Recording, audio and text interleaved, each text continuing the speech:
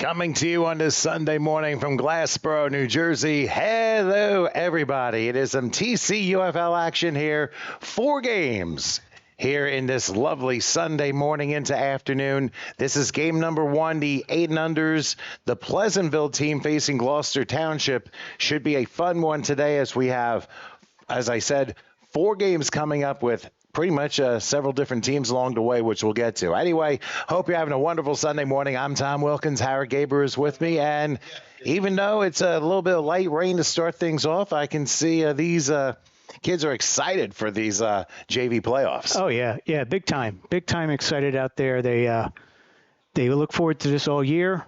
The JV finals, it's not the varsity. However, it is still the JV, and they will be kicking off, Tom, at all levels.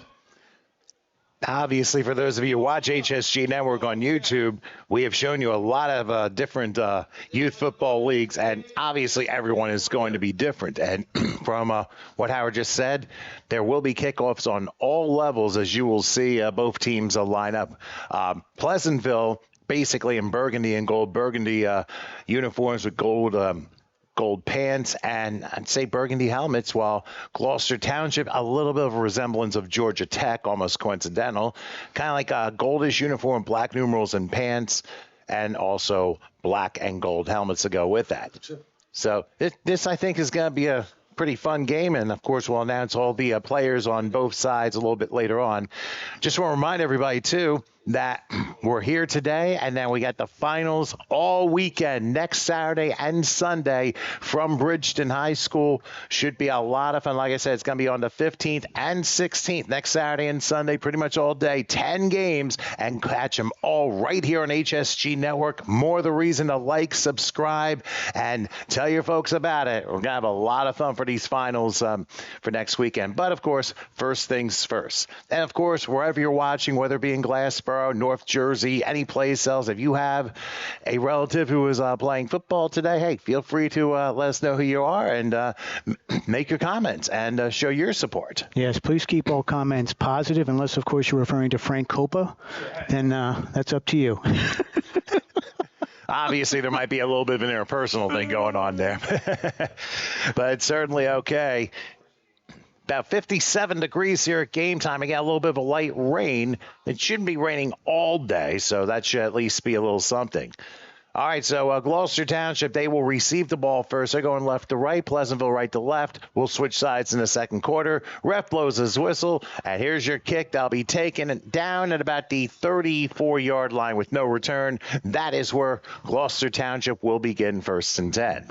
Yeah, Tom, this is knees down, plays dead. So, that's what you're looking at. 1st and 10 from the 35. Not a bad kick. Went at least 10 yards. That's usually our moniker, is must go at least 10 to be picked up and returned, but it's all right though. They start out 1st and 10. Indeed, and in this case it went 20 yards, so probably a little bit better yet. Just let's also not forget, on all levels except for professional, once the knee is down, you have the ball in control, plays dead automatically. You can even see the cheerleaders in the background all sweatshirted up.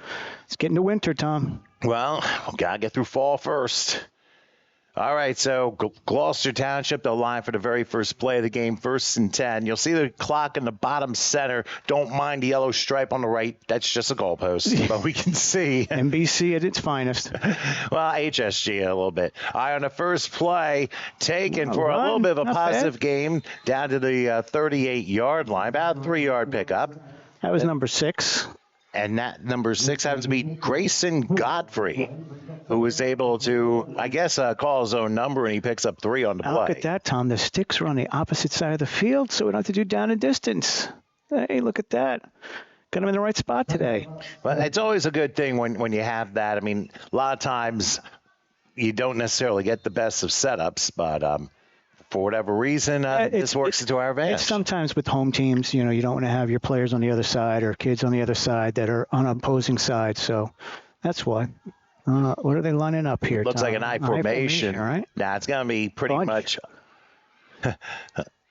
Bunch I up the middle. Not going to see too many of those. Here's a handoff inside. That's going to be a first down. That is Cameron Hardison, also known as Baby Bear. Oh, the Baby Bear on the carry. I love the nicknames, folks.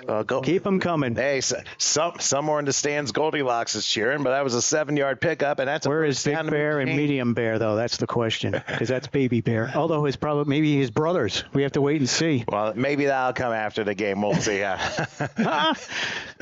Anyway, the ball spotted at the 46 after an 8-yard pickup at his 1st and 10 in the opening minutes of the game. First drive of this D-level contest, 8-and-unders. Quarterback is Godfrey. And delayed handoff, but it's going to give maybe a yard. It took a little while to develop there. So, and ends up being a legend, Williford, on the carry for about a yard. And sometimes at this level, it takes longer for plays to develop. But when you get later in the year, you got to be a little quicker with it. Yep. You definitely have to, we're not looking for offsides. We're not looking for false starts today, any of those type of penalties. We're looking for a nice, clean game and moving the ball down the field and playing offense and playing defense. You know, so Pleasantville's doing right before Gloucester breaks huddle. Everyone's down on one knee. We'll discuss this after the next play. 2nd and 9 from right outside the 47-yard line. They send somebody in motion. Now he's set. Another handoff up the middle to maybe midfield, probably about 2-3 yards on the play. Howard, this is something I really haven't seen much of. The entire defense kneeling while the offense goes into a huddle. What is that all about? That's just taking your time, and that's catching your breath and conserving energy. That's all it's for. If they're going to kneel, they're going to kneel. It looks like they're standing now there, but definitely, that's all about energy. Just trying to conserve the energy there during the game. It's only the first quarter. You're excited. That's a very – you obviously have a lot of adrenaline flowing, I guess. Just like Tom does. Well, I still don't have any coffee in my system. No coffee in the system yet? But the holiday blend's kicking eventually. Might be in game 3. We'll see. Okay, here we go on a 3rd and 6, 49, and somebody jumped. And that's going to be a neutral zone infraction against Pleasantville. So that's going to move the ball 5, and it's going to be 3rd and short now for Gloucester. Much better situation for the offense, and probably a hard count. Again, at U8, you're a little excited, and trying to stand still for more than 5 seconds is a challenge for any 8U player. Well, either way, and I don't know if it basically it's equivalent to the D level, wouldn't you think? Yeah, pretty much. Same thing. Okay. Well, here we go at our 3rd and 2. Ball now at the Pleasantville 46, and evidently no whistle this time. An 8-year-old tush push. And it might have worked. Yep, it's a first down. Ends up being a 2-yard pickup. That's Grayson Godfrey. Yes, double G's on the carry. Yeah, I think Grayson Godfrey's actually the quarterback, if I'm not mistaken. So let me just write that in there. Push. And we have a first down. So that offside play against Pleasantville turned out costly in that series of downs. And now Gloucester will reset inside the Pleasantville 44-yard line, 1st and 10. Let's see how they line up this time. Looks like that same eye formation. They can go with the up back here. And they do. Fullback push to about the 41-yard line. Again, a Cameron Hardison. Baby Bear for another 3. So they're just matriculating on down the field there, Tom. Well, as they say, order your steps, a little bit at a time, and eventually there's going to be a breakthrough. Yeah, and of course taking 5 minutes off the clock already, just on the one drive. The opening drive of the game, no less. Yeah, that clock, that just runs. And again, we got a good crowd here, Tom. I can see some people in the stands, some people lining the field. So not bad on a rainy day on a Sunday. Yeah, I mean, it's a little bit of inclement weather, probably on and off throughout the day, but we're not expecting anything huge like Friday night. 2nd and 7 from the 41-yard line. Same formation as before. And again, going to the up back, pushing his way to about the 39 is Hardison again.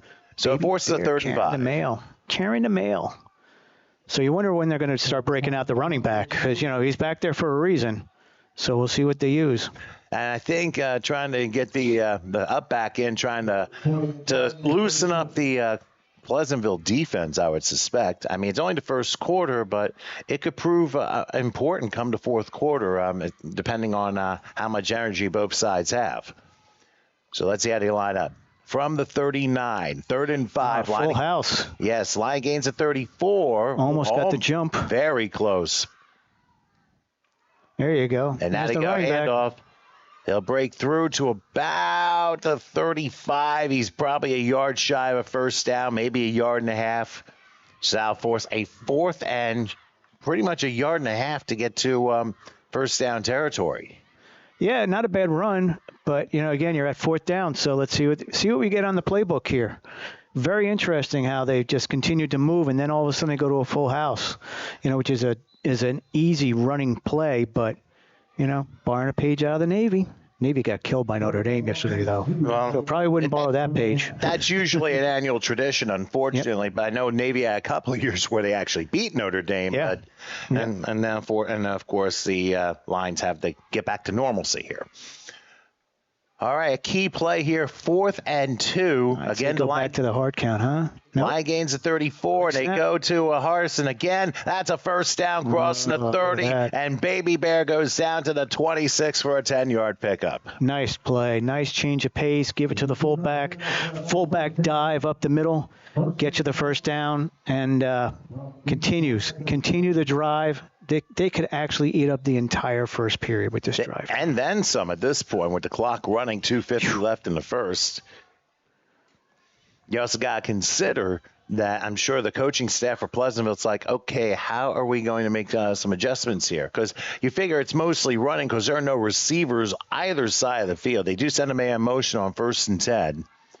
From the 26, going that way, on his own number. Let's see if he gets some room. He does, and is tackled down about the 22-yard line for about a 4-yard pickup for Grayson Godfrey, the quarterback. Incredible how they've just been moving this ball down the field. And you would think you might get a timeout somewhere. You might get something just to stop this momentum, but why? Maybe from the defense, as I'm smelling some toast, I believe. Early lunchtime, I think. Yeah, could be a breakfast sandwich. I mean, it's very possible. I know. You're in the area, folks. What do we got? 152 South Delsea Drive. Yes, 152 South Delsea Drive. Make sure you put in your GPS systems. It's just south of Maine Glassboro, Rowan University, about a mile and a half south of there. 2nd and 6, and I hand it off, and once again, Hardison will get to about, I'd say, the 20. Yeah, they're going to say the 20-yard line. This will make it, I'd say, 3rd and 4. Also interesting, if you're coming from the south, if you're coming from the north and it tells you to make that first left, do not go to the entrance that says Delsea Senior Park South, whatever it is, because if you go down the other exit, it's a dead end. So I've driven it. I'll let you know. Well, if you can't get in. But if you put in 152 South Delsea Drive in your GPS, it will lead you to the field, which is all the way in the back of the complex. Yep. You cannot miss it. All right, coming up on the final minute of the first quarter, 3rd and 4. Ball spot at the 20-yard line for Gloucester Township. And whoops, they took too much. Jump. Yep, somebody jumped. That's a false start. So that's a tough break for Gloucester as they're going to go back 5, and they have a 3rd and 9. Each team now with a 5-yard penalty on this opening drive of the game. And those are drive killers. That's what those are. Those are, holding may be the biggest drive killer, but any type of false start on 3rd down to make it from 3rd and 4 to 3rd and 9, that's a huge change. And the same can be said if there's an encroachment foul on the defense, as we saw earlier. And let's also not forget, these 5-yard penalties are usually disciplinary penalties. Yes, and we thought we're not going to see too many of them because this is the JV final. So we would think that wouldn't be a prevalent thing here. 3rd and 9 from the 25. Outside. And they're going end around here. 32. Around the left side. And, what a nice play by a Pleasantville's defense there. Trying to see who made the tackle there. So Paul I think it might be Assad Hampton on the tackle, and Paul Crass was the one who had the carry and ends up losing a yard on the play. So, again, that false start proved to be pretty critical here. Anyway, we've reached quarter time, and Gloucester and Pleasantville are no score. So why don't we take a short break? Quarter number 2 comes your way after this.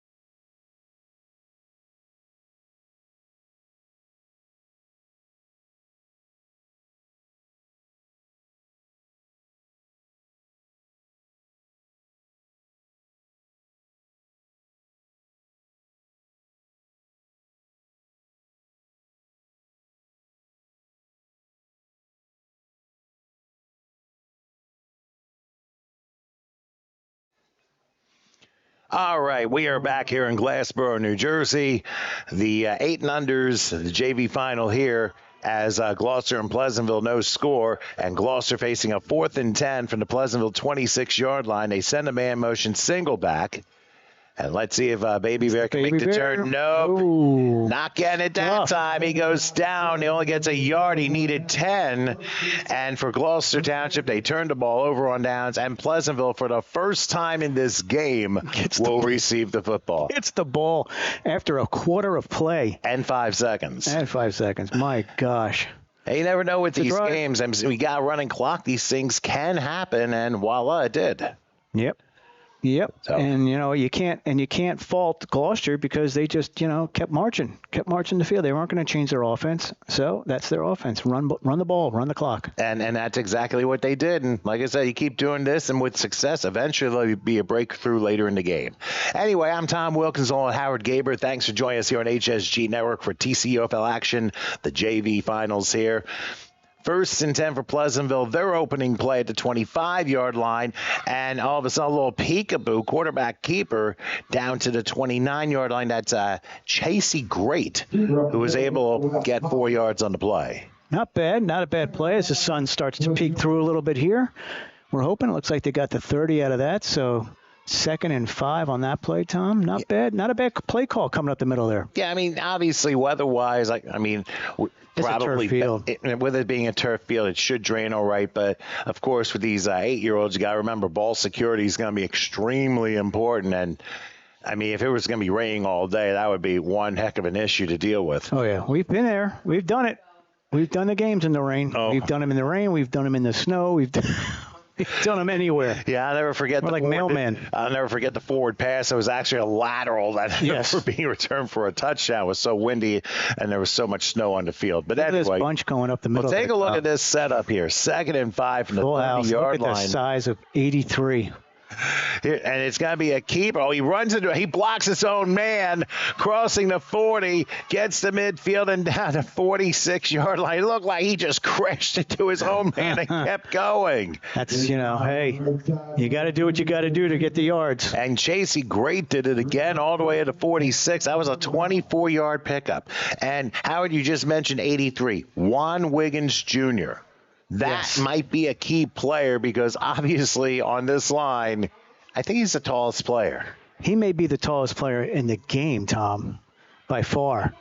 And, it just happens. It happens. You just grow differently at different ages and, Everybody goes through differently. You would think he would be a lineman, and he's a running back, which means he's going to get the ball. I mean, more than a fullback at this age. That could be the biggest bear. Compared to the other team. But let's see how this develops here as Pleasantville is 1st and 10. Ball's right outside the Gloucester 45. And you said it right down the middle to the 40 down to the 38-yard line for about 7. That's Wiggins again. And, I mean, he wasted no time going up the middle. Yeah, I think we saw him. We had him when we did the Jokers game up there. We do have a shaken up player down about the 40. Yeah, I think the Bear dragged him. That's probably Smokey the Bear. He's that big. But anyways, Jackson Solano's the one who's shaken up on the play. But Howard, what have you seen? I mean, we've seen a drive so far from both sides. I know this is Pleasantville's first one, but what have you seen from the kids so far in the early parts? It's a lot of we've seen what we've always expected out of 8U. We've except I guess if it's Deptford or Woodbury, a lot of running. We're not seeing any passing. We're not seeing anything downfield. It's just, ground and pound. That's what they want to do. Move the ball incrementally, keep going down the field, and then hopefully, turn into a touchdown. And I think, too, at this age, obviously you have to stress the run. I mean, the pass, I would say, comes later in the older divisions, I would suspect. We've seen it. And then we basically one sets up the other. It's a matter of, okay, which way do you want to do it based upon the skill set of players that you have? That also determines it when you have a dynamic quarterback or, you have a quarterback that's more of a running back. You also got to remember some of these JV kids also play varsity. They get called up because I know we saw 83 on the varsity. So, it's just, they play a little bit here, play a little bit there, get into games, get some experience. Well, it looks like Solano's okay as we're about to resume play. 2nd and 3 from the 38-yard line, and No, this time they're going to go misdirection. Yeah. Oh, slipped Gets out of it, one though. tackle. Can he have another? No. But if anything, give credit to Southampton, who was running back that time. He got back to a line of scrimmage, ended up being no gain. Could have been a 5-yard loss there. Yeah, they got him in the backfield, but they just couldn't drag him down. And that's, you got a low, everybody pretty much has that same low center of gravity out there. So if you can keep your feet going, you got a good chance of breaking a tackle here. And it's a matter of always keeping yourself moving forward as best you can. I mean, you go back to the in my old days, our backs, Barry Sanders, Emmitt Smith, they were masters at that. And sometimes you have to look for a special back to basically do the same thing. Now on 3rd and 3, a little end around play, and bouncing around, rams into somebody, and it's going to get a first down about the 33-yard line. So it's a little bit of a misdirection we're seeing from Pleasantville here as they continue to move the chains. The reverses, moving it from side to side, trying to find the open area, trying to find, the wide side of the field. But again, you look at the time. This is there. They're at almost 4 minutes on this drive right now. To get down to the what are they at the 32, 33-yard line. So these are clock managements. Most definitely. We haven't seen a pass yet in this game, and no wonder we're coming down to 6:10 left in the first half already. So once again, more than a full house here on 1st and 10. And quarterback keeper this time, crossing the 30 down to the 28. Looks like Zacchaeus Scott was the one who was able to go around the left and picks up about 5. Not a bad run. Mixing it up, keeping for the keeper, and he just picks his spot where, there's a gap and you can get some yardage out of it. And so far, it's been mostly positive yardage here. Of course, we had that 25-yard pickup, which has Pleasantville set up in this position right now. And you flip the field. So both teams have flipped the field. They've both had some nice drives. And it's not necessarily a matter of how much time you take on the drives, it's a matter of how many points you can put on the scoreboard. So execution is going to be very critical. As we see a 2nd and 5 from the 29-yard line. Line up a little bit differently here. Inside handoff. Let's see. Goes to the 20. Dragging everybody with him down to about the 19. So once again, Juan Wiggins picks up 11 that time and gets a first down and puts Pleasantville in the red zone. Huge run right up the middle. It's very, very, very, very good. And I'm sure Pleasantville is, they're making sure, and of course, everyone plays in this league. Let's also not forget about that. But you obviously can't use him for every single play. No, they have to play, but they don't have to play the same number of downs. So you can keep players on the field for pretty much the whole game if you need to. But, it looks like he's only an offensive player. He doesn't play defense. All right, so 1st and 10 from the 18-yard line. This time a handoff. Let's see if he gets the block. He does. Cross into the, looks like the, did the ball come out? No, they say he was down. They say he was down. At the 12-yard line, it looks like. Gloucester would have loved to pick that one up. Yep. Looks like it looks like a 2nd and 3 from the 11-yard line based upon the spot of that ball. We'll get the down marker for you there, Tom. There we go. Yeah, just about. So what do you think? What do you think Gloucester's thinking on defense here on this particular play? Pack the box. Why don't you pack the box every down? Remember? You didn't see the Atlantic City game. Atlantic City had 8 players on the line every down. So it's the 8 in the box effect. 8 and 3. And that usually it works for a while, but eventually it opens up other stuff. Pass. Play fake. He's got to keep. He'll cross the 10. He may run home. He does for an 11-yard touchdown run. J.C. Great, an 11-yard run and a great, literally, design play for Pleasantville and the Jokers as they score first in this one. Great play. Great run around the outside. A little play action fake on that play, and then moved it out. Got it all the way around. And, of course, the threat, the wild card being Juan Wiggins, being on that line as an extra blocker. Like, you can almost count as 2 extra blockers on the line. And, in essence, we're only saying that because I'm sure there's got to be some powerful blocks along the way. I mean, sometimes you get that mismatch, as you had been talking about. And as we say once in a while in these youth matchups, you're going to get these things. Yeah, so let's see what happens on the conversion here. We know they're not kicking it. We haven't really seen a lot of kickers at the 8U level. But this is, again, the pass and the run type two-pointer. And they do not have the option to move it back, so they got to go from the 3. Okay, so from the 3-yard line, they'll go with a conversion. Oh, and it's a keeper. It's a keeper, and he got in. So straight ahead, and Pleasantville with the 7-0 lead with the opening score, thanks to Chasey Great and his 11-yard touchdown run. I got to tell you, that's a very impressive play, Howard, as we're going to show you the replay of that one as I'll make a right-hand turn, and the rest was pretty much history. Yeah, well, yeah, this is, again, this is the ball fake. We're going to watch the ball fake, and that's the 83 who's behind him. So he's going to snap the ball right there. That ball fake freezes everybody in the middle of the line, and that's what it's for. It's just to freeze him and to make it look like he's going to, and then your pursuit has to open up, and you got to. And that's a boat race. Easy run into the corner. So that was well designed because Wiggins didn't have to do anything on that play. After the play, Faye just stood, and then everyone was chasing Great, and the rest was history as mentioned. So that 11-yard touchdown run is why Pleasantville has that 7-0 lead with 3:49 left in the first half. And we're going to have another kickoff, Tom. Let's see. This is the Joker's first chance at kicking off, so let's see how they do. Well, they did that to open the game, didn't they? Yes.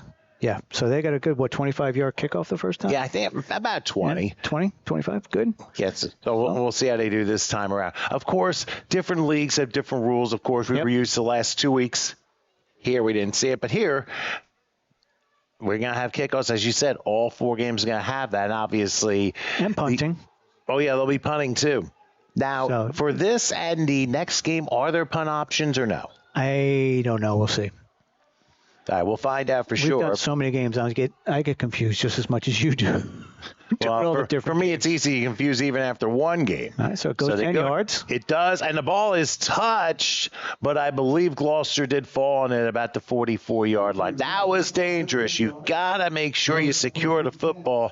Otherwise, all of a sudden, you get a 2-for-1 thing going on. And it goes barely. I mean, you're talking their 11-yard kick here.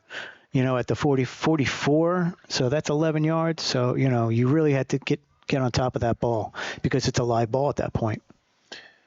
Well, Gloucester will try it again. They had a nice first drive, and now the question relies on can they respond. Now, keep in mind, 3:48 till halftime. Both teams have all 3 of their timeouts.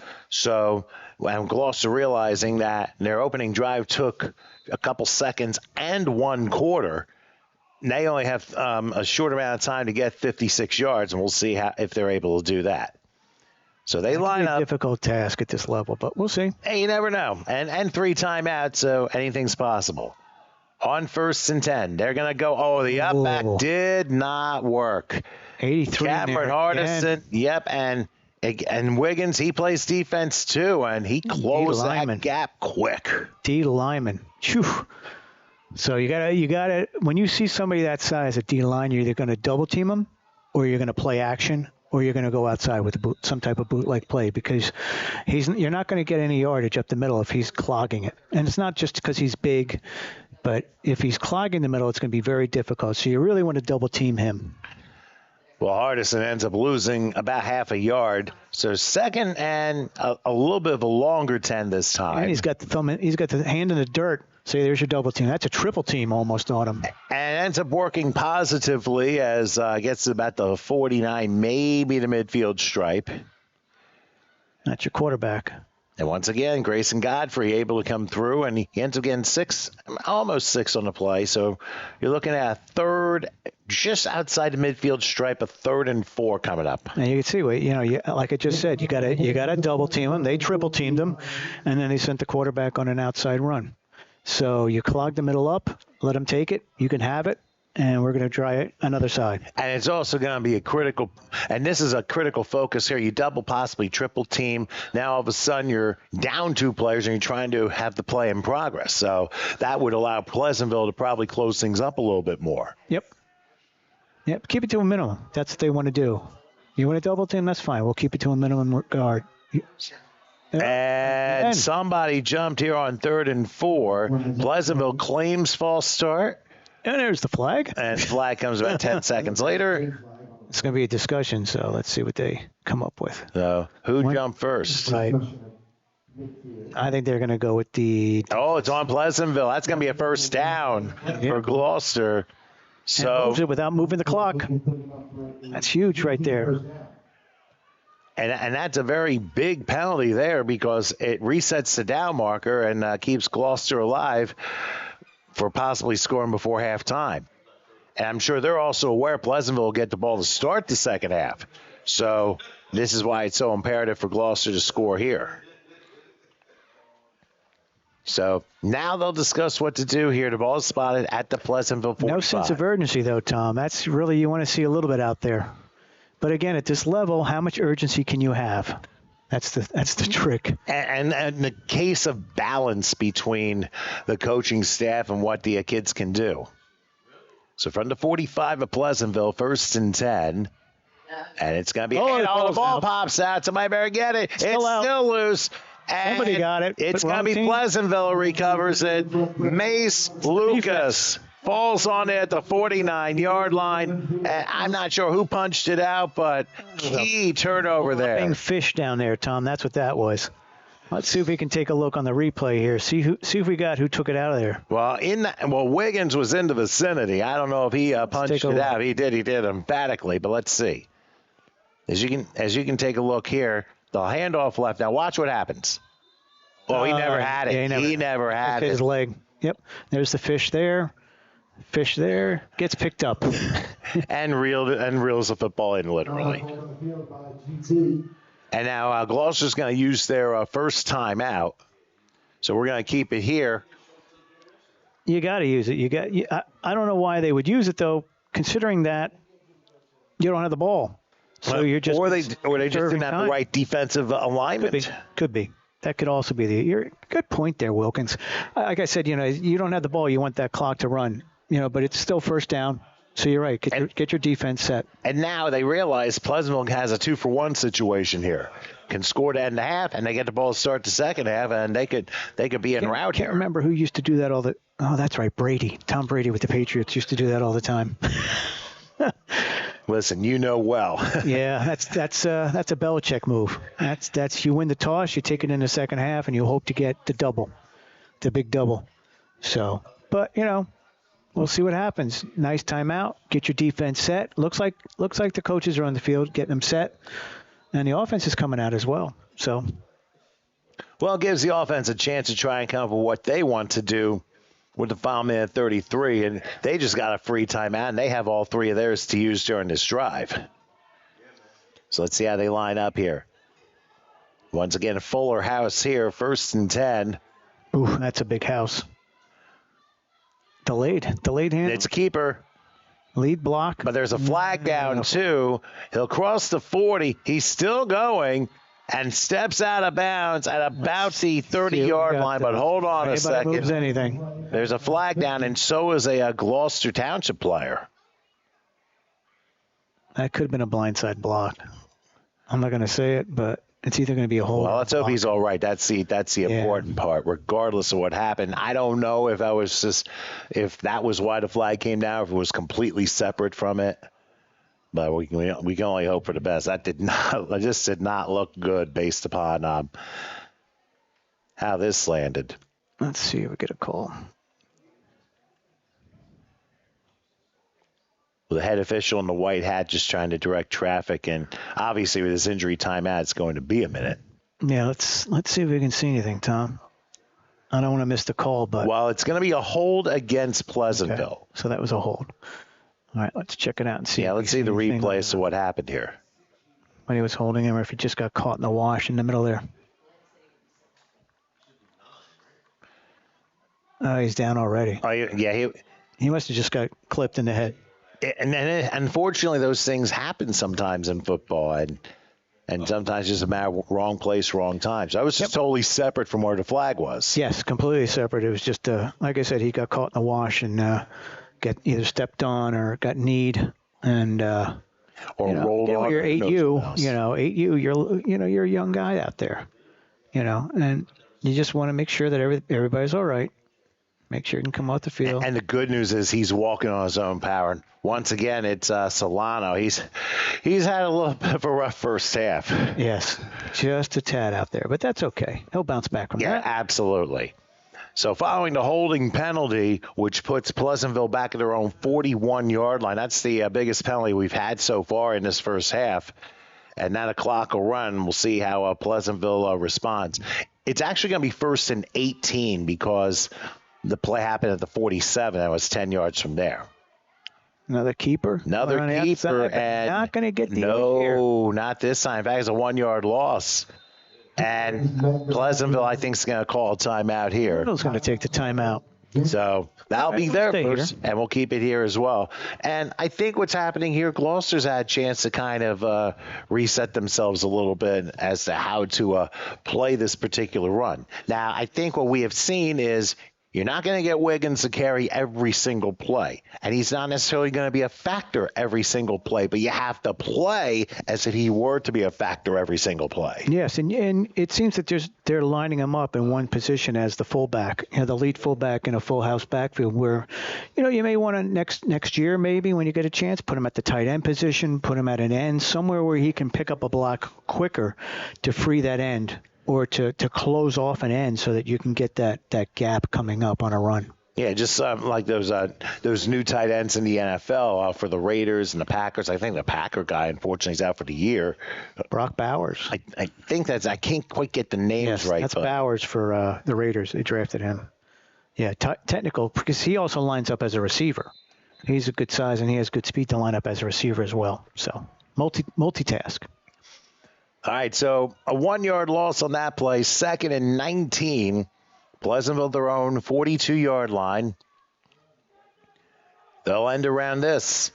Trying to get through one tackle. He does. And he's going to cross midfield at least and keep on going down to the 40-yard line. Good tackle. I believe that was Legend Willifer who made the stop right at the Gloucester 40. He's still, I think... Oh, they're going to give him the first down, I believe. Yeah. Wow. Yeah, just about the 38. They put him at the 38. Yeah, he got a good spot. They were going to say the 39, and he just broke the plane for the line of gain. So big first down there, and I think a timeout was called too, and I think Pleasantville had to use that. Yeah, I'm pretty sure Pleasantville, because now you got the first down, so now you want to set up with 55 seconds left. Yeah, especially on a long play. That's when you need those timeouts because you got to regroup. You got to have everybody come down the field and set up again. So that's when you take the timeout. And not only that, this is a momentum boost for Pleasantville because they overcame the earlier holding call and were able to move the chains. Huge boost. And we'll see Gloucester Township 3 times today. Got 3 teams up here in the JV finals. That is correct. Dynasty. As I say, every team has a different skill set, so we'll see how each of them do. Here for the 8 and unders, they're down 7-0 to Pleasantville. But hey, still a lot of football left. With 55 seconds, still half time. This is going to be a keeper again. Great. Trying to pick his spot out there. He does. He finds it. Crosses the 35. He's got another first down. And he will go all the way down to the 14-yard line, it looks like. And out of bounds. And stops the clock, too. So you get both. You don't have to burn a timeout because you only have one left. And he gets out of bounds. So stops the clock and gives him a... Oh, they're going to wind it, though. No. Actually, no. Pleasantville's going to use their last timeout right here. Yeah, and we're pretty sure they only get 3 at this level. Don't quote me. They may get 4. I think that's the 6U, though. I think the 6U gets 4, not the 8. I think we've done a couple of games like that where we've seen the 4 timeout thing. But then again, but in that league, you got coaches on the field making sure the kids are in the right spot. So in this game, not necessarily. Yep. So we'll see what they come up with. This is going to intriguing. So you got, what do you figure? You got maybe 2 plays, Tom? Because, again, you've got 8U coming out, which means it's going to take you a long time to get that play call in. So hopefully the coach is calling 2 plays, not just 1. Here's another thing to think about. What are the chances maybe there's a pass in this next couple of plays? Well, I would think if they don't get it, if they don't get a touchdown on the run on the first play, you may see that pass, Tom. Again, they just come out in that bunch. Well, I wonder if they're going to try and give it to Wiggins here and try and get half of it. Is he only back? And he does. Pushing, and finally going down about to 10. Maybe they're going to say the 11, and yeah, you are right. I guess they do have a fourth. So that means Gloucester has 3 left. Yes. So we'll add 1 to Gloucester. So Pleasantville uses their last timeout, so all their assorted timeouts have been used on this drive. Yeah, just on this drive, trying to get some more points. Up 7-0. Yeah. Now, and I wonder what the coach of Pleasantville is talking about here in this particular play. Now you have no timeouts, and now you got 2 plays left to use, pretty much. Get in on him. Oh, he's definitely talking to the kids, telling them what to do. Both coaches. A little more demonstrative from one than the other. And sometimes it's a case of how coaches motivate the kids, you know. Yep. And sometimes it's just a matter of how they respond, and if it works, you stick with it. So what do you go with, Tom? You go with 83 again on the run? I'm not sure. I go end around again. End around. But don't be surprised if Wiggins comes through as an extra blocker. They line up with just 1 back, but I suspect. There it is. Oh, and the ball is and now he's got ball on it. And you have no timeouts left. So now you got to hurry up down to 14-yard line. Let's see if they called 2. They're going to say do the same thing. Run the same thing. Because you really can't do anything else. That's very true. 15 and counting. Let's see if they can do something here. As Great's under center. Yep, same exact play. And they got him. They got him all right. Still down to the 7, and that's going to be the first half. So that missed exchange proved to be a drive killer as the first half comes to an end. I'm sure Pleasantville's a little frustrated, but they will get the ball to start the second half. What do you think of that first half here, Howard? Very, very, very exciting first half. Glad to see both teams very competitive. 7-0, not a lot of penalties. So, again, very, very clean first half. And I think we're going to have more of this as we go along. So while we go ahead and break here, halftime score, Pleasantville over Gloucester, 7-0 in the 8 and unders. We'll come back in a few for the second half, so please stay with us.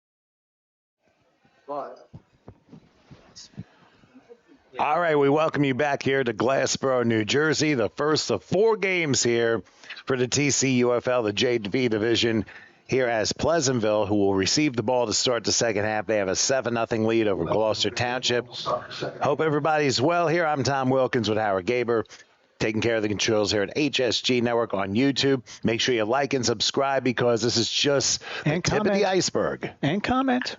We have a message board, too. We will show it every now and then, just to embarrass people. I don't know about to embarrass, but, hey, if you're not able to make it to Glassboro today, if you're from out of town or out of state, feel free to chime in as we see the kickoff of the second half start things off. The ball is touched, and they Gloucester fall on it. They did. Or no, they wait. Wait a second. One ref said Gloucester. The other official says Pleasantville. Who's done what? Who's got the ball in their hand? That's the question right now. Oh, there you go. Jokers have the ball. So it is Pleasantville ball. Wow. Oh, that is a turning point. And now a flag goes down, probably. It's just a sideline warning here. Oh, look, it's somebody's grandfather. That's the big dog. He's the big dog. He's at the baby bear and the big dog. Whose house? And I'm sure a big fan of Run DMC, Run's house or Ram's house. I don't know, but whatever the case, glad you could chime in here, HSG Network on YouTube. Make sure you like and subscribe. I was just going to say, we got championship weekend, Saturday and Sunday from Bridgeton. Next weekend on HSG Network with action on both days beginning at 9 a.m. Wow, we're going to have a fun weekend, and a lot of kids going to be excited for championship pretty much weekend. Every hotel is booked in the area, so everybody's already prepared to be down there. Well, there's plenty of stuff in Glassboro, too, if they can't make the trip. Here's a handoff, and for Pleasantville, going down to about the 43-yard line after a 3-yard pickup there. So interesting turn of events to start the second half, Howard. Yeah, to take that ball up. Second down coming up. Get a nice run out of the play. First down, move it up. So long as there we go. There goes the stick. Just making sure. Good play for all around. Those are tough. Those are tough kickoffs to handle because they go just about 10, 15 yards, and you got to jump on it. Those directional kicks. We've seen them from 8U now to semi-pro men. Doesn't matter. Still got to make that play. Cover it. And all of it is directional. 2nd and 7 from the 43-yard line. The big dog. And he's being contained. Oh, my gosh. No. He's still going across the big dog. I don't think I've ever seen anything like this. The big dog. Doggone. 17 yards. And it looked like he was going to be stopped in the line of scrimmage, and they took the rest of the defense with him. Yeah, you gotta go low. Kids, if you're on the sideline, tell your coach, you gotta go low. You can't try to tackle him up top, or he's just going to carry you. Or throw you off his shoulders. Yes, one of the two, but oh my gosh. That's what you come here for, though, Tom. You sometimes have a feeling you're going to see a run like this, and you just did. The ball is inside the Gloucester 40-yard line, so crazy turn of events here to begin the second half and then the end results, which are following here. 1st and 10 for Pleasantville. They're in the burgundy and gold uniforms, white numerals, burgundy helmets. He's got to be tired now. Well, let's see what he does here. Oh, boy. Putting it back. Oh, now flag is down, and we saw a lot of things go down on that last play. It's going to be a hold, Tom. That was the indication. Yeah, and that's what they're sharing with both sidelines. It is going to be holding against Pleasantville. So you're going to go 10 yards from the line of scrimmage, which is good because they've changed that rule. So you're not going to go. That's not a spot foul because it's behind the line. I mean, that could have been a 15, 16-yard penalty in the old days. That's very true. I mean, it's almost like the NFL. The hold happens down the field and you get positive yardage. Then you penalize from the spot of the hold. If it's behind that line, that's just 10 yards from the previous spot. So 1st and 20. From midfield now. That's the second holding foul against Pleasantville today. They were able to overcome the first one. Can they overcome this? It's a keeper. Keeper around the outside. JC Great. And he's still going. Across the 40. And that's where a step out of bounds gets the holding yardage back. By the way, why don't I go ahead and give you the Pleasantville roster, the 8 and unders, while we have a second. They are Jaden Rodriguez, Chasey Great, Aiden Bridgers, Zaki Scott, Mace Lucas, Ian Akins, Yassine Bailey, Legend Molly, Isan Wilkerson, Assad Hampton, Kadir Abdul Rahim, Mason Turkvan, Sakai Moore, Ahmed Campos, Rashawn Johnson Jr., Zaki Moore, Stephen Street, Juan Wiggins Jr., and Ty Lee Harvey. That is your 8 and unders for Pleasantville, who right now have the ball, and after an 11-yard pickup, they'll have 2nd and 9 from the 39. Got an official timeout, I think. Yeah, it looks like we had an injured player on the sideline there. So. Yeah, on the far side, I think they're attending to him right now. Either way, good drive, good first drive coming out, using up some clock. So not bad. Tommy, just like to wish everybody a very, very special happy Veterans Day on Tuesday. We can see the sign there. Just notice the sign in the background there. Love, serve, and care. Exactly right. And that's exactly what it should be for everyone in every walk of life, and especially everything that's happened over the last few days. I mean, we have to remember, not just from a veteran standpoint, but from a humanity standpoint as well. And that's the important thing to remember. Of course, to all the veterans who serve in our country, we cannot thank you enough. And obviously, you put your lives on the line every single day to keep us free, and that's really what it's all about when you think about it. It was a Gloucester player who was a little shaken up on the far side of the field, and that's why we had a little bit of a delay. So following an 11-yard gain, it'll be 2nd down. I think that was Leilani Red who was a little shaken up there, and hopefully he'll be all right. Yeah, you got to love when your coach just picks you up and carries you off the field. Now we can resume play from the 39-yard line. It is 2nd and 9. And that full house backfield, just going to it. They haven't gone much to anything else. What do we got? Well, they're doing a sweep around. Yeah, on a receiver. Oh, tripped at the 38-yard line. Must have been a little bit of a minor collision with one of the Gloucester players, maybe Grayson Godfrey. Son Wilkerson on that carry. He lined up in the wing position, and he's the one that got it there. So he was not in the backfield. And how often do you see a play like that? You would expect one of the 3 players to get it, or the quarterback, but you wouldn't expect one of the wings either way to get it. No, they're usually out there for blocking. But we're receiving. But again, you're not throwing passes, so you may as well use them in the run game, just from a different position. It's a matter of drawing up plays. So he's now tucked in on the right side. 3rd and 8 from the 38-yard line. Well, I think somebody moved. That's a false start against Pleasantville, and I think they got Wiggins jumping a little bit too early. Could be anticipating the block, looking for the block there, because he wasn't getting the ball on that one, but he was trying to just, get the hands out. And that's the key for the discipline here. For a player that size, once you start moving, it is almost impossible to stop. Yep, especially when you're 8 years old. That's a tall task for a lot of the players out there to keep still. 3rd and 13. Almost happened again. They're going to do a handoff. And losing yardage, Assad Hampton. Good to see that Jason Solano's back in the game there. Well, that's good. Your injury scare. He must have been questionable to return, and now he's in. Well, hey, listen, we're all questionable to return. Yes. As one of the sportscasters once said, he's day-to-day, but aren't we all day-to-day? So here we go, a huge fourth down here. Yeah, 4th and 16 after a 3-yard loss. The line of gain is the 30-yard line. You got to give it to the big dog. Good question. That or maybe Great does a quarterback keeper.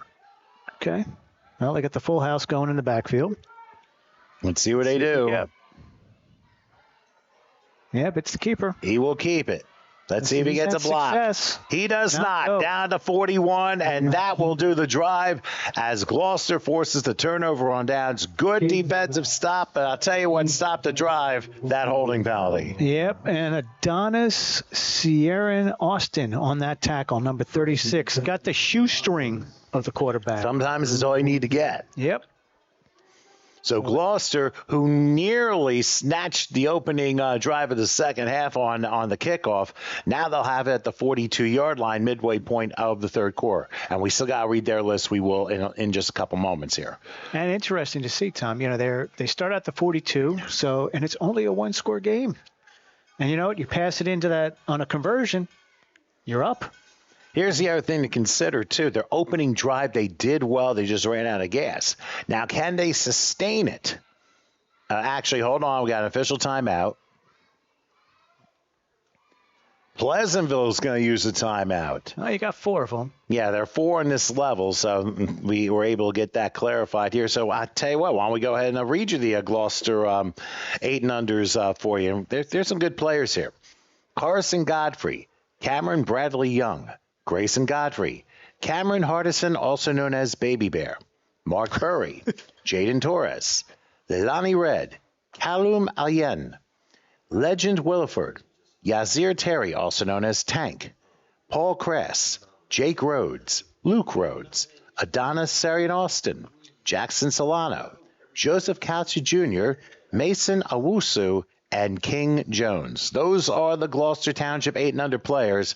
Wanted to pass those along. Now, Pleasantville calling that timeout here. I don't know if I can say unexpectedly, but what do you think it might have been for? It could have been alignment. You never know. They might not have had enough players on the field. That could be the actual reason, is they may have had only 10 or they had 12. And you don't want to get those penalties. And 11 is the key. You don't want to get the penalty, and you also don't want to give a big play because you only have 10. Well, you won't get a penalty for 10, but you will get one for 12. Yeah. Then again, Buddy Ryan was able to get away with 15 at one point. All right, so let's get back to action. 1st and 10 for Gloucester at their own 42-yard line. Let's see if they can take advantage of this. High handoff. Very well, they got a little bit, maybe a yard at the 43-yard line. Was able to sneaks out of a couple of tackles there. That was Cameron Hardison that time. So I'll tell you what, Pleasantville has done a good job adjusting to his running style, and that's why he hasn't been as successful as he was, especially in the opening drive of the game. Could be. Yep, could be. You know, and he got that handoff up high, up around the shoulder. So first you got to adjust, and then you got to bring it down to start running. So that could have affected the timing of the play. 2nd and 9 from the 43-yard line. They do send a man in motion. And they lined up a full house to the left to try and sneak out. Oh, my goodness. Not happening that time, as Mace Lucas says no to Grayson Godfrey, who tried to go around the left side, and Pleasantville smelled that a mile away and forces a loss. Your offense now is a little sputtering here, so, you know, got a 3rd and 10. Let's get a chunk of it here and then go from there on 4th down, because you really want to go. You know, and again, we always say at the 8U level, there is no 3rd and whatever. It's always, you can always get those downage and the yardage. Well, let's see how they line up in this one. It was like an I formation, but heavy on the line. Up man gets it only to about the 44. Big so he was able, tackle. Yeah, about 2 yards on the play. And it forces now a 4th and 8. Now, it's late in the third quarter now. There's still plenty of time. But I'm sure Gloucester's got to figure out, okay, how can we get around this defense and adjust back to them? You got to move it. You got to get outside. That's the issue. You know, unless you're going to double team and try to find a gap. But you know, if you look, there's nobody on the wings. So if you can get some type of speed out there, you know, you've got the one player, number 9 on one side and number 8 on the other side. If you can break that tackle, you got a good chance. Well, they have to get to the 48 of Pleasantville for the line of gain. 4th and 8.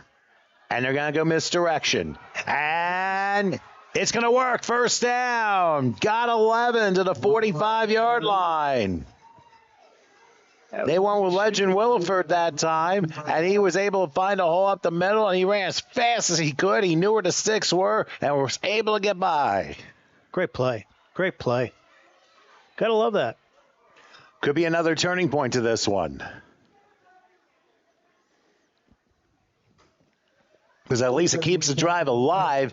Now you got first down at the Pleasantville 45, and you could possibly open things up a little bit more, keeping them on their toes. But what really is opening it up at the 8U level? What can you consider opening it up? Because you're not throwing it downfield. You're going to maybe end around. Well, more misdirection, possibly. Misdirection. Let's see what we get. Because up the middle may not necessarily. That's the one thing they got to do. There you go. He's got blockers in front. He does, crossing the 40. He'll get to the 30 and some more yet. Down to about the 26. There you go. 19 more yards for Cameron Hardison. And Baby Bear has woken up from his nap. Right before he goes back to sleep, right? Well, hibernation. After the game. We're just going by what we got here on the list. But anyway. Up tempo, Tom. Look at this. Oh, yes, indeed. Yeah, like I said, keeping them off balance is what they need to do, and it's a matter of everyone getting ready. Chip Kelly. First and 10 from the 26. Another handoff. Oh. Hardison to the 20. Still going. Straight 15. Arm. Out of bounds at the 13. Arm. With a stiff arm. And another 13 yards. Oh, my gosh. It's got the fans up, I can tell you that. Partisan crowd here. Well, let's just say we're basically on the home team sideline. That's probably why you're hearing that noise in the background. So, again, they go tempo. From the 13, first and 10. Left side of the line jumped. Yeah, we saw they jumped a little bit last one, but they didn't call it. But that was a little bit more obvious. Yeah, that was because it's funny because you look again and you've got to go under center to get the snap, and you watch the quarterbacks and they turn to the side to try and get it because it's almost impossible to get it when you're directly behind them, facing them. So they're always on the side. So watch when he goes under center. Well, following the false start, first and 15. On the leg up. Turn to the side a little bit. Again, it's Hardison. He'll get some of that yardage back and a little bit more. Right? Picks his way down there. To I'd say the 11, a gain of 7. Yeah. But I tell you what, they are using Cameron Hardison a lot here in this drive, and he has been very effective. You call him the bell cow. That's what he is. Just keep giving it. Just keep giving it to him. So now 2nd and 8. And they decide not to go tempo here. Maybe time to change it up? Get it outside, maybe? What do you think? Keeper may not be so bad here. I mean, obviously, running on the edges has worked in this drive. I wonder if you still keep going or throw a little bit of misdirection in there. Now, you'll notice here, of course, Wiggins is on the left side. Neutralize him and try and go right, we'll see. That's where I would go. I wouldn't go anywhere near it.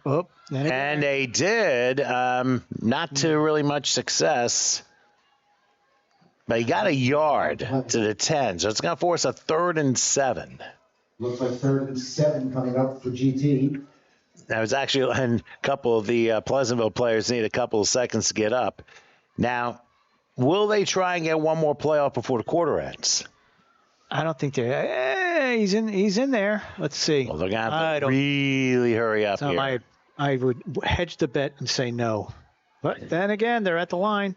They got to stay for 1 second. I don't think they're going to be ready. So the clock will sound, and we have hit three-quarter time here in Glassboro. We got a good one, folks. Pleasantville leads Gloucester 7-0 with a little high drama coming. Let's take a break. We'll have the final quarter of this one right after this. Fulfilling your dream is our passion. We have the staff, equipment, resources, and facilities to cater your next event. Our personal service throughout the process is unmatched. Spectacular food preparation and presentation, knowledgeable, hospitable servers, flexibility. We will modify our menu to suit your needs. We can cater off-site to your premise or venue. Cater your event at a unique venue in the tri-state area or present to you our exclusive facility. Innovative catering concepts will make your event one to remember. We are your complete caterer.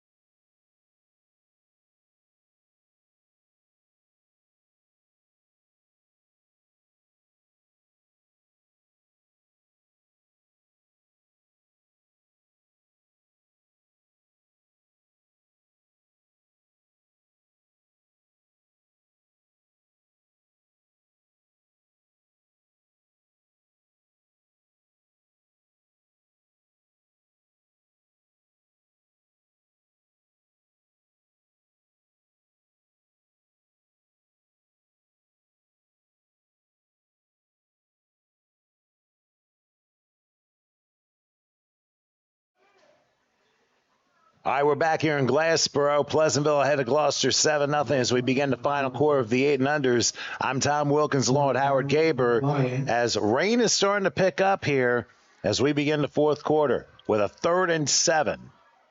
There's A delayed handoff. He's got room. And he'll blast his way only to about, he got inside the 5 actually, to about the 4. Looked like the play wasn't really going very far, but the hole opened large enough to make it up. He's going to be a little short of a first down, about a yard though. Yeah, this is you may want to take Tom, I would take the timeout right now if I was Gloucester. You want to get the right play here on a 4th and 1 from the 4. But you trust your players, right? You got to trust your players. They've gotten you this far into the finals. Well, they just need a yard, and we don't want the kids' version of the longest yard here, but that's what it seems to be. Could be a push. It could be, but remember who's on the other side of the field. Quick snap. Oh, it's a quick snap. They didn't call anything, and he's in the end zone. Okay. Wow. That threw me off. I thought there was going to be a false start, but there was no call. Nope. Use the quick snap to get him in. Well, I'm talking about, I guess they had that lined up in their back pocket. Yeah. Well, you just come to the line. You come to the line and just quick snap it and you go in. You find a gap and you go. And that completely keeps the defense off guard because they can't get set. And I think that was Godfrey who had the score, if I'm not mistaken, because, he's probably the only one who goes up the middle that way. Yeah, Greg, that was the quarterback. That was the keeper. Well, now comes the conversion. The conversion will level this game up. God, you dare pass? Well, you want to make sure you get the right play here. You want to do it again? I don't know. Trips had on no the lineman. Chance, and he ends up falling. He tripped. That's what a tough break. Yeah, tripped right on the lineman's foot. My goodness. That's going to catch up. So Pleasantville ends up staying with that 1-point lead, but let's show you that touchdown run again by Godfrey, which kind of threw everybody off, that quick snap in the middle. So he comes up. Everybody's still standing. The lineman gets down. Look at the defense. The big dog's already talking to somebody. And as he does, boom, right up the middle for the Caught touchdown. him not paying attention. And that's just using the skills that you got. That's exactly it, but a tough break for Gloucester not being able to get the conversion. So Pleasantville stays up 7-6, and now weather becoming a factor as the rain's starting to really come down here. Not in our area, though. Thank goodness we got a nice soffit on top of us. Yeah, we're inside a beautiful press box here. Yeah, this is very nice to be out of the elements here. Now we understand it's probably going to go, I guess, in between now and like 1-2 o'clock, and then probably resume after we're done. Yeah, I hit a little bit of rain coming down from Old Bridge, which is about an hour and a half away. I had a little bit on the turnpike, but not much. Once I hit 55, there was no rain, and actually the sun was out. So surprising, but Tom knows the weather better than me. Well, I know I'm going to get the sweaters out tomorrow for work. He's got the Doppler ready. I don't know about Doppler, but put the truck in the back. We just put the dish up. All right, well, Gloucester will kick off for the first time in this game. Actually, first time. And it's not going to go. Nope. It's going to be down at about the 49-yard line, so that is where Pleasantville will begin. And sometimes these kicks don't necessarily work, but at the same time, consider the weather surprise that's popped up on the kids. Yeah, when you get weather, there's nothing much you can do. You just got to play through it. I always say it's always a continuing battle between Mother Nature and Father Time, and I don't know in this lifetime if we're going to get a winner out of that one. So the officials are going to spot the ball just outside the 49 for Pleasantville. And you're looking at a 1st and 10. Now Pleasantville only up by 1 knows that they still have control of this game, but they've got to really tighten up on things.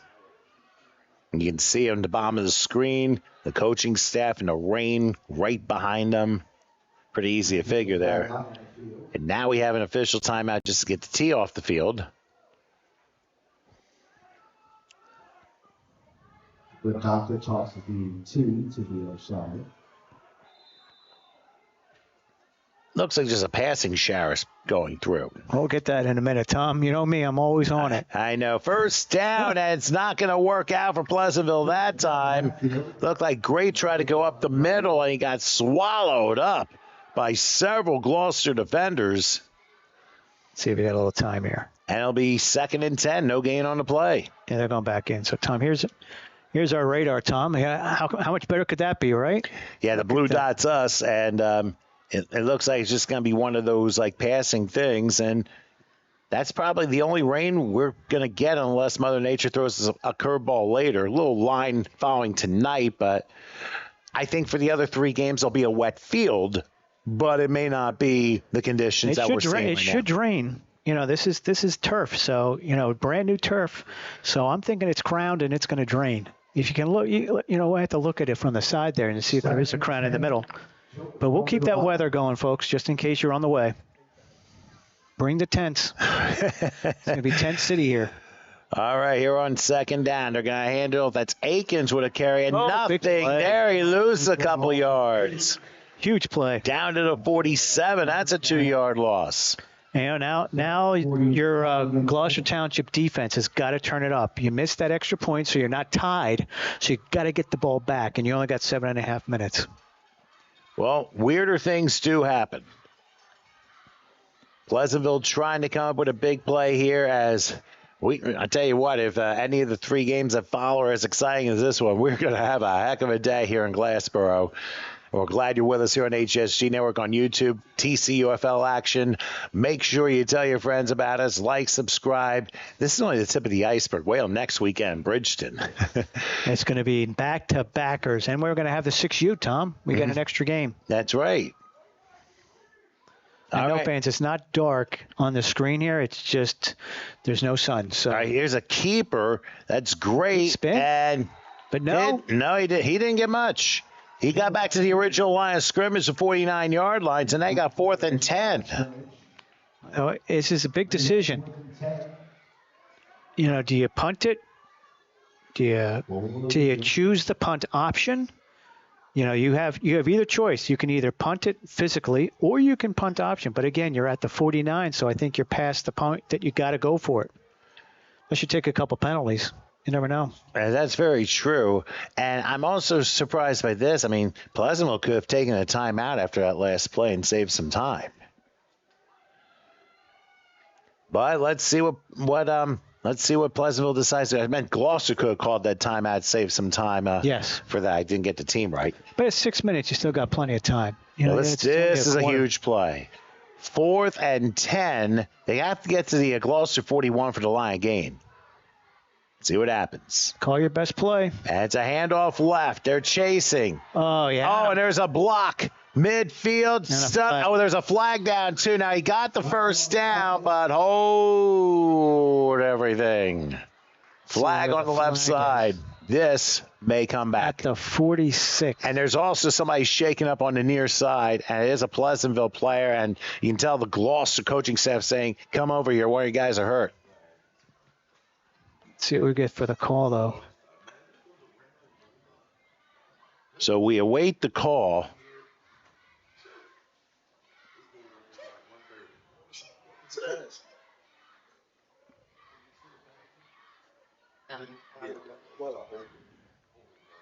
It's going to be a hole, but it's going to be from the spot. So they're past the line of scrimmage, so it's going to go 10 yards back from the 46, Tom. So they'll put them back at their own 44. Yeah, you can see the official standing there already.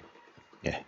So he's where he should be. Round of applause for the injured player. Yeah, well, hopefully he's all right, whoever that is. But indeed, it is a hold that happened during the run on 4th down. So it negates the first down and puts it back. It's going to be a 4th and 15. So basically the equivalent of a false start, except only a few seconds right off. So again, a huge play here. So they tried the end around. That was their best play. Got the first, but had a hold on the way, and maybe that is what freed him. I wonder if it was maybe a block in the back that allowed him to have more room. Yeah, it could have been. In any case, the flag, we go out with 4th and 15. So 4th and 15, and again, the Gloucester 41 is the line of gain, and they look like they're going to try and go for it again. Got it.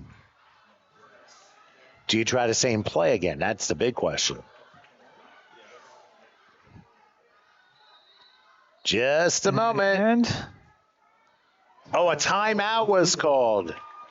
Timeout was called by Pleasantville. And the funny thing was a flag went down, then the timeout was called. So they say disregard the flag. Flag's picked up. it's okay. So a little bit of a confusing situation, but now we got a little bit more drama. So let's take a look at that radar, Tom. So this is right now, right over top of us. Looks like it's going to clear out just about, like you said, about 2, 3 o'clock. And then you got a huge storm coming through us Stick around at about 5. Yeah. O'clock, yeah. Well, Yeah, it's yeah, we're going to get hit again. Yeah, we will get hit Here's again, but 7. probably on the way home tonight is what I'm thinking. Oh, I hope so. But we'll keep you updated again. If you're on the way, bring some rain gear. It is definitely going to be raining sometime. Yeah, that's definitely true. I mean, of course, I didn't expect there to be a lot of rain Friday night, but there was. And, of course, with my job, had to load some things in. And all of a sudden, 30 cases of wine needed to be put in the back of the bus. I'm like, oh, my goodness, where did that come from? That's some passenger. Either that or somebody really overordered the wine, you know. Hey, things happen along the way. You just don't know where you're going to get. You just handle it accordingly. So you got still 4th and 15 from the 44-yard line. So you're calling. I'm sure they're going to be calling that end around again. It was successful. I wonder if they're going to do it the other way. Go to the far side. They are on the short side. That's where that hash is. Well, let's find out. Now, how many men are on the line of scrimmage here? They're going inside. Now, is he going to get 15? No, he only gets 3. They tried to go with the big dog, and he got slammed down for only a 3-yard pickup. So Pleasantville turns the ball over on downs, and Gloucester's, their fate is in their hands now at the Pleasantville, I believe, 46, 47-yard line. 47. So, you're going to come out with your best offense, come out with your best players, and let's see what we can get out of here. Let's see. Time should not be a factor. Well, considering, and it's funny I say this in this league, Gloucester is all 4 of their timeouts left. Yeah. Yep. Pleasantville has used 2 already, so this is big. If Gloucester can score, Pleasantville is going to be put in a pretty rough position. Good handoff. Get it to the bell cow. Yes, indeed. Hardison all the way down inside the 40 to the 36. Oh, and that ends up being a first down. A gain of 11. One of the coaches just ran on the field saying, you missed something. Interesting. Obviously, you don't get the sideline warning because that would definitely be one if you're going to run on the field and yell at the official, especially with 7 different officials up here, including the commissioner and everyone else. Here he is again, Hardison. He'll get to about just shy of the 30 this time. They'll give him the 31. You can see maybe it's a little bit of nerves over there. Maybe they're looking for something because they can't stop him right now. And he's just churning yardage up. And the tempo offense is working. And we're coming down to 4.5 minutes left, so you got to keep an eye on time here. Man in motion here. And bad snap. And another handoff. Hardison not going to get much this time. They'll give him the 29, another 2-yard pickup. So now you got, I believe, a 3rd and 3, 3.5 maybe coming up. And wonder if you stick to the same thing or try and go to the outside.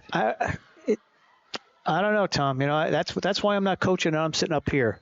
But again, you got to weigh your difference. You got to see where they're putting their players.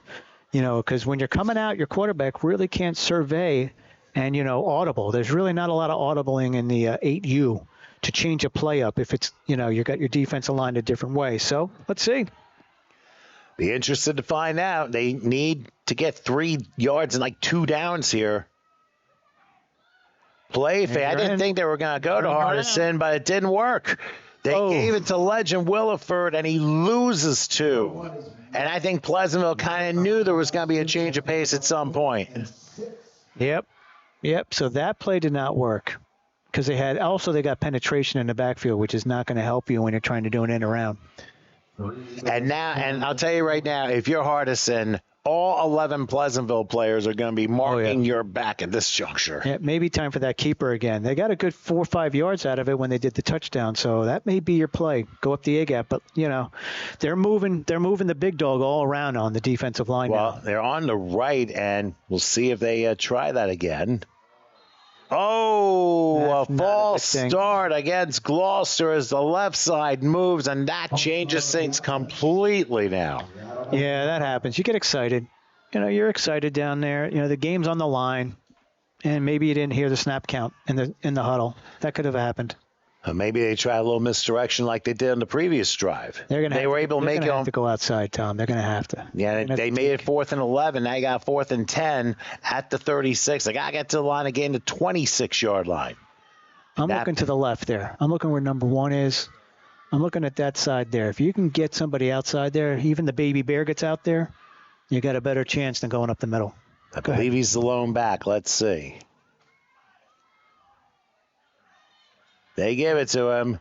Nope. Goes down to about the 30, and that's about it. So Gloucester turns the ball over on downs, but they at least had a nice effort. Unfortunately, Pleasantville stepped up when they needed to, and they got a little help on that penalty on 4th down.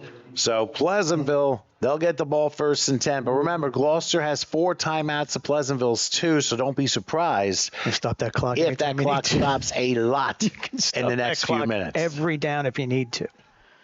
Every single down, with the 4 timeouts, and that's why you conserve them. This is the spot you want them. I mean, you can maybe run off 20 seconds and get the ball back. So, well, it is very possible. But they are within punt here. They can actually do it if it gets to that point, but that's a long ways away. Well, let's get through the first couple downs first and see what happens. Pleasantville by a point. 1st and 10, ball at the 32.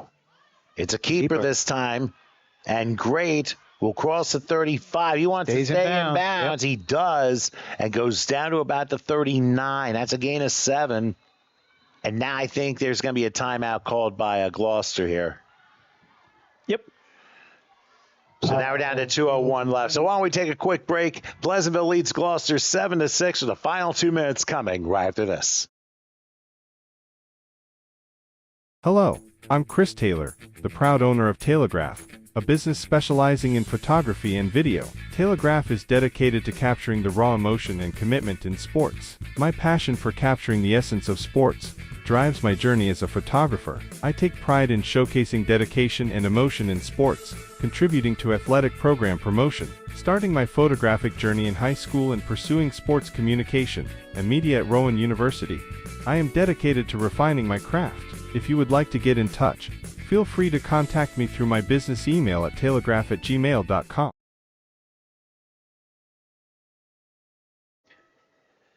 Great game we're watching. Okay, following the first timeout called by Gloucester, 2:01 remains and Pleasantville's up 7-6. And right now they're in pretty good shape. Probably a couple first downs ends a game here, but you never know. Well, they burned 1, so now you're down to 3. So you got to make a couple stops here because you're going to be burning your timeouts. And that's 2:01 remaining. That's correct. That yellow stripe is the goalpost. Shooting through the goalpost tonight. Yeah, but at least you can see the one parallel to it. Yep. Actually, the ball is on the nose of his touching the 40, so it's 2nd and 2.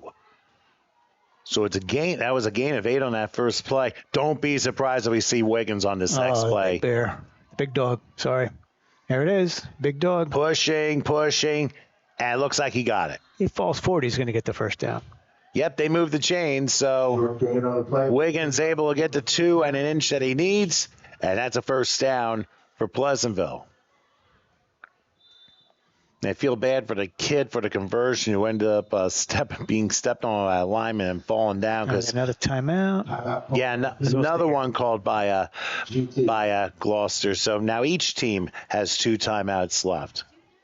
So obviously, hey, can't give up because think about this. It's still raining outside, and ball security has been a big thing, and it could be even bigger in the final 2 minutes of this one. And appreciate the compliments on the replays. Howard loves to do those replays. That's always nice to see here. Where is the coach of the Jokers? I don't know. I think he's on the sideline. He was on the field. That's what we were at. That's what we were chatting about.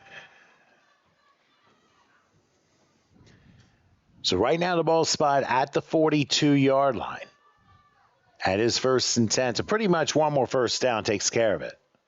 Yeah, 40-second play clock. But like I said, it's still raining. They got to hang on to the ball. And I mean they got to hang on to the ball. Otherwise, it's going to be one of those Alfred Hitchcock finishes or Stephen King finishes of a football game, as you might see. Oh, it's a keeper. Going to about the 47-yard line. Now another timeout is called. Still getting the positive yardage. Yes, indeed. So that's another 5 yards to the 47-yard line. Down to one timeout, Tom. Well, like we said, you're gonna take off about 20, 25 seconds with the 3 timeouts, 4 timeouts. So you're down to 142. However, it's second down and they only have 1 left. So it's going to come down to 4th down if they can't get the first. It's basically Pleasantville teaching kids how to close the game out and doing it effectively and making sure they pocket another win in their tank here. Now, don't forget, I think we got the 10 unders coming up after this game. 10U. Yes, indeed. And we're going to see Pleasantville again playing Holly City. That's Millville, is that right? Yes. Yep. I remember hearing about that. I get Holly and Brick City confused, but they're completely on both ends of New Jersey, One's Newark and one is Millville. Well, that's what was that, Big 21? That was Big 21, Brick City. Yeah, Boy. yeah, a couple of years ago. And you hear city in the background, you're like, all of a sudden you pop up and you're like, now we get it. All right, well, Pleasantville with 2nd and 5 from the 47. Oh, another There's push. the push and the rugby scrum. This time not happening. Gets back to the line of scrimmage, and Pleasantville will use their last. I'm sorry, and Gloucester will use their last timeout right here. Why not? Yeah, you got a minute 37, so you know that you're still alive if you stop them on 3rd down. If you don't, that's pretty much. So what do you do, Tom? Do you take the knee on 3rd down and burn 40 seconds off the clock? Give them under a minute left. Knowing the rule book, and I think that the key is the position on the field. And I don't know if you can just run 5-6 yards, slide down, let the time run, and then when you 1 second left on the clock, you call timeout. And maybe if they do allow the punt option, you can do it right there. Yeah. Or you could punt. You could physically punt. Why not? Yeah, What's but the worst then that could happen? But in this weather, what's the worst that could happen with a long snap and a wet football, Tom? a lot. All right, Let's 3rd see. and 5 from the 47. Gloucester's used all their timeouts. And they're going to hand it off. Oh, boy. But he's taken down to 48 for only a yard. That jump step move ended up slowing him down just enough for Gloucester to bring him down. So now the clock's going to run. We'll see. We'll see how quickly. Ball spotted. So 117. All right, so you figure 30. So 42 maybe. We'll see. No, it's a 40. It's a 40 second. Oh, it is a 40. Okay. Yeah, 35 is NFL. They're not doing a 35. So you're talking 40 seconds, 30 seconds maybe. No. And if they were smart, they'd wait until it runs all the way down. Well, and then call the can you timeout. see the coach standing next to the 40-yard line, staring at the official? And then as soon as it gets to 1, the whistle will blow for a timeout. Or run the play. Doesn't matter either way.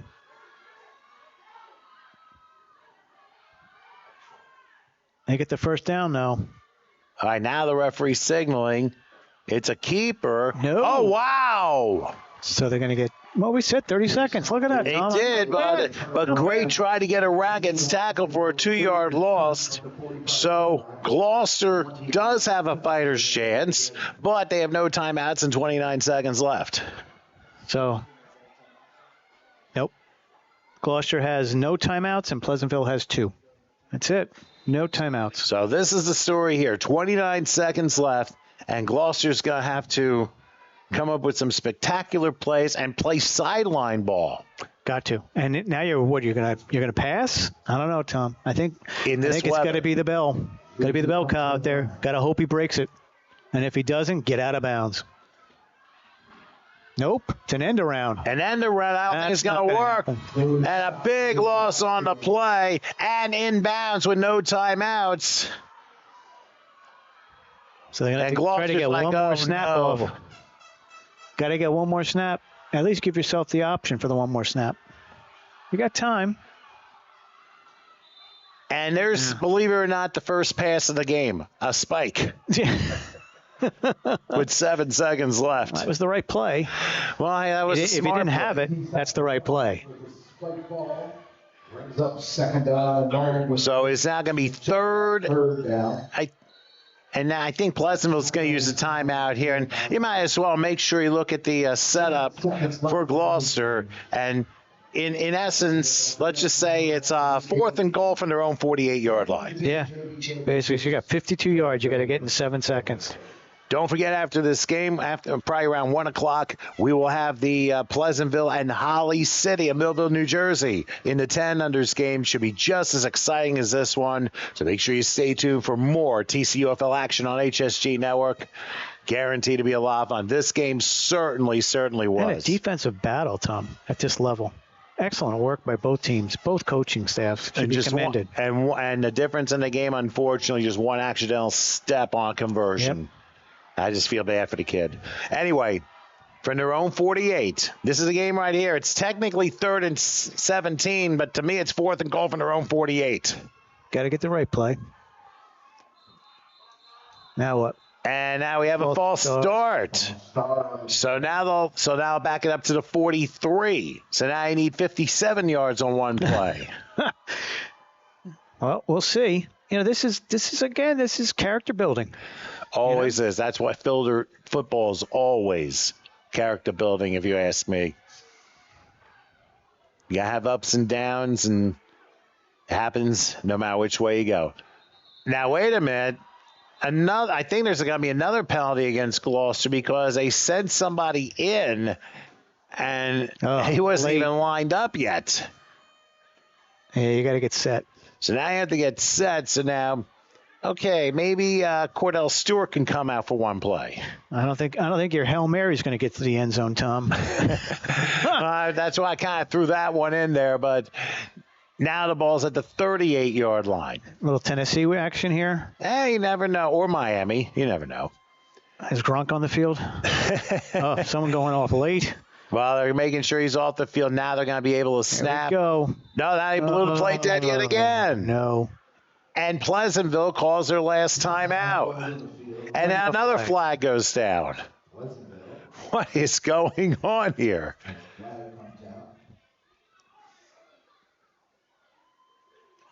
I couldn't tell you, Tom. Let's see what we get. We're going to have a personal foul and sportsmanlike. Oh, no. I don't think I've seen anything like this. Oh, and unsportsmanlike on the offense. Just before the timeout was, I think right after the timeout was called. Oh, now, I'll tell you one thing. There's probably some AI writers weighing in the skyline here, and they're thinking, okay, what if there's a 77-yard touchdown run after all Let's this? go. It would be unbelievable. Let's put it that way. I mean, football's seen some crazy endings, to say the least. They're going to have to try something, but either way, it will be the last play if they can get it off. Well, both teams are out of timeouts. So, let's see.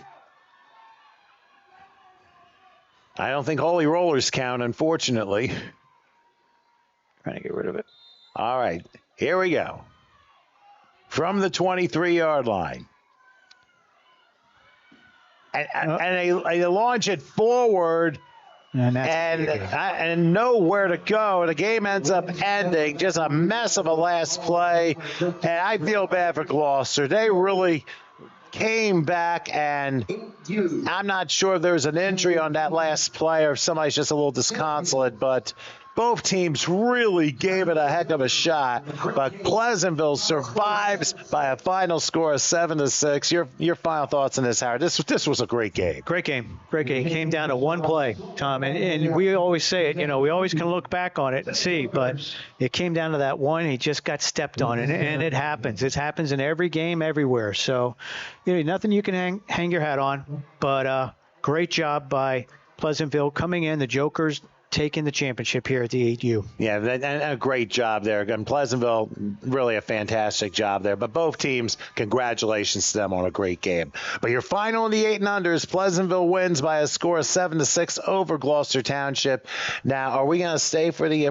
Nope. Okay, we're actually going to take a little bit of a break. Watch it. People can watch it if it's at the center there, but we will not have volume. Okay, so we'll do that. We're going to take a break, and we'll come back for the 10 unders between Pleasantville and Holly City around 1 o'clock. So please take a break, and we'll stay with you.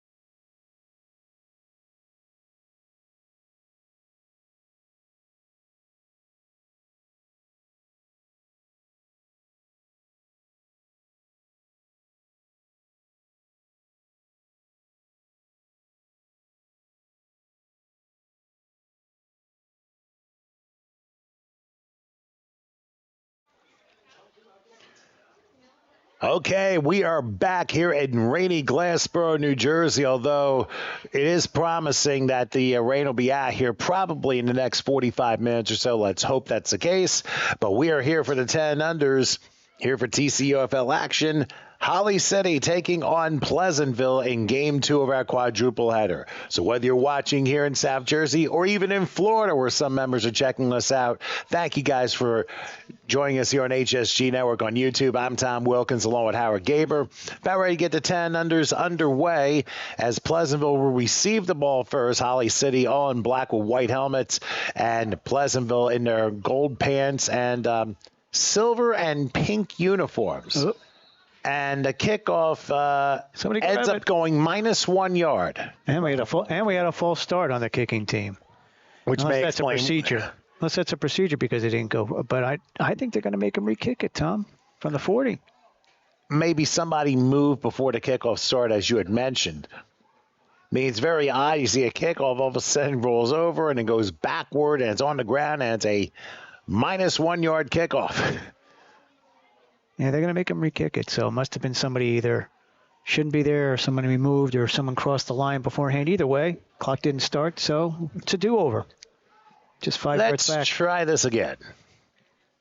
You don't know if they're trying to kick it that way or, because at 10U you may have a little more control than at an 8U level, but all depends on the kicker. He's pointing in that direction, so we figured that he's trying to kick it that way. All right.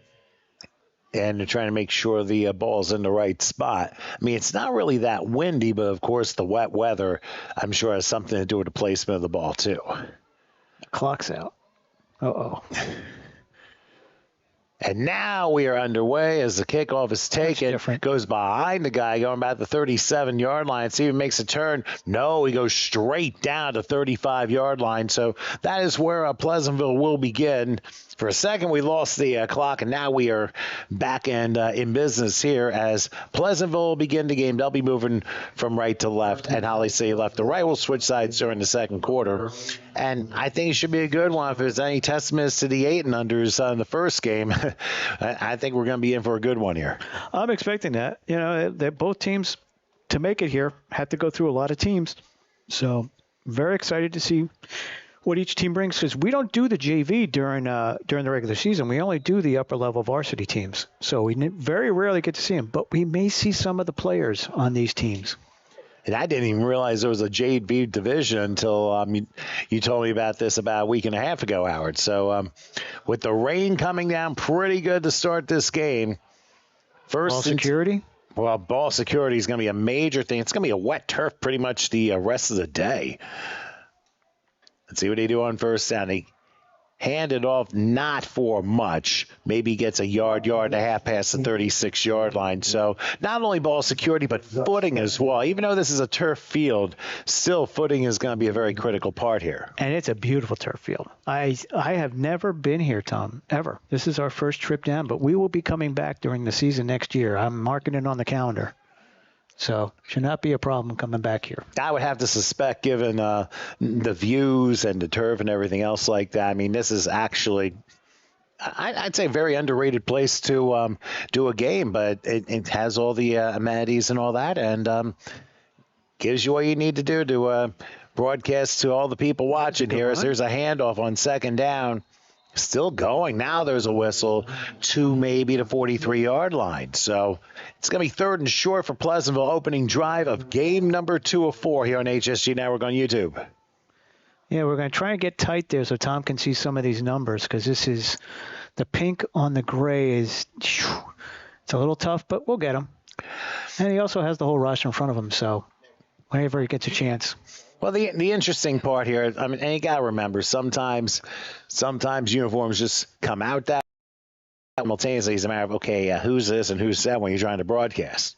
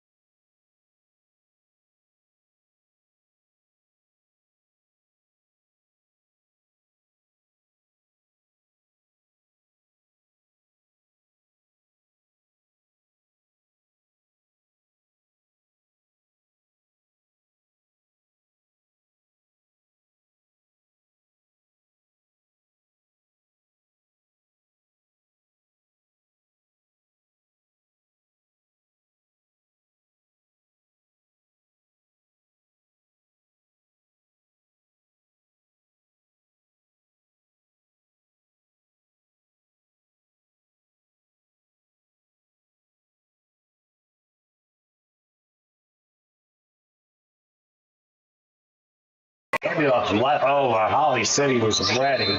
So the conversion fails, and Pleasantville has the 6-0 lead on the opening drive, and now Holly City will get their first turn to see if they're able to respond. Yeah, it was a good drive, good play. Don't know how much audio we had on that one because it shut off for some reason because it's been doing that a couple times lately. I don't know why. But either way, yeah, good drive, you know.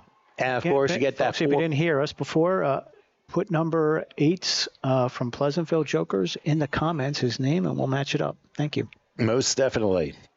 All right, so Holly City will get the ball for their first possession in just a couple of minutes. Remember, after this game, we got 2 more games coming up, and we got the 12 and unders and the 14s in the JV department, and it's right here with TCUFL Football HSG Network on YouTube. Make sure you like and subscribe and tell your friends about us. Got a big weekend coming up next weekend in Bridgeton. Lots of games going on Bridgeton High School, and we'll broadcast them all right here on HSG Network. So make sure you tune in and put that on your calendar. I believe last year we had close to 10,000 views for the weekend. 10,000. That's insane if you think about it. Just for the championship game. So thank you, everybody, for watching. Yeah, we definitely appreciate the support that you've given us here.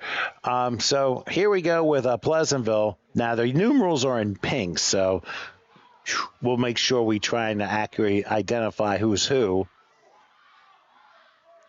A lot of cheering going on the near side of the field, too. You're set to kick off. Gotta love the fact cheerleaders are here in the rain. Yeah, they can get out any condition. Getting ready for the kickoff. Good kick. And it goes off a helmet of Holly City, but were they able to recover? Yes, they did. Probably at about the 39-yard line. But that was a wicked bounce off a helmet. I mean, it was a live ball after 10 yards anyway, but once he deflects off of somebody, all of a sudden everyone's going to pile for the ball and try and get possession of it. It looked like one of those Bet 365 shots. Where the guy passed it right inside the face mask. Caught him right in the front of the helmet. Probably went to the David Tyree School receiving. I don't know. No, we don't talk about that. Well, that was a side helmet, but that's another story. Anyway, ball be spotted at the 40-yard line, and Holly City will have their first and 10. And now I realize why you said that. Whoops. Still 6-0, though. Low scoring. And not even 3 minutes into the game. So Holly City's first possession goes full house. With the ball spotted their own 40. The ball, obviously a missed exchange. And Holly City falls on it. About 2-yard loss to the 38-yard line. And we mentioned right before the game started, with this weather, security of the ball is incredibly paramount. And with the rain falling the way that it has, that's going to be a little bit of a problem for a little while. Yeah, quarterback number something. Looks like 56, but it can't be 56 for the quarterback. These are just going to be Tom. This is all you. Let's see. You would think they would have the numbers on the side of the helmets. Just like to thank Cheryl for the design of the football jerseys. Here's a handoff on another second down. A nice tackle there. He's coming right at us. 00? No, that does look like a 56 to me, believe it or not. Unless it's 26. Oh, it is 00. If that's the case, that's Raymond Ideen Jr. There we go. Who's the quarterback.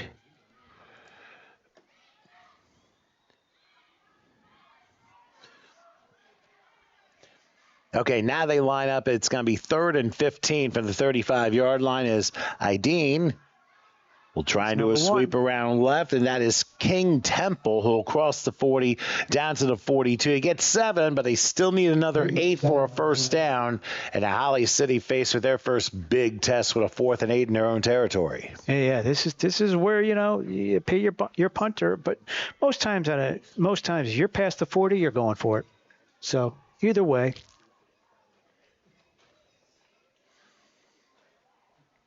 Clock is running. 4th and 9. Well, not so fast. We got an official time. Oh, they're going to do punt option. There's your punt option. Okay, which I believe is 25 yards further downfield, which will mean Pleasantville will have it, I think, the 33-yard line. We'll watch as he paces his way on down. Tom does higher math very fast. Well, and singing. Oh, wait. One's at 33. One's at 35. One's singing "I Saw You Walking in the Rain." Oh my gosh, 33. 1986. Yeah, 33. It's 25 yards past. So yes, 33-yard line for Pleasantville, and they'll get their second drive started from there. So the 8 and 10s you can punt option. The 12s and 14s you do not. Correct. We'll see. You never know. Each league has its own rules, and we're just guess. Hey, we just do the best we can. We see what happens, and then we relay it once we figure out exactly what's going on here. So Pleasantville now with a 6-0 lead in 1st and 10, and they hand it off. Yeah. Now flag goes down, cross number 35, 40, still going. And now he's still pushing his way, gets down to about the 49, but it might be for naught because the flag is all the way back at the 32. Oh, pick it up. Leave it there. And it is a hold against Pleasantville, and the Pleasantville players just holding the flag. See, you don't pick up officials' flags. So just for you guys at home, do not pick up officials' flags when they drop them because they're spotting for the foul. Although when it's a hold behind the line of scrimmage, it really doesn't matter how far back it is. Yeah, it's a 10-yard penalty. So that makes it 1st and 20 back at the 23-yard. I know you're trying to do the sportsmanlike thing, but at the same time, just got to be a little bit careful on these things because if you misread the penalty and then you get upset, would not be a good idea. Oh, my gosh. Already. Excellent. We got every game. And by the way, we were just handed the lineup for next weekend, which we'll get to in just a couple minutes here. A little bit more than halfway through the first quarter. 1st and 20 from the 23, and they're going to sweep it out left, trying to get through a hole, crossing the 25, passing the 30. Oh, he's got some room. He's got a 1st down and more. He may outrun everybody. Well, almost everybody. He gets a 52-yard run. Jonah Buford, I believe, was the running back there, number 3, and he ends up with a 52-yard game. He probably scored the touchdown. Number 7, Tom. Oh, it was 7? Yep, number 7. Well, as they say, think pink. That would be Amari Dunbar. And we have a timeout called by Holly City there first. This is the big announcement we just got. Next weekend, the finals at Bridgeton High School, TCUFL action on HSG Network, and here's what we got. On Saturday, the 6 and unders at 9 a.m., Holly City plays Pleasantville. The 8 and unders at 11 a.m., Bridgeton against Whitman Park. The 10 unders at 1 p.m., Holly City and Whitman Park. The 12 and unders at 3 p.m., Salem against Deptford. And the 14 and unders at 5 p.m., that would be Gloucester Township against Deptford. Yeah, so we didn't see Salem. All we heard about Salem this year, a lot about Salem this year at 12U. So it's going to be a lot of fun to see them play. So we'll give the other half at a later time. Keep everybody, on pins and needles. So waiting for us.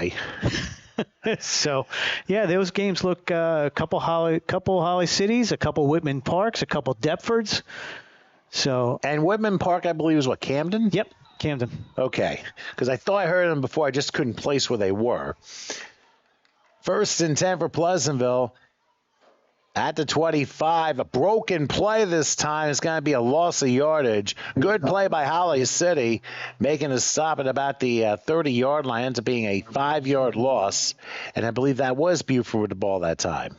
That was 8. Oh, that's 8. Okay. So we don't have 8. Still waiting. Yeah. Still waiting to see if we can get somebody to put up 8 up there on the chat. Number 8 had it and loses 5. So 2nd and 15 from the 30-yard line. We got Caliban 718 talking about Mari number 7. So if you know number 8, Caliban, put it up there for us. Thank you. We'll get it. Sooner or later, we'll get it. Eventually. 2nd and 15 from the 30-yard line. They send the man in motion. That was Mari. Look out right. Oh, look at it. Look at that tackle. Oh, that was almost a horse collar tackle. It was close, but it is a sack and a 7-yard loss. And Holly City firing the defense now. They give up a 52-yard run, and suddenly they force a 12-yard loss in the last 2 plays. So your quarterback out there, Tom, is Jonah Buford. That's who the quarterback is. The quarterback's number 3. Okay, so Jonah Buford. So he's the quarterback, and I can certainly write that down. Oh, and we also have our first Salem comment. We definitely bring in the pain next week, Salem says. Well, let's get there first, and then we'll find out. That's the U12. Back to pass and a late handoff. Turning the corner, crossing the 30, and almost getting back to the original line of scrimmage. Run around the right side. That was a nice run along the far side of the field.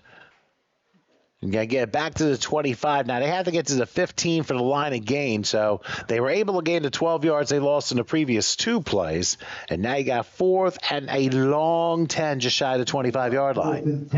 Yeah, not a bad play. Not a bad play. We're going to see if we can get the football stopped from being thrown on the sideline back and forth because that's going to affect our focus. So keep going, Tom. I'll be interested to see what Pleasantville calls on this 4th and about 10 and a half.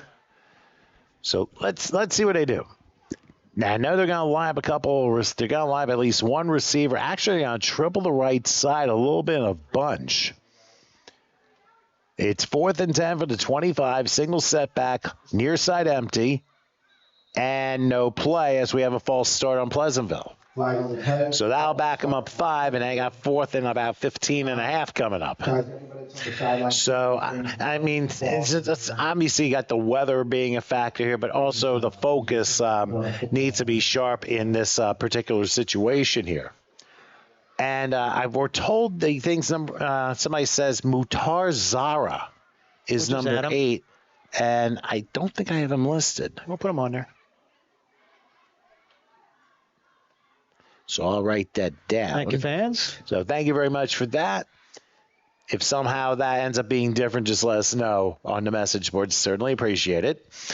And now we'll have a 4th and about 16 from the 31. Again, they line up receivers on the right. They send one in motion. It's a play fake. Like a big rush, and boy, he's thrown down back at the 40-yard line. So Holly City fired off on their defense and forced the turnover on downs. And I'll tell you what, after that long touchdown run, the opening drive of the game, and another 50-plus yard run, Holly City's like, okay, let's get to work. And they did just that. Great play. Yeah, it looked like they were setting up to pass, which I can't believe. Doing the pass, on a 4th down, but why not, right? Why not? It's a championship game. You're in JV. All good. And now Holly City will have the ball 1st and 10. The ball is at their own 38-yard line. I'll tell you what, if their defense can set up the offense for the remainder of the game, I mean, they could be in very good shape. I mean, it's early. Pleasantville scored the opening drive. Let's see if Holly City can respond here. Coming up the middle with the blitz. And they hand it off, and that's going to be a big gainer there across the midfield to the 40. He could outrun everybody. Cuts back. He goes down at about the 14-yard line. Goodness gracious. 48-yard run. And exhausted. I would think so after that run. Waiting for him to turn a little bit more. It looks like 18, Tom. If that's so, that 18. Yeah, that's 18. Is Hosea Dawkins. Great run by him there. 48 yards and putting Holly City in the red zone. Awesome. Awesome job coming down the sideline. Broke a couple tackles, right? Stayed in bounds. And made a couple moves to go along with that. But unfortunately for Holly City, they may have to take a long trip on the other side of the field unless they get this play up before time runs out, which they do. And it's a handoff up the middle. Good run to close to the 10. They're going to say the 11, and that's where we'll end the first quarter. So we're at quarter time. Pleasantville leads Holly City in a 10 under 6-0. So let's grab a break. Quarter number 2 comes your way after this.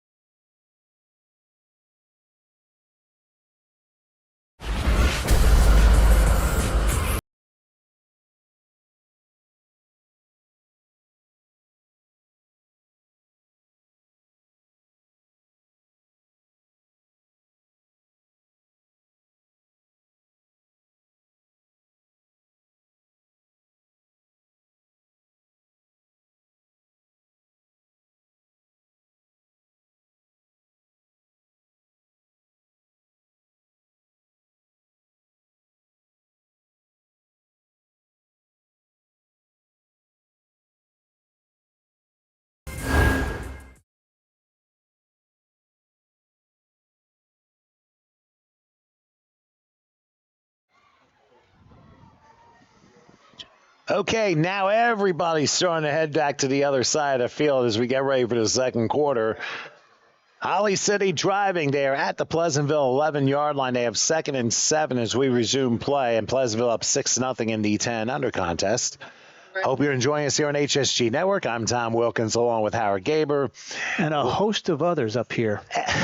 Yeah, we got a few people. One's watching the screen. Other officials are convening as well. Everything. Got everything going on in the press box. Always good. We got the league commissioner inside here as well. And the treasurer. Oh, my gosh. So if you have any complaints, please come up to the second floor and Glassboro, lodge your complaints. Yes. And you may not have an umbrella to deal with. All right, so here we go as we resume play. Holly City in the black with mostly a white helmet, 2nd and 7. They hand it off. Let's see if he can cup the middle. No, Pleasantville closed that real quick and forced about a 2-yard loss there. So now you got a 3rd and 9 from the 13-yard line, and it looks like Pleasantville's finally awake on the defensive front. Yeah, they came in. It took them a quarter to get going. That happens, and also for the offense to get going, you get that big long play. You're going to get some yardage out of that, and let's see what they can do if they could stop them here. 3rd down, right? And I think also from the previous series that Pleasantville had, I think Holly City's defense woke up their offense, and the offense kind of carried them into this position. But right now they're faced with a 3rd and 8, and the ball spotted about looks like the 13-yard line. Time for an end around, Tom. Oh, that might happen. They got a single back. Now they move somebody else in motion to go 1 wing. They go 2 wing left. But they take the other wing, and it didn't work. That knifing through. And they tried to give that ball to King Temple, and unfortunately, one of the defenders crowned him for a loss. Oh, he knifed right through there. Got the A gap and got inside and took him down. That's what you want. Before you can get outside, get any speed. So maybe next time they drop him back a little bit further. I think he saw the progression as to what they were trying to do. Bring one person to the left. Bring 2 persons to the left. And then all of a sudden, the 3rd person gets a handoff to the left. I'm like, I'll handle that. Thank you very much. So now it forces things back after a 4-yard loss. It is 4th and 12 with the ball just outside the 15-yard line. They still can get a first down without scoring, but they have to get to about the 4 as the line of gain. Let's see what Holly City can do. It's a bunch formation. And a delayed handoff left. Right? Let's see if it develops. Jeez. And he had nowhere to go again because Pleasantville read that beautifully again. So they forced the turnover on downs. A 48-yard run, and they got to about the 14, and everything just stalled after that. So good job by Pleasantville's defense. They will then get the ball, and I think they're going to spot it about the 17-yard line. 16, just about the 16, but that's okay.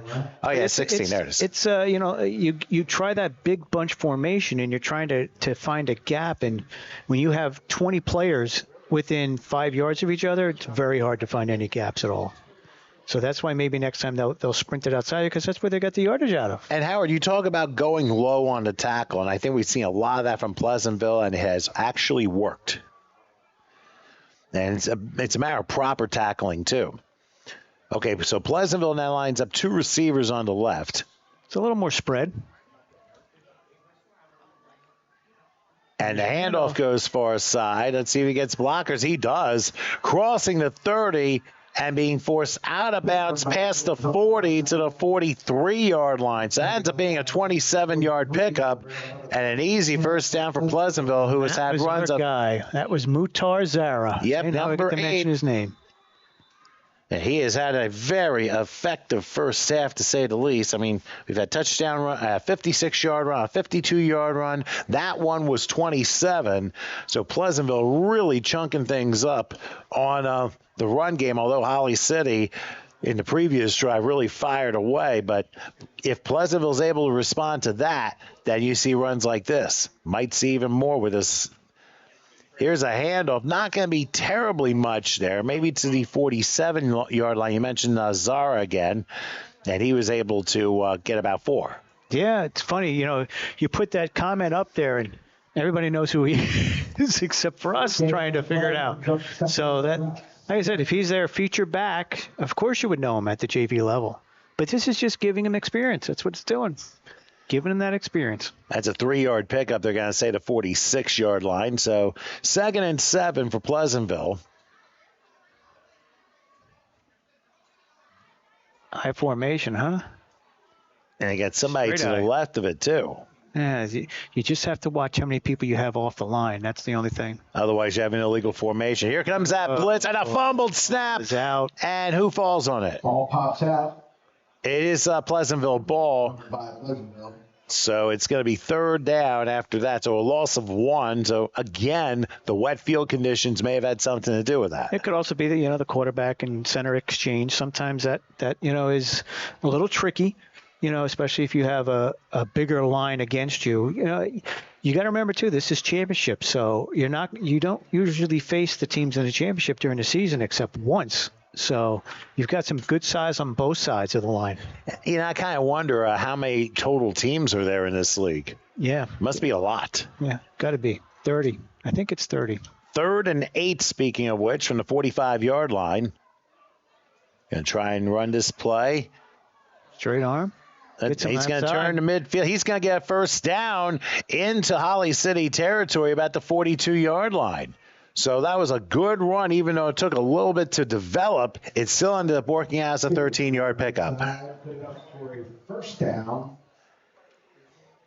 So strong play. A couple straight arms, get you outside, get the 1st down, get out of bounds, keep the clock. Keep your clock. So moving at 5. I think that we had an official timeout for a second. Yep. I don't know. We're not handling the clock, so we don't care. But we are midway whatever through the moves, second it quarter. moves. That's the way we look at it. It's basically how it is. So 1st and 10, ball spot at the 42 of Holly City. Pleasantville on the move here. And I think they jet sweep it there. Yeah, deep handoff. Oh, and a nice play by Holly City. Lucky to only get maybe about a yard on the play. So I'll force a 2nd and 9. So if anything, Holly City's got a pretty good scheme for some of these design plays on the other side. Yeah, both teams expanding the playbook here in the JV final game. This is their final game, so there's no reason to keep anything out. Keep it going, keep it moving. Taking time, proper time there in the huddle, coming out. Zafa. It's not Zara, it's Muhtar Zafa. Zafa, Z-A-F-A then? Yep. Okay, so thank you again. Thanks for the clarification. 2nd and 10, as there's a delayed handoff trying to bounce to the outside. Let's see if he gets some room. He may have room. He will have room. Crossing the 30. And getting out of bounds around the 25, he'll say the 24. That's an 18-yard pickup. That's another 1st down. So it's Muhtar Zafa. I'll change that up. We'll get it. Thank you again on the message board. And we appreciate all the comments we've gotten so far. Very happy we get this participation that goes on here, especially the kids playing. They're doing the best job they can, regardless of what the situation is. Regardless of the rain. Looks like it stopped, Tom. Yeah, it stopped, I would think, mid-late 1st quarter. It might be a very, very slight fog. We're going to send him outside. Tom's going to give us a Doppler when he gets outside. I don't know about Doppler, but... and a funnel cake. Doppler and a gobbler. That's in a couple weeks. 1st and 10, the ball's at the 24-yard line. And almost looked like a focus. That looked like a straight-up play. Still going. Oh, my goodness. Reminds me of the last game. And still going down to about the 16-yard line. We'll see where they spot the football, but that's almost an 8-yard pickup there. Yeah, the mesh points just are not cohesive in the backfield there. So you do have a chance for a fumble, but, if you wrap your arms around it and you get, 8 yards out of 7 yards out of that play, that's a good job. Well, they make it a little easier for each other. They spot right outside the 16-yard line. So 2nd and about 2.5, it looks like. Now they're going to triple the right side. Although we really haven't seen any passing plays yet in this game. Oh, and there was a missed exchange snap. That's what you just talked about. And Holly City huh? came firing away. Oh, sorry about that. Commissioner was actually right behind me there. But anyway, it turns out to be a 9-yard loss. Yeah, that's that mesh point where, has the and Pleasantville used their first timeout. Yeah. If you don't get a clean handoff together, it's going to be tough to get that. So, no, we'll stay here, though, Tom. Okay, fair enough. We got 2:12 left till halftime, and each team has used the timeout. So I think Pleasantville, I think what they need to do, they're probably discussing, this happened in their last drive, too, where Holly City brings the bum rush blitz and forces losses on the play. And like a couple of times on this drive, ball security has nearly come back to bite Pleasantville. So I would have to suspect that trying to, I guess, keep a better tabs on the ball, especially with this weather and the field conditions and all that. Everything's so paramount, especially at a JV final like this. So I'm sure a lot of teaching points being done here. There's a little comment for Zaffa saying, tough to get him down. Great player. I think he described that pretty well so far on what we've seen in the first half. Yes.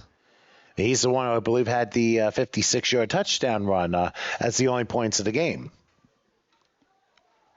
So we'll see what happens here. Third down, just about 11. You went from second and 2 to 3rd and 11. I mean, that was a big play here.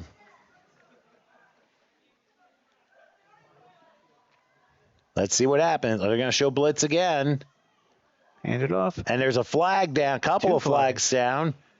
Goes down to about the 20-yard line, but let's see how it's going to be a hold against Pleasantville. Holly City almost jumped offside on that play, too. They were close. They were close. I would have washed it out, but now you're going to get another 10, so you're going to go 3rd down and 21, or would you go 4th? You know what? 4th and 11. If they choose to refuse the penalty, which they are not, they're backing it all the way back to the 35-yard line. Yeah, so 25 to 35. Yep, that's right. Considerably long. 3rd and like 21, it looks like. Yeah. Well, they had the other loss on the other play, on the mishandle. So not too many times you go from 2nd and 2 to 3rd and 21. That's for sure. And you would think maybe Holly City would call their timeouts. Conserve here a little bit, maybe try to get the ball back, because it doesn't look like Pleasantville's in any kind of rush. Well, Holly City gets the ball to start the second half, too. So they may call a timeout here after the next play and then take their chances, I would suspect. They put a triple on the left side. It's 3rd and 21 from the 35. Oh, again. And they went with the sweep. He's gone the wrong way. Everyone chasing him. Now he tries to gain the yardage back. Will not. He ends up, after running all that way, loses 2 to the 37-yard line.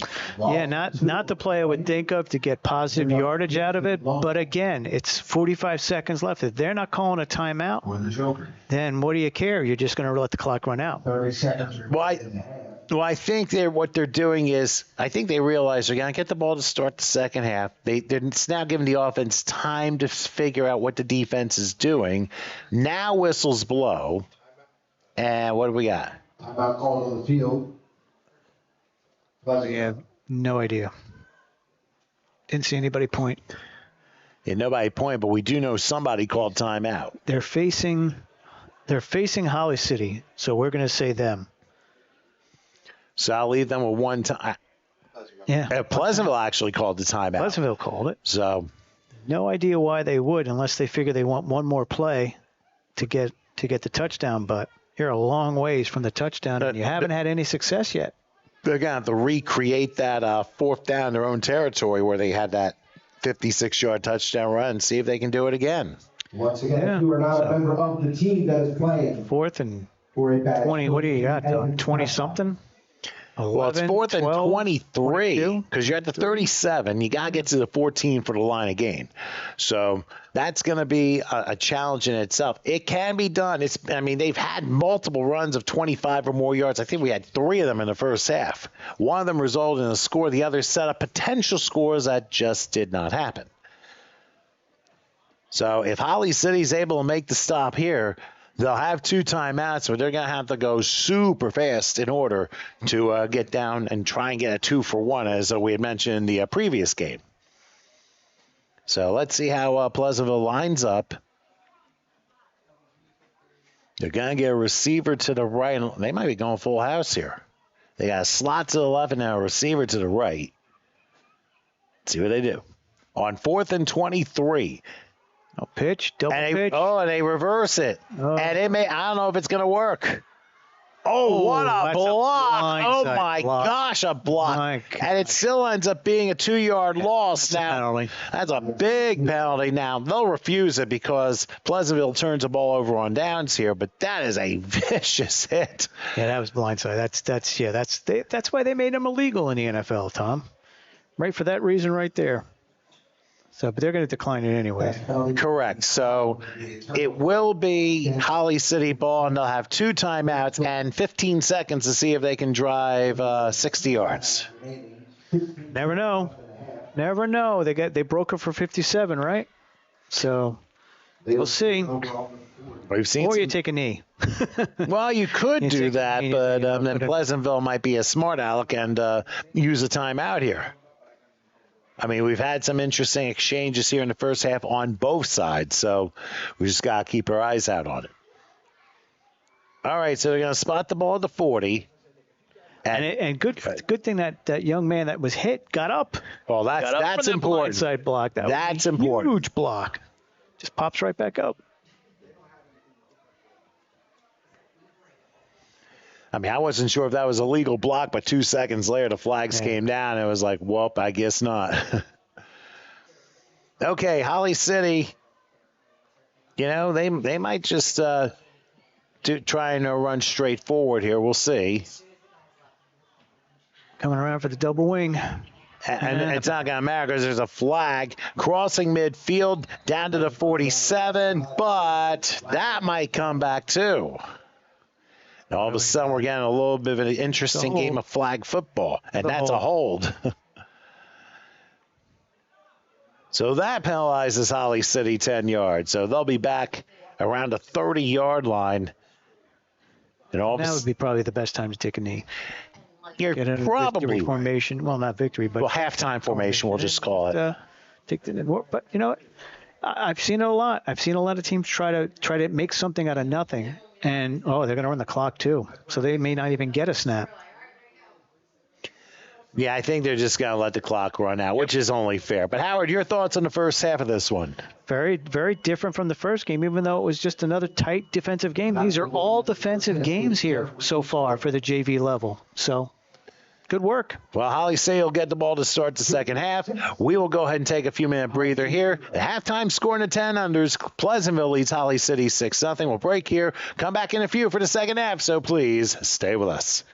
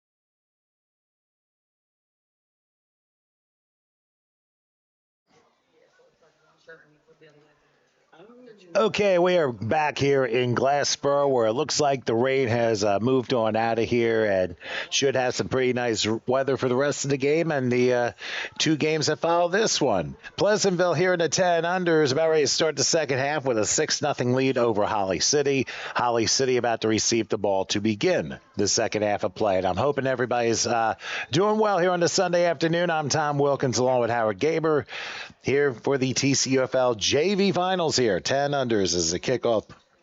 Actually, forget the kickoff. We had a flag down at the beginning. That had to have been an offside. So somebody was offside on the play, probably on the kicking team. Yeah, that would be one of the reasons why they re-kick for an offside. That was actually a pretty good kick. Yeah. Nice line drive, directional. Got to the second row. Well, kickoff was going to be at the 45. Now it's back at the 40-yard line. We will try this thing again. And, we'd just like to say it's a beautiful field here. If you're on the way down, come on down. 152 South Delsey Drive in beautiful Glassboro, New Jersey. Bring an umbrella, though, because it may rain a little later if you're staying for the two games because we still have two more to go. That is correct. And where the field's located, it's about a mile and a half south of Rowan University to give you like a little snapshot where it is. And just put the address in the GPS and it will lead you to the field, which is in the very back of the complex. So you can't miss it. Plenty of parking. Yeah, plenty of parking, thankfully. All right, so we're getting ready, and we'll take two on this kickoff, this time from the 40-yard line. And another good kickoff. And chased all the way back to the 22-yard line. See what Holly City can do. They'll run it to maybe the 30, and maybe a little more than that. A little do-si-do and run to the 33-yard line. Catch there. Yeah, pretty much. But that will be where Holly City will start from the 33-yard line. Now, what do you expect? Any adjustments Holly City could make against this Pleasantville defense? They got to get a couple first downs, and they got to move the ball down. That's the issue that they're having, is that they're not really moving the ball here and there. Besides that one long run, and then that whole drive stalled. So I'm looking for them to do a little more ball possession. Maybe open it up. We haven't seen a pass yet. It's already the 10U game. So. A true pass. Yeah. Remember, we saw one pass in the 800s and there was a spike at the end of the game. Yep. So let's see what they do. Okay, Holly City will line up. They're in the black uniforms with mostly white helmets. 1st and 10 from the 33 near hash. And they're going to hand it off to the right, try and bounce off a tackle, and get to about the 36, maybe the 37. That's at least a decent start to the drive. Yeah, that gets them a good halfway there. Got to keep possession of the ball. That's the other key play, is to keep their defense off the field so that they have more offense on there. So, that's what we're looking at here. And it turned out to be a 5-yard pickup, so it is 2nd and 5 from the 37-yard line. Don't forget, as you mentioned, how we got two more games. We got 12 and unders and the 14 unders right here at HSG Network on YouTube. Make sure you like and subscribe and tell your friends about it. If you can't make it to the game, make sure you root your team on the message board on the same page as the video is. So check us out here, HSG Network on YouTube. Got a big weekend next weekend, by the way. I think the ball came out on that play, but then it got picked up, and Holly City ends up having to fall into 35 and loses two. I get that play was broken from the beginning. Yeah, you had a bad snap, and that's what's going to happen is you got to make sure you cover the ball up, keep possession. It's still not bad because you got third and 7.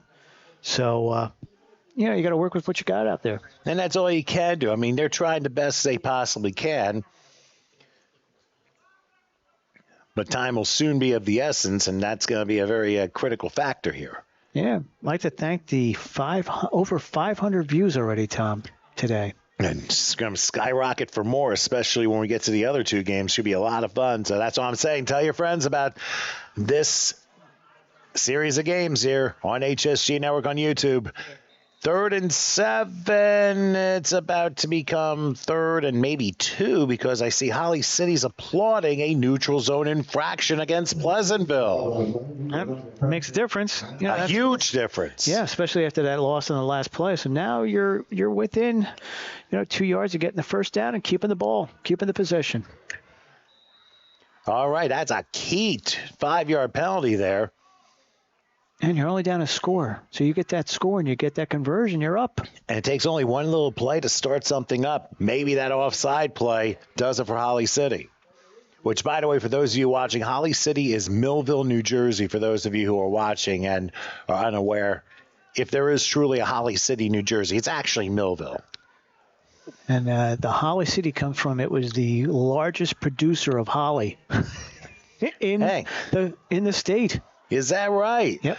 Speaking of which, a lot of kissing going on. That'll be next month. Yes. That's a 9-yard pickup on 3rd down. That offside play, that benefited Holly City big time. So that's a first down from the 49-yard line. So there'll be a lot of deck in the halls in Millville for sure after Thanksgiving. And I do have some breaking news, Tom. The tree at the field is right now slated to come down. So if you're looking for firewood, head over to the Holly City field and you should find plenty. That old tree had to be at least 40 to 50 inches in diameter. And it was at the 20. So are we talking the field in Millville? Yes. I don't remember it very well, but yep. Everybody remembers the tree though. So does it's George not going to be a stump. On first down, here's a handoff and another nice run, although the back falls down. They'll give him the 45-yard line. It's about a 6-yard pickup. So they're doing what we said. Keep possession of the ball, keep moving down the field, rack up some first downs. You never know. Well, that's what they're doing here. That was a 5-yard pickup, and they're going to spy right outside the 45 of Pleasantville. Down to 6 minutes left here in the third quarter, and Holly City looking to level this score. Remember, Pleasantville, when they scored the touchdown, they failed on the conversion. And they're going to push ahead on that play. Right? Going to be a little short of a first down. They'll give them to 43. Probably going to be about 1.5 yards, 2 yards short. Play's over, guys. That's one of the Pleasantville players was tapping the other player, telling, "Oh, okay, play's over. Don't worry, it's over. We already got him down." Well, you wait. 2 yards. You don't listen to the player because that could be a little bit of a psychological trick. Yeah, but not on your own teammate. Well, yeah, true. But then again, you never know. Let the official determine when the play is over, and that's why whistles were invented. So back to 3rd and 2. Could be another tush. Could be another push. Very possible. You have to get to the 41 for the line gain. Yeah, receiver to the right here. Interesting formation on 3rd and 2. Wonder if they'll try and blitz. They will not, and it's going to be turning the corner for a first down inside the 40, and they're going to give them the 36. 7-yard pickup, and Holly City moves the chains. I'll tell you what, that sweep right has worked out very well for Holly City. Don't forget, they had a 48-yard pickup on one of those. Yeah, that's their play. And that was more of a fullback run on that play. It's more of a fullback dive going outside there. So, not the running back. So we'll see. It's funny because Thursday. Yeah, spot right at the 36-yard line, and Holly City doing a good job with this methodical drive. Now it's a matter of trying to finish this off. Remember, they got to about the 11 and then got pushed backward earlier in this game. Now they want to try and get those extra 11 yards and finally get some points on the board. They're taking their good old time trying to get the play set up.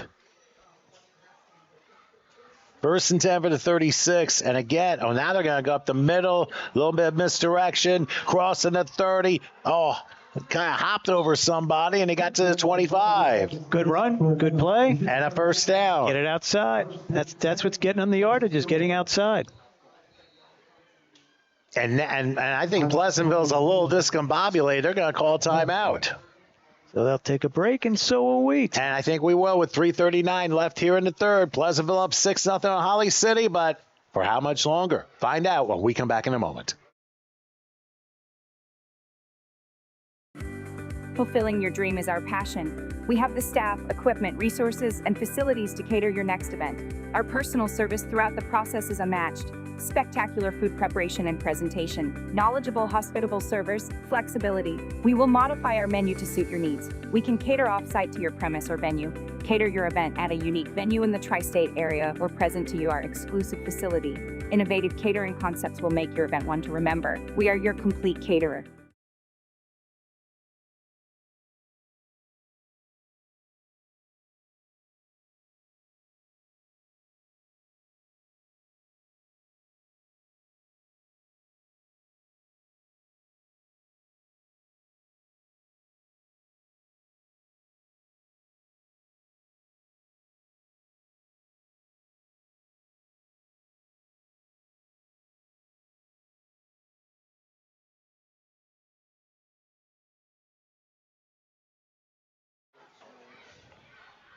Okay, following the Pleasantville timeout, Holly City with 1st and 10 at the 25-yard line. Could be the wake-up call for the Pleasantville defense. We will see. Holly City has had the ball for the entire third quarter. Let's see what they do on 1st and 10. Handoff and trying to break out a tackle, cannot. Goes down for about possibly a 2-yard loss. Back to the 27. So that timeout did benefit Pleasantville there. Yeah, they definitely set their defense and came up with a big play, which is what you want to see. But I also think, too, when you're running, you want to make sure you know exactly where you want to go and keep pushing forward, because the moment you stop, you stand still, but the world around you does not. And that's where you run into trouble. Could be. Let's see now. 2nd and 13. So, again, we talked about ball possession, keeping the ball, moving it down the field, getting some points on the board. This has taken almost the whole period here, Tom. Most certainly has.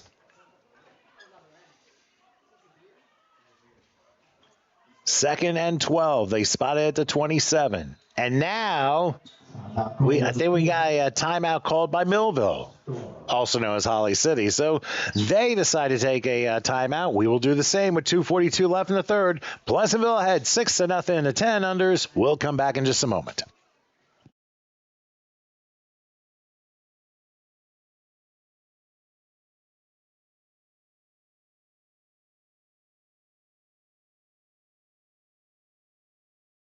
Hello, I'm Chris Taylor, the proud owner of Telegraph, a business specializing in photography and video. Telegraph is dedicated to capturing the raw emotion and commitment in sports. My passion for capturing the essence of sports drives my journey as a photographer. I take pride in showcasing dedication and emotion in sports, contributing to athletic program promotion. Starting my photographic journey in high school and pursuing sports communication and media at Rowan University, I am dedicated to refining my craft. If you would like to get in touch, feel free to contact me through my business email at telegraph@gmail.com.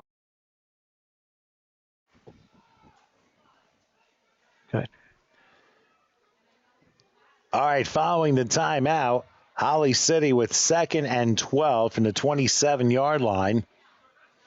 That leaves each team with 2 timeouts left, especially when we get down to crunch time in the final quarter. Yeah, it's only the third.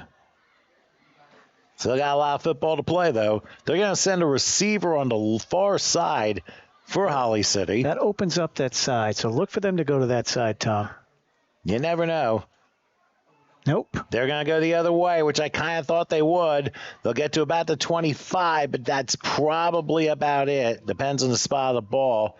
Might give him the 24.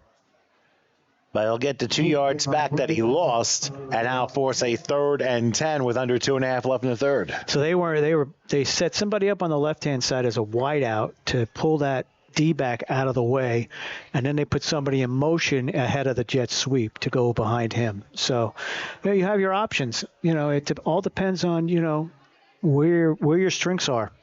Just a matter of there was a case of misdirection, trying to stick with something that they've been very successful with throughout the game. But now I think Pleasantville is catching on to what they're trying to do. So now Holly City's got to try and find something else to do. And plus you're on the short side of the field because you could see they're on that hash that's closest to us. And that really doesn't come into factor except when, you're trying to bunch up on the side there. That's where that short side, where you go to the long side, you have more room. 3rd and 10 from the 25. And they're going to stay near his side, but he got a hole through, crossing the 20. He's short of a first down. Looks like they're going to give him, I think the 20 is probably it. Give him a little more. Give him the 19. No, give him the 19, actually. A little hard to see, of course, being skewed from view where the official is standing. But it was a 6-yard gain, and now here's the play for Holly City. 4th and 4. Do they try that again? They could try it, but, either way, you're still flipping the field, and you're going to leave the Jokers down there, deep down in their own territory. So either way, even if you don't get the first down, they're going to have to drive, 80-plus yards to get out.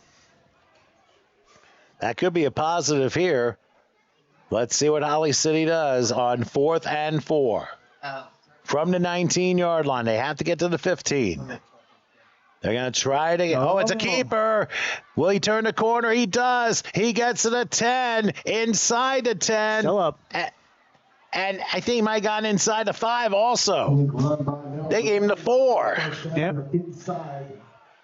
And it's going to be 1st and goal for Holly City. And here's the other problem. Now everyone's going to have to go 90 yards to the other side of the field because we're about to hit three-quarter time. Right. If they can't get the playoff, I can't see them getting the playoff here, especially when you're tying your shoe with 6 seconds left. And you're standing in the huddle. Yes. So we will break here for three-quarter time as Holly City 4 yards from leveling this one. We'll see if they can do it. Pleasantville leads 6-0 with the final quarter of game number 2 coming your way after this.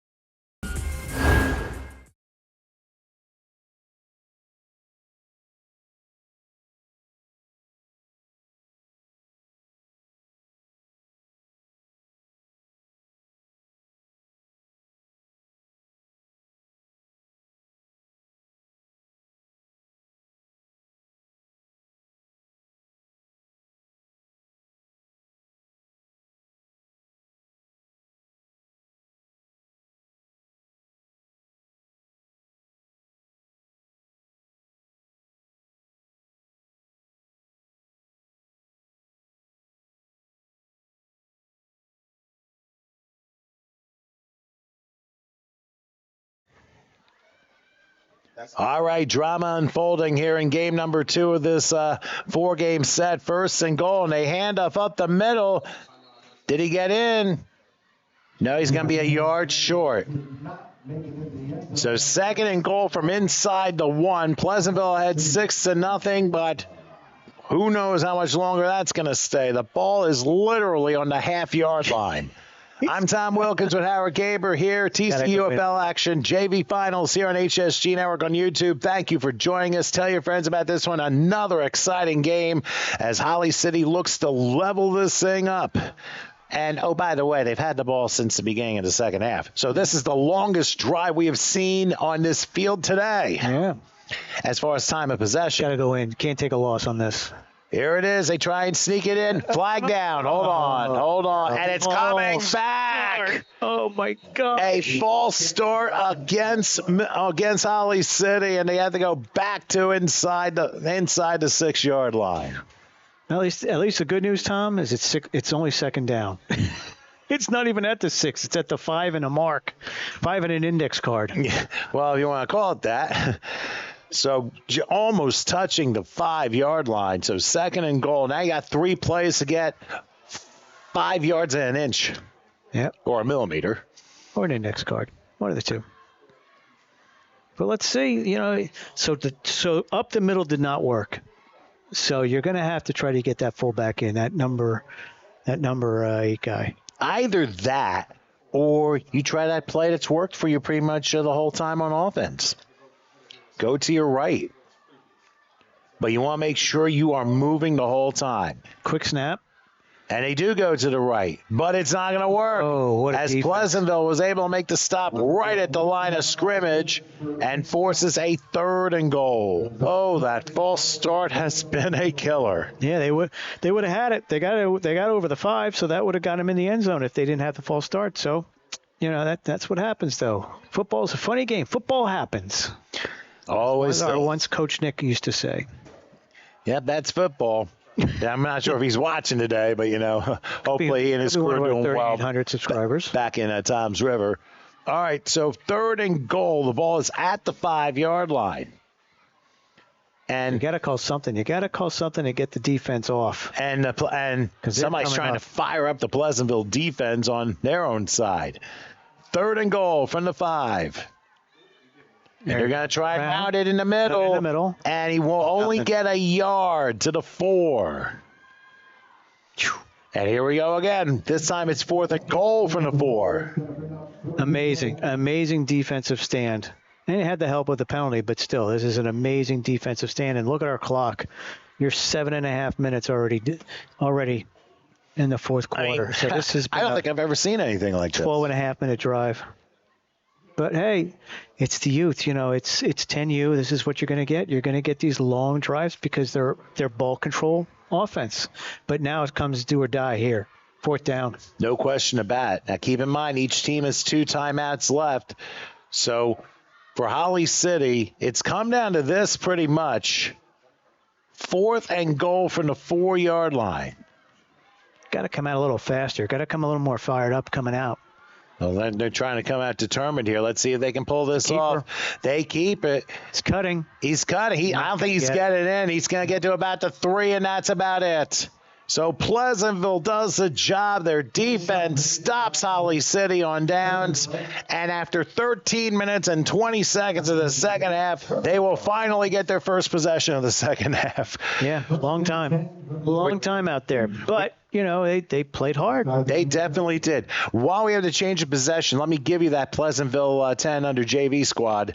Jonah Buford, Amari Dunbar, Mace Lucas, Hamas Edwards, Samid Miller, Joaquin Gerald, Jamal Hunter, Thomas Jordan, Hamza Warfield, Caden Rodriguez, Gentry Matos Valdez, Lamar Williamson, Ashan Applewhite, Alexander Tavares, Carter Griffin, Matthias Marcellus, and Mutozafa, whom we added, of course, that was not on the list earlier. So that's your listing, the 10 unders for Pleasantville, and we'll get you the Holly City one in just a few moments.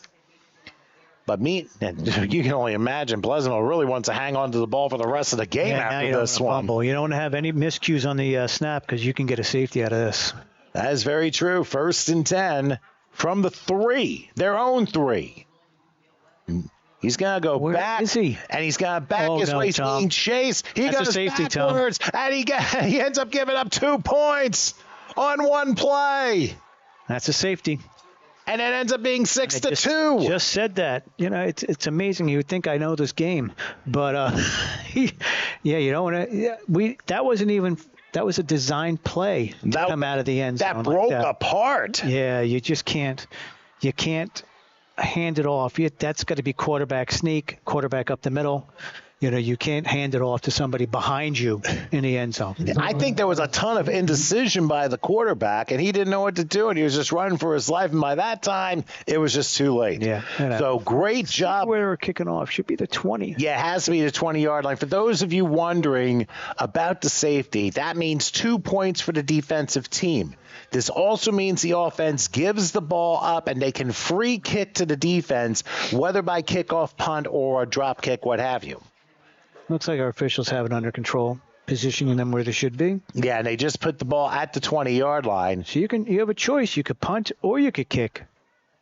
I don't think you could use the punt option. Yeah, I was just thinking about that. I mean, your punt option, they start at 45. On the, but you just gave up 2 points. That shouldn't even be on the table, I don't think. Well, it gives you 25 yards. It's an easy 25. Back them up. You're going to have to get rid of it some way.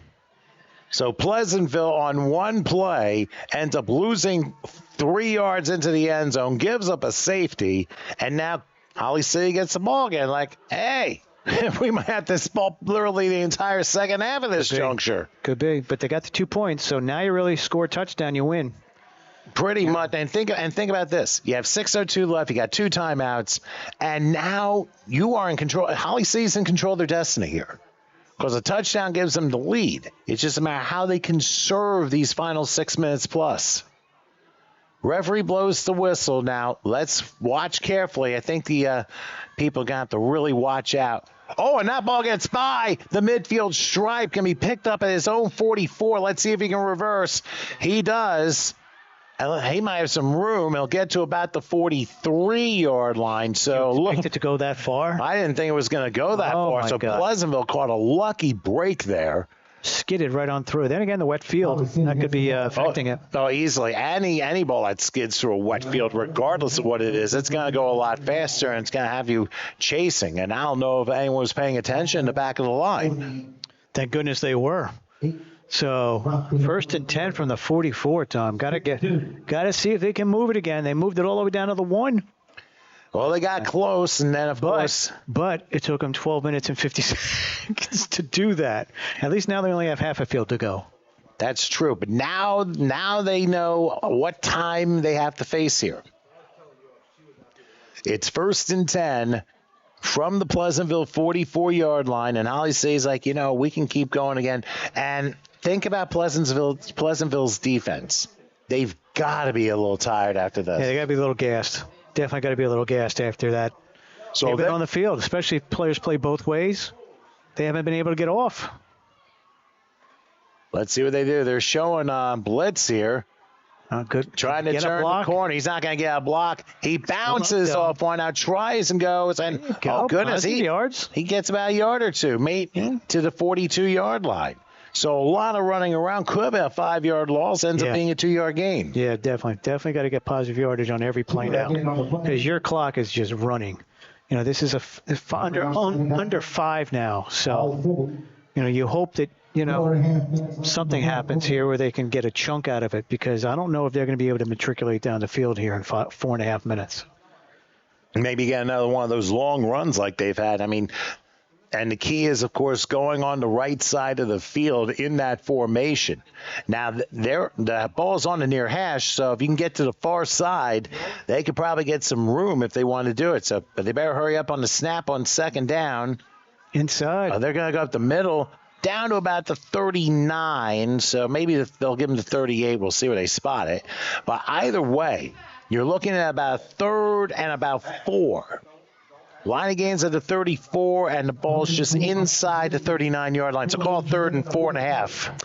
Yeah, this is pivotal, because you want to get the first down on this. You don't have to go to 4th down to get your first down. So, let's see what they can call here. These are all runs. It's just different directions and different gaps. And knowing where the weak side is and where you can get the matchups. Still got 2 timeouts, though, so that may factor in.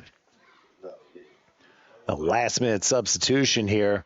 Clock winding down to almost 3.5 minutes left till time. I don't see an overtime happening here on this one. But, hey, you never know. Can't blame the weather on this. Well, they're going to hurry up because clock is running low. And their play clock is running. And you know what? They may have taken – oh, wait. Pleasantville's offside. That's going to give them a first down. That's a huge gift. And, you can't look that gift in the eye. You got to use it and give you the first down and move on. Because that was a long time in the huddle. You saw the back judge putting the arm up there, counting the 10 seconds. So coaches have got to understand what's going on here. You see mental fatigue on Pleasantville's defense. That's probably why the penalty happened the way it did. The quarterback is coming back and forth to the coach. So, you got to simplify here. You're down almost under 3 minutes, 33 yards. But all you need is one play, Tom. One play. On either side. 1st and 10, right outside the 33. The box. And they're going to hand it off. He breaks the box, crossing the 30 down to the 29-yard line. So that's about a 4-yard gain. And it forces 2nd and 6. just shy of the 29-yard line, it looks like. Yeah, you can see Pleasantville packing. That's what we said, packing the box. They've got everybody in there. They're fully expecting the run to come up the middle, and this is when give that little play call there. You never know. And you know what? If you're going 10 in the box, this is where I line up a receiver. Everyone charges. Take a shot down the field. You got one safety. That's it. Now you got a D-back and a safety. They're going to hand it off. Oh, look at this. Look at that. What a big play by Pleasantville's defense. I mean, you talk about being fired up. Now Millville's going to use a timeout. Holly City. So they're going to reset the clock to 2:07 left. Now, while we have a second, and we didn't quite get a chance to do this yet, let's give you the JV roster for the 10 unders for Holly City. And they are King Temple, Raymond Ideen Jr., Justice Chestnut, Richard Blewett III, Jason Gonzalez, Hosea Dawkins, Colvin Damaji, Noah Garcia, Josiah Henderson, Carter Herrera, Anthony Jackson, Yassine Lotman, Ace Ludwig, Jaden Ludwig, Dion Maven, Chamberlain Robinson, Grant Robinson, Dawson Shelton, Avion Corsi, and John Webb. Those are the JV Holly City 10 unders, and I'm telling you, even though we may not have announced who did what, they've really played a good game, and it has been a very feisty one to say the least. Yeah, you're talking 4-point game here, 6-2. So they definitely want to take it in, but this defense from Pleasantville has really come to play. Especially with the goal line defense they had before, and now they're trying to keep them out again with 2 minutes. They take that ball over. Holly City's only got one timeout left. And run the clock out. And Pleasantville has two, keep in mind. So let's see what Holly City does. And they're aware of Pleasantville. They have really used a lot of energy his entire second half on defense. 3rd and 14, ball to 37. Late snap, and they're going to try a pass, and it's deflected, incomplete. Only the second pass we've seen all day, and it ends up being incomplete with now under 2 minutes left.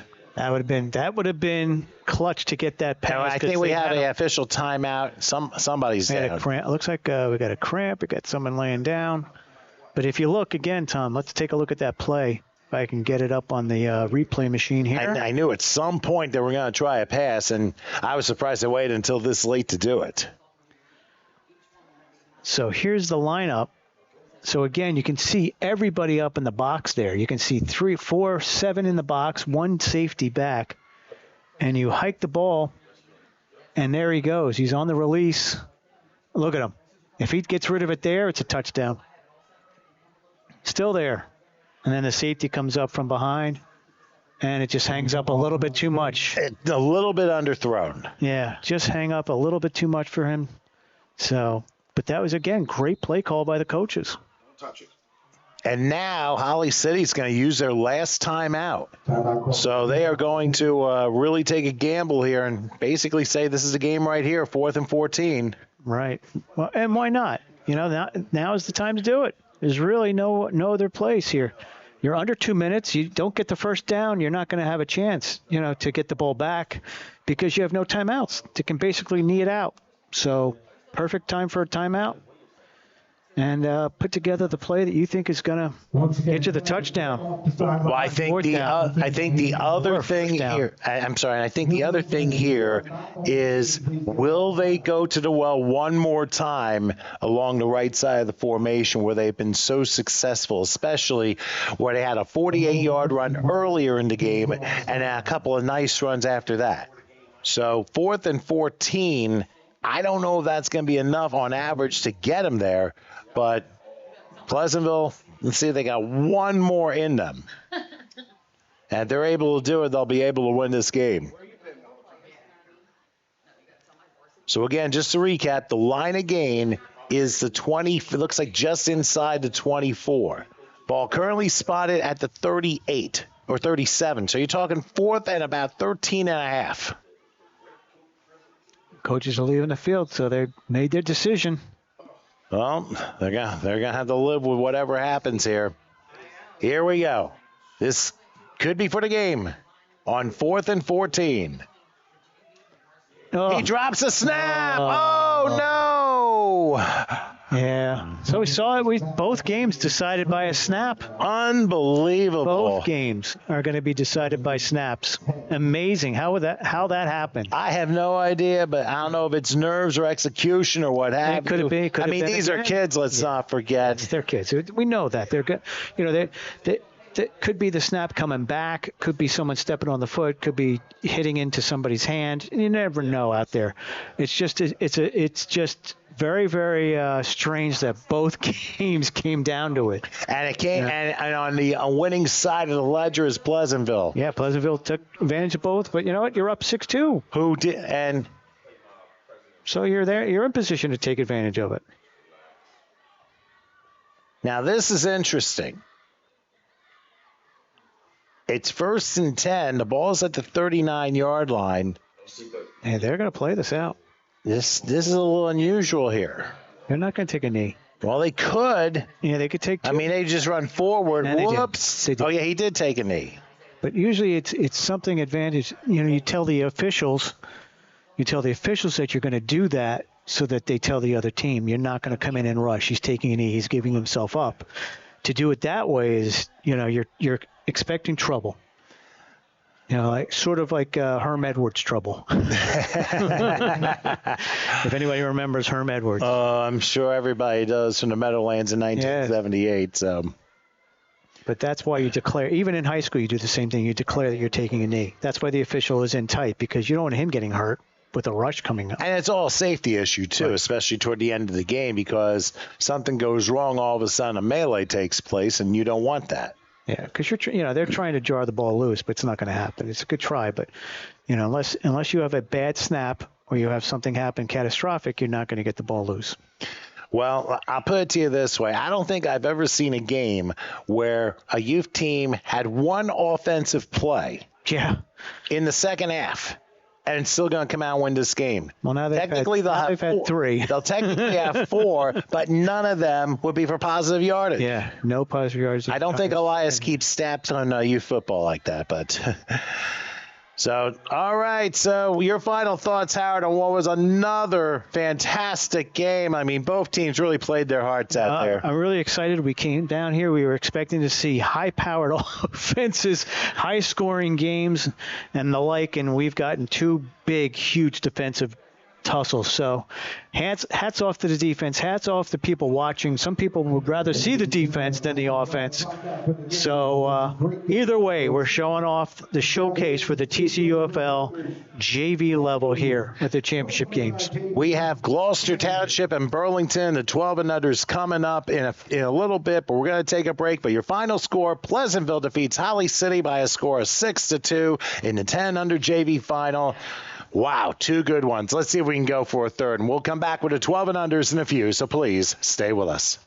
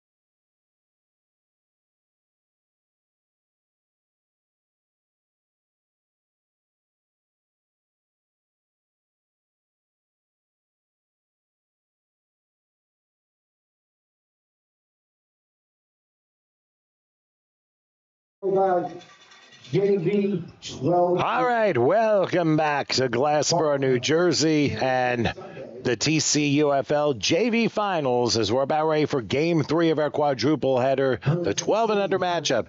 This is Burlington facing Gloucester Township in the 12 and under finals here for the TCUFL. Should be a good one. Figure the first two have been great. Let's see if this one can live to the billing as well. Defensive battles, Tom. That's what we've had. Two great defensive battles. That's most certain. I'm Tom Wilkins with Howard Gaber. Thank you for joining us here, HSG Network on YouTube for the TCUFL action. We understand over 600 people have checked in, and we're hoping for a whole lot more. So make sure you tell your family, friends, and everyone else. We have this game. We got one more to follow. The JV Finals for the TCUFL here on YouTube on the HSG Network. Make sure you like and subscribe. You know next weekend it's going to be a lot of fun. Oh, look at this. What a way to start the game with a little directional kick. 9 bounces. And I think it's going to be covered by Gloucester Township, and they will end up getting the ball at the 44-yard line. So 1st and 10 for Gloucester, as we are going to try not to mistake them for Georgia Tech uniforms, because you can see their black helmets has a GT on them, just like the college down in Atlanta. And they're in gold uniforms with black pants, helmets, and numbers. Burlington have on the helmet. Burlington, I'm trying to see what they have on their helmets. BC. Burlington County. Burlington City. Sorry. It's Burlington City. They just put Burlington on there on my end. But anyway, it is 1st and 10. Gloucester with the first carry of the game, and it's a handoff. Going to bounce left side, still going, crossing the 45 and getting out of bounds. We'll see where they spot the football. That's going to be a first down at about the 40-yard line, so a 15-yard pickup. And for Burlington City, they get the opening first down of this game. I can tell Logan Martinez in green sneakers, Tom. That was Logan Martinez. Look at those. Look at the green. That tell when he's going to get the ball, huh? Big time stands out. That's the one guy we're going to be keeping an eye on here. The man in the lime green sneakers is going to line up to the right here. And we'll go 1st and 10 with a single back. Much bigger size, Tom. Almost jumped up a huge size from the last game. They go up back here and crossing the 35 down to the 31-yard line. That happens to be Kassan Diggs with the carry that time. And a couple yards shy of a first down. They're going to give him 8. Yeah, good plays. 2 good plays together. Oh, boy. Got to work with the stick people here. A little confusion on the sideline. That's okay. We'll get them straightened out before the end of the... Oh, boy. What are we doing? I think we got an official timeout. Get the hand. Oh, we're going to move him to the stick. That's not good if he's moving with every play. We shall see, though. Remember, they are volunteers. That could be a game within a game if you think about it. They're definitely volunteers. 2nd and 2. They'll spot the ball at the, looks like, 31-yard line, and they hand it off. And behind the defense, Burlington City was ready that time. Yeah, a little delayed handoff, looking for a hole, and there was none coming. So, yeah, I think it was number 9, whom I don't think we have listed here. For who? On the run? For number 9, that would be Jason Aborak. And the crazy thing is, I was looking at the 3 on the run. 3 was on the run. That's Logan Martinez. Yes, that's why I say he was looking for a hole and he couldn't find it. So you got him. He's your running back, and you got 22, which is Sami Mahmoud. He is your fullback. So we'll keep an eye on both of those as we progress through this game. So now for Gloucester. Now they switch him. You got to reposition people. The running back now, and you got a wing on the right-hand side. And they will hand it up the middle. Oh, look at that stop. They went again for Mahmoud, and he just went down right at the line of scrimmage. And Burlington City not taking any prisoners here. You can see Burlington. Peyton Nelson with that great tackle. Burlington City. You can see the Burlington City uniforms, basically a very dark navy blue with some blue shoulder pads, along with white socks, numerals, and helmets with the BC on the side. So that's how they line up. Much easier, Tom, with the numbers for this game. Yeah, I know. Last game was a bit of a challenge here. And pink and gray. This is much easier. Yeah, And again, it's originality, right? You want to be original, but you got to remember, if you're going to be focused here on YouTube, we want to make sure we're accurate with stuff too. 4th and 2 from the 31. Let's see what happens. Handoff up the middle. That's a first down to the 25-yard line. Logan Martinez that time. The running back in the green shoes moves its sticks for Gloucester, and they will continue the drive. Yeah, good play by Anthony Pyle, that making the quarterback position.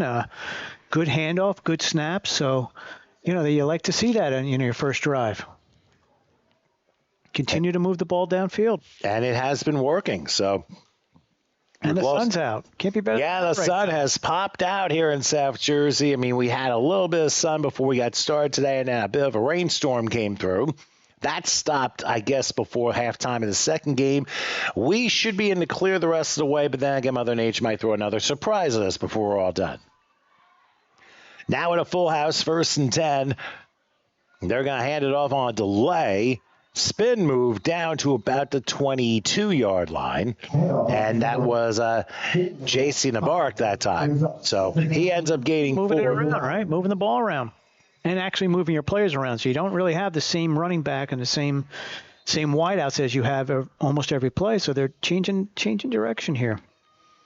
Okay, so they'll bring another group out. Yeah, Matt Hurley, number 2, coming in. So we'll see where he lines up. Well, it's easy to tell where Logan Martinez is lined up with his green shoes. Easy to see. He's looks like he's just a lineman. More than just a standout player. Let's see. Right. On 2nd down, it's going to be a keeper. They'll turn around the corner down to 15, inside the 10, and stopped at about the 8. We'll see where they spot it. Had a great run that time, and I think it was Zion Upton, number 6, who turned the corner that time, and like a lot of the other teams in the earlier broadcasts, looks like a ball-possessing opening drive here. And so Gloucester... Just wondering where he is, trying to find him, trying to spot him. Ball's going to be spotted at the 8 for Gloucester, 1st and goal from there. And obviously, the gentleman in the lower right-hand corner doesn't have a Marlins jacket on, but that's okay. Under center, the quarterback here, which is Anthony Pyle. And there's going to be a handoff up the middle. Not going to be terribly much, but it will take it to about, I'd say about a yard or two. We'll see where they spot it. Just outside the 5, probably going to be a 6. So it'll be 2nd and goal. And Gloucester looking to draw first blood in this 12 and under contest here for this TCUFL JV final Sunday. Yeah, we'd like to thank Pleasantville for showing up first 2 games. Right, took home the wins. And now we're on to game 3. The first one that doesn't feature Pleasantville, I believe Gloucester is going to be featured in the final game here today, too. Yep. So if anybody's driving to the game, bring a roster, because we don't have one. Like I said, accuracy matters with us here. They get a man in motion here, 2nd and goal, and they're going. It's a keeper on the left side, but good reading by Burlington City's defense as Martinez got the ball and maybe about a yard. Yep, about third and goal from just about the. What do you got? The 9, 8. That's the 8. That yellow line is an 8. Okay, so they lost about a yard or two. So it's 3rd and goal back from the original line of scrimmage for the series of downs. 3rd and goal from the 8-yard line. And already we're under 3 minutes left in the first. And now looks like we got a timeout, but nobody signaled who called it. Timeout. So if someone got it. Yeah, most definitely. Now, of course, I would think it would be Gloucester, because this is pivotal for them. All right, Burlington City called that first Burlington time. City. I was wrong. Go ahead. That's okay. That's why we heard when he had a better eyesight from our vantage point. But anyway, still no score. We got 3rd and goal coming up from the 8-yard line. Don't forget, those of you who are watching here on HSG Network, if you've missed any of the previous action of the previous 2 games, the 8 and unders, the 10 unders, all you have to do is rewind. Check it out right here on that page, HSG Network on YouTube. And on top of which, got a message board. So make sure you shout us where you're from and who you're supporting. If you got a family member that's playing in the game, Samid Mahoud is the grandson of Deborah checking in. So thank you for doing that. We had in the 8 and unders, one of the gentlemen from Florida was checking in a lot with us. Also, a special crazy shout to Cindy and the Louisville, Kentucky area, flipping back and forth between youth football and her Baltimore Ravens playing right now. So crazy shouts to Cindy. Of course, thanks for your support as well as everyone else checking out here on HSG Network on YouTube. And please don't forget, we're just warming up. Wait till next weekend. A lot of stuff going to be happening in Bridgeton. All right, so we have 3rd and goal from the 8-yard line. And now let's see what happens here as Pyle is under center. And they will hand off up the middle. And inside the 5 is Martinez. They might get him the 3, but he didn't quite get in. It'll now be 4th and goal. It'll be an interesting call now for the Burlington City defense. Yeah, haven't seen a pass here yet, but you're gonna maybe use that. But hey, we got 3 backs back there. You got Martinez, you got 22, Mahmoud, and you also had 9 taking it a little bit, Naborak. So interesting to see. Or you could do the quarterback keeper, do the tush push. Either one. Any of the 3 or 4. Well, let's find out. Ball spotted right outside the 3. It's 4th and goal. Have a good size line out there too. They got an I formation here. Tailback is Martinez. Will they give it to him? Yep. They do. He powers through. And did he get in? No. I don't think he did. He did not. He did not. He is short on downs. And Burlington City with the goal line stand with 1:52 left in the first quarter. Oh, boy. From the 1.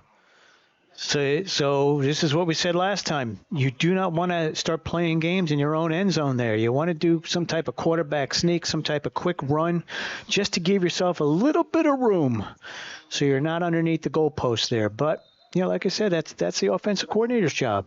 Figure out what they're going to do. So it'll be 1st and 10, and it looks like it's going to be about the 2-yard line. So Burlington City with their goal line stand. Now they got to get out deep in their own territory. Shifting. And they're going to need to do a power shift here. He is in the end zone.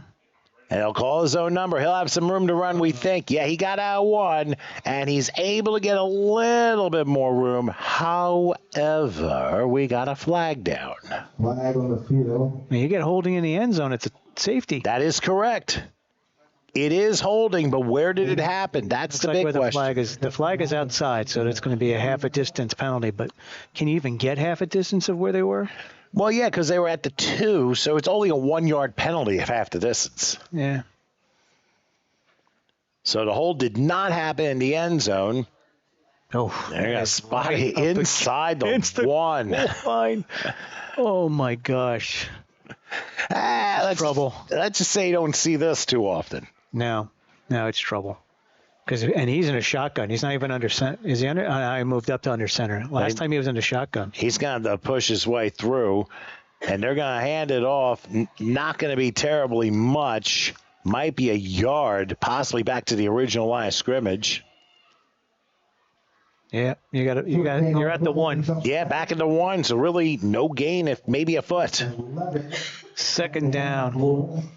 So this is pivotal for Gloucester. See if they can hold them down here, because then you're going to be punting from inside your own end zone, which is never good.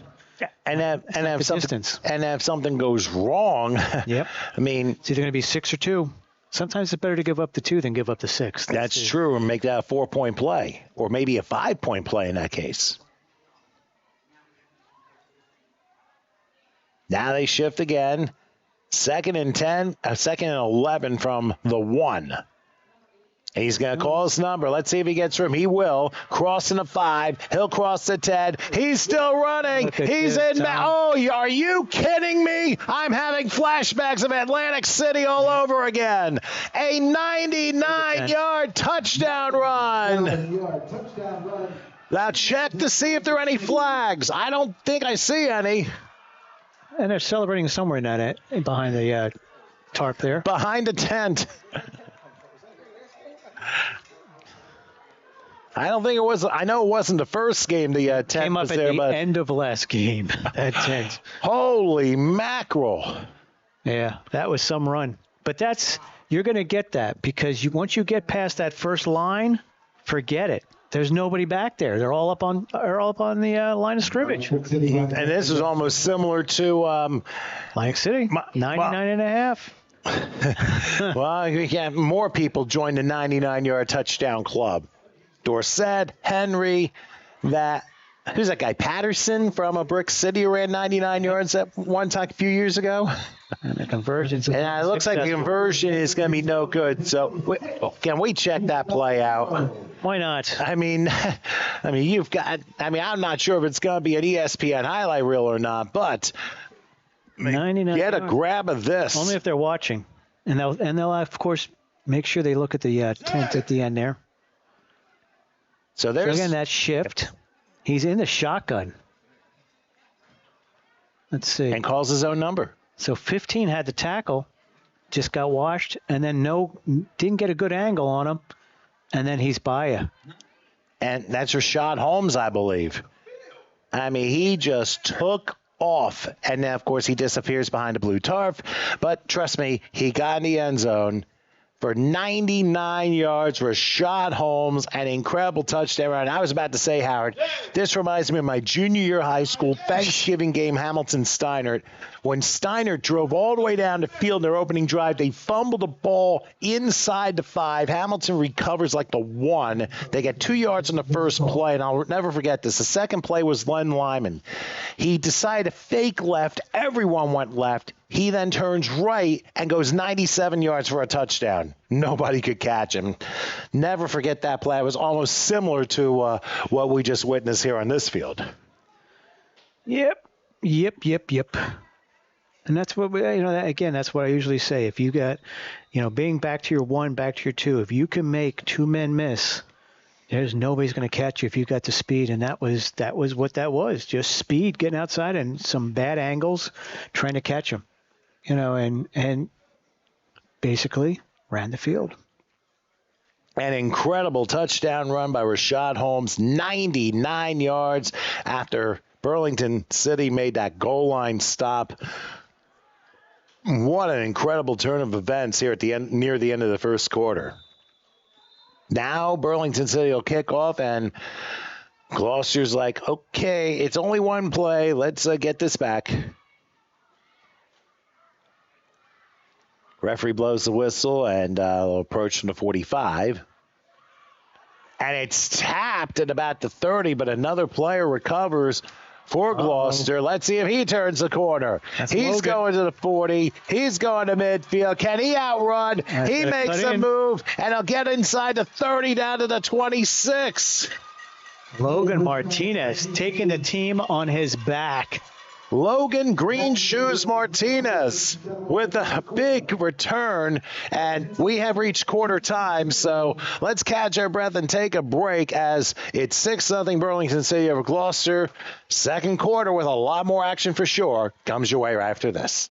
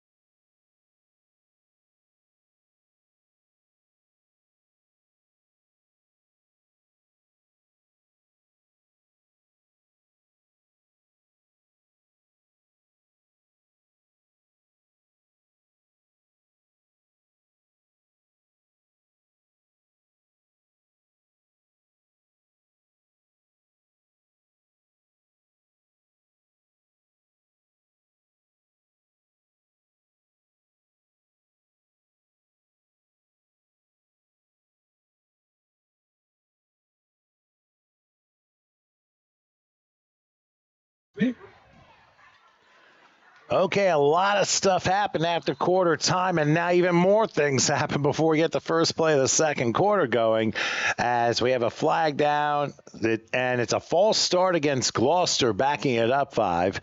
So they will start 1st and 15 from their 31-yard line. Now, just so everybody knows, this is the TCUFL JV Finals here, the 12 and unders. I'm Tom Wilkins, along with Howard Gaber. We had a lot of things go on, too. Of course, we had a 99-yard touchdown run. We had a nice kickoff return, quarter time hit. And then Burlington City called timeout before the first play of the second quarter. So that's why they're down to 1 left. And now we had the full start. So, all right, what else are we going to have before we get playoff? We're assuming that they called timeout. We don't know because there was no real direction, and they pointed in one direction, so we'll see. It could be them. It could have been Gloucester. Yeah, it's very true. Only the officials know, and we'll get that all figured out if that time should come. We'll know when they call a fourth. That's when they'll know. That's very true. 1st and 15, and here is Logan Martinez crossing the 30, going down to the 28. I think Burlington City knows that it's a bit. They got.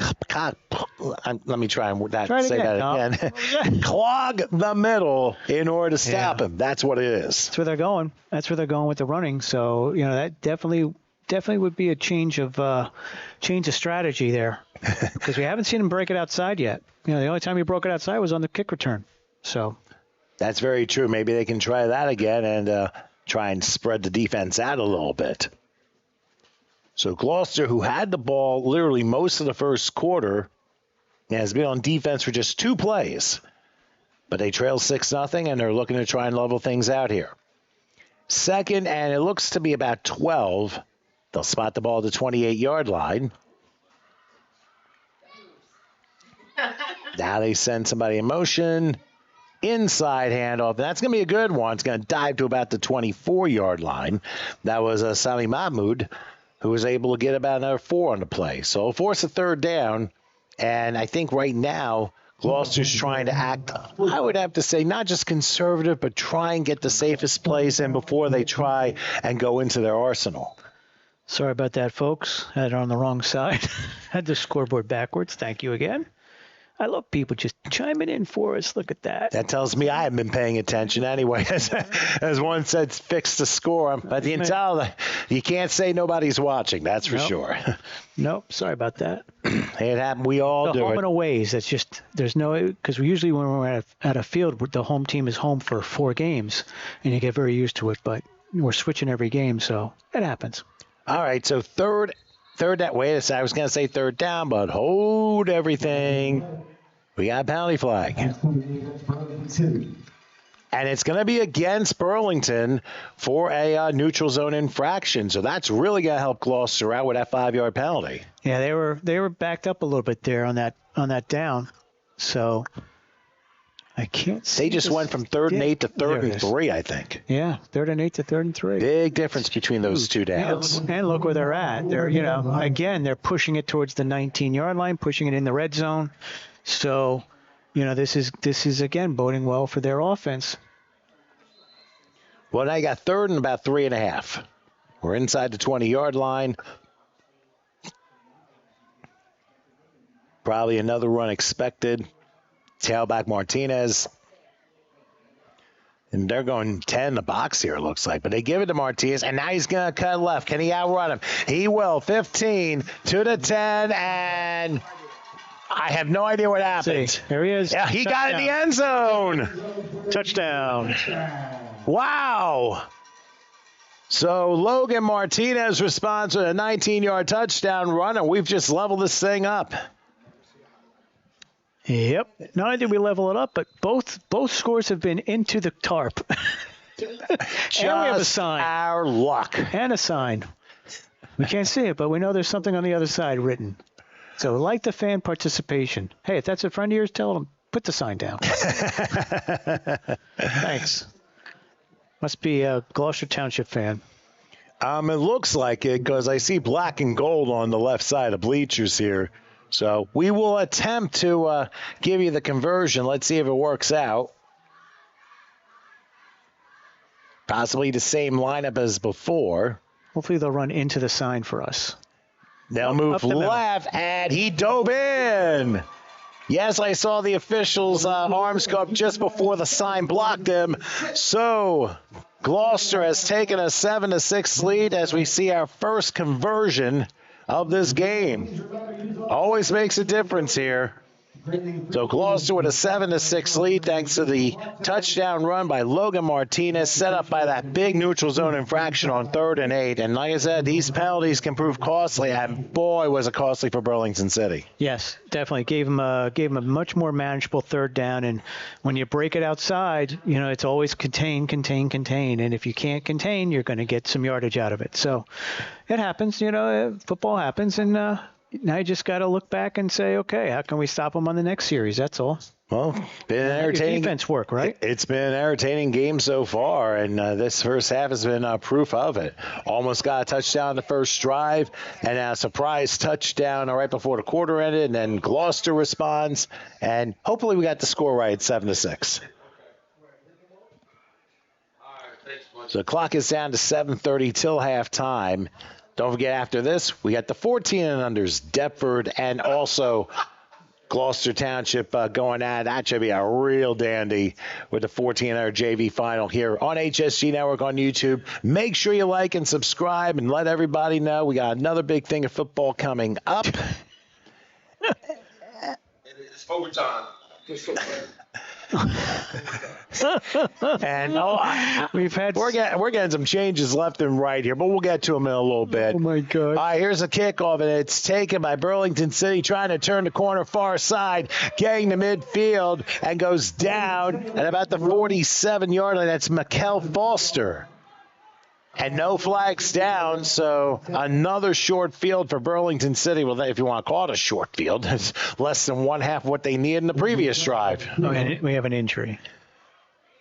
And I think somebody was shaken up at about the 43-yard line, so. But I don't see an official marking it, though, down there. They're all moving down to the other side. There might have been a penalty there, Tom, that we just can't see. Or on the far side, Mikel may have just stepped out of bounds. It could be. So we'll see. They'll get everything all fixed up. So Tom's going to announce our Sunday games once we do have the final. It seems that the Sterling team is in overtime right now. So we're waiting for but can we do the 4 that we know? No, we'll wait. We'll wait till we get them all. Much easier. So let's see if they marked them out. I'm pretty sure they marked them out right there. That's why they're both hanging out there.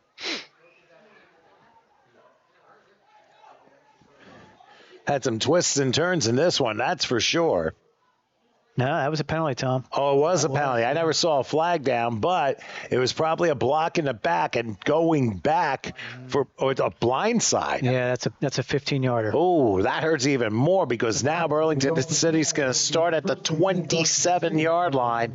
That's a tough break because you're talking about nearly 30 yards of field position wiped out because of that blindside block. And it could have been the player that was down on the ground. That's usually possible too. Blindside is, you're shaking up a little bit on that.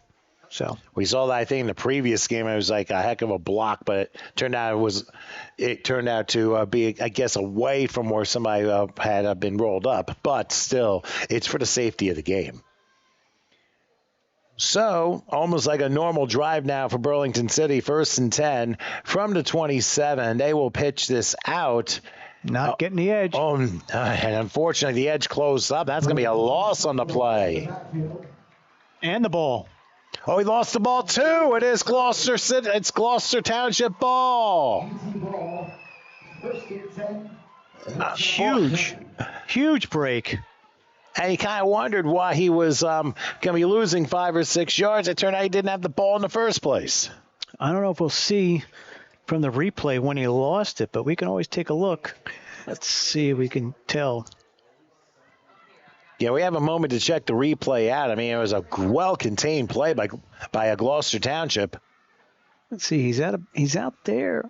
Oh, there it came out. And just came out on the way down. So recovered beautifully by a Gloucester Township. And now they got a very short field. And I'll tell you what, things are suddenly unraveling for Burlington City. You get that offside that leads to a touchdown. You got a blindside block that negates a long kickoff return. And now a turnover. Yeah, this is just where GT wants them. Well, they got them all right, just outside the red zone. 1st and 10 to Burlington City, 21-yard line is Gloucester. And we'll see what quarterback Anthony Pyle will line up. Again, Martinez is in there. Looks like a full house backfield. Getting his stick straight. There we go. Now we're good. All right, Pyle under center. That's a handoff. Bursting up the middle to about the 15-yard line, as you might expect. It's Martinez. So now, Gloucester Township in the red zones. We're under 7 minutes till halftime. And again, this is clock management time. Burning up the clock here. We're almost through the whole first half, Tom. Gosh, you wonder where these clocks go because you just keep running. It only gets reset on first downs and on change of possession. So you really have to watch the clock if you're a coach over there. Almost to have one of the 15 coaches that are on the Gloucester Township sideline in charge of the clock. Maybe you need a 16th coach. I don't know. Just have one person over there. Make sure you tell them we're getting down. Well, Gloucester breaks huddle is 2nd and I would say 4, just inside the 15-yard line.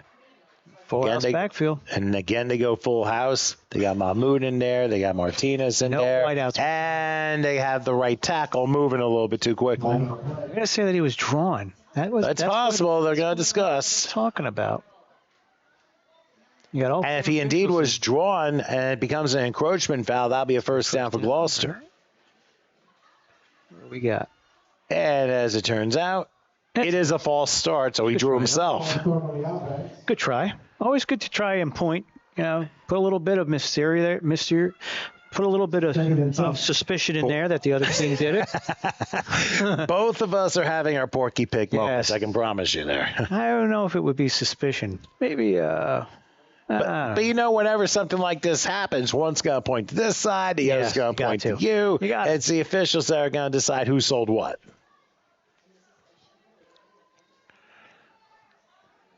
So back to about just inside the 25-yard line, 2nd and 9. Gloucester looking to extend the lead and try and get some points off turnover they just got. And they hand this one off. That's Naborak, and not much. He did get some yardage. He'll get to about the 20, about 4 on the play, which will force about a 3rd and probably about 9 coming up. It's a lot tougher sledding down here because you got much bigger linemen on both sides. So to get that kind of push and to get that opening really takes a lot of work there. Maybe a double team here, a double team there. But, you're in the championship game. So, you figure both teams have their best players out there at this point. Well, as they always say, you compare it to other leagues and you just say, so he grew a little. Yeah. And there you have your results here on 3rd and 9. They're going to spot the ball at the 20. The 11's the line of gain. They wing left here. We'll see what Powell does under center.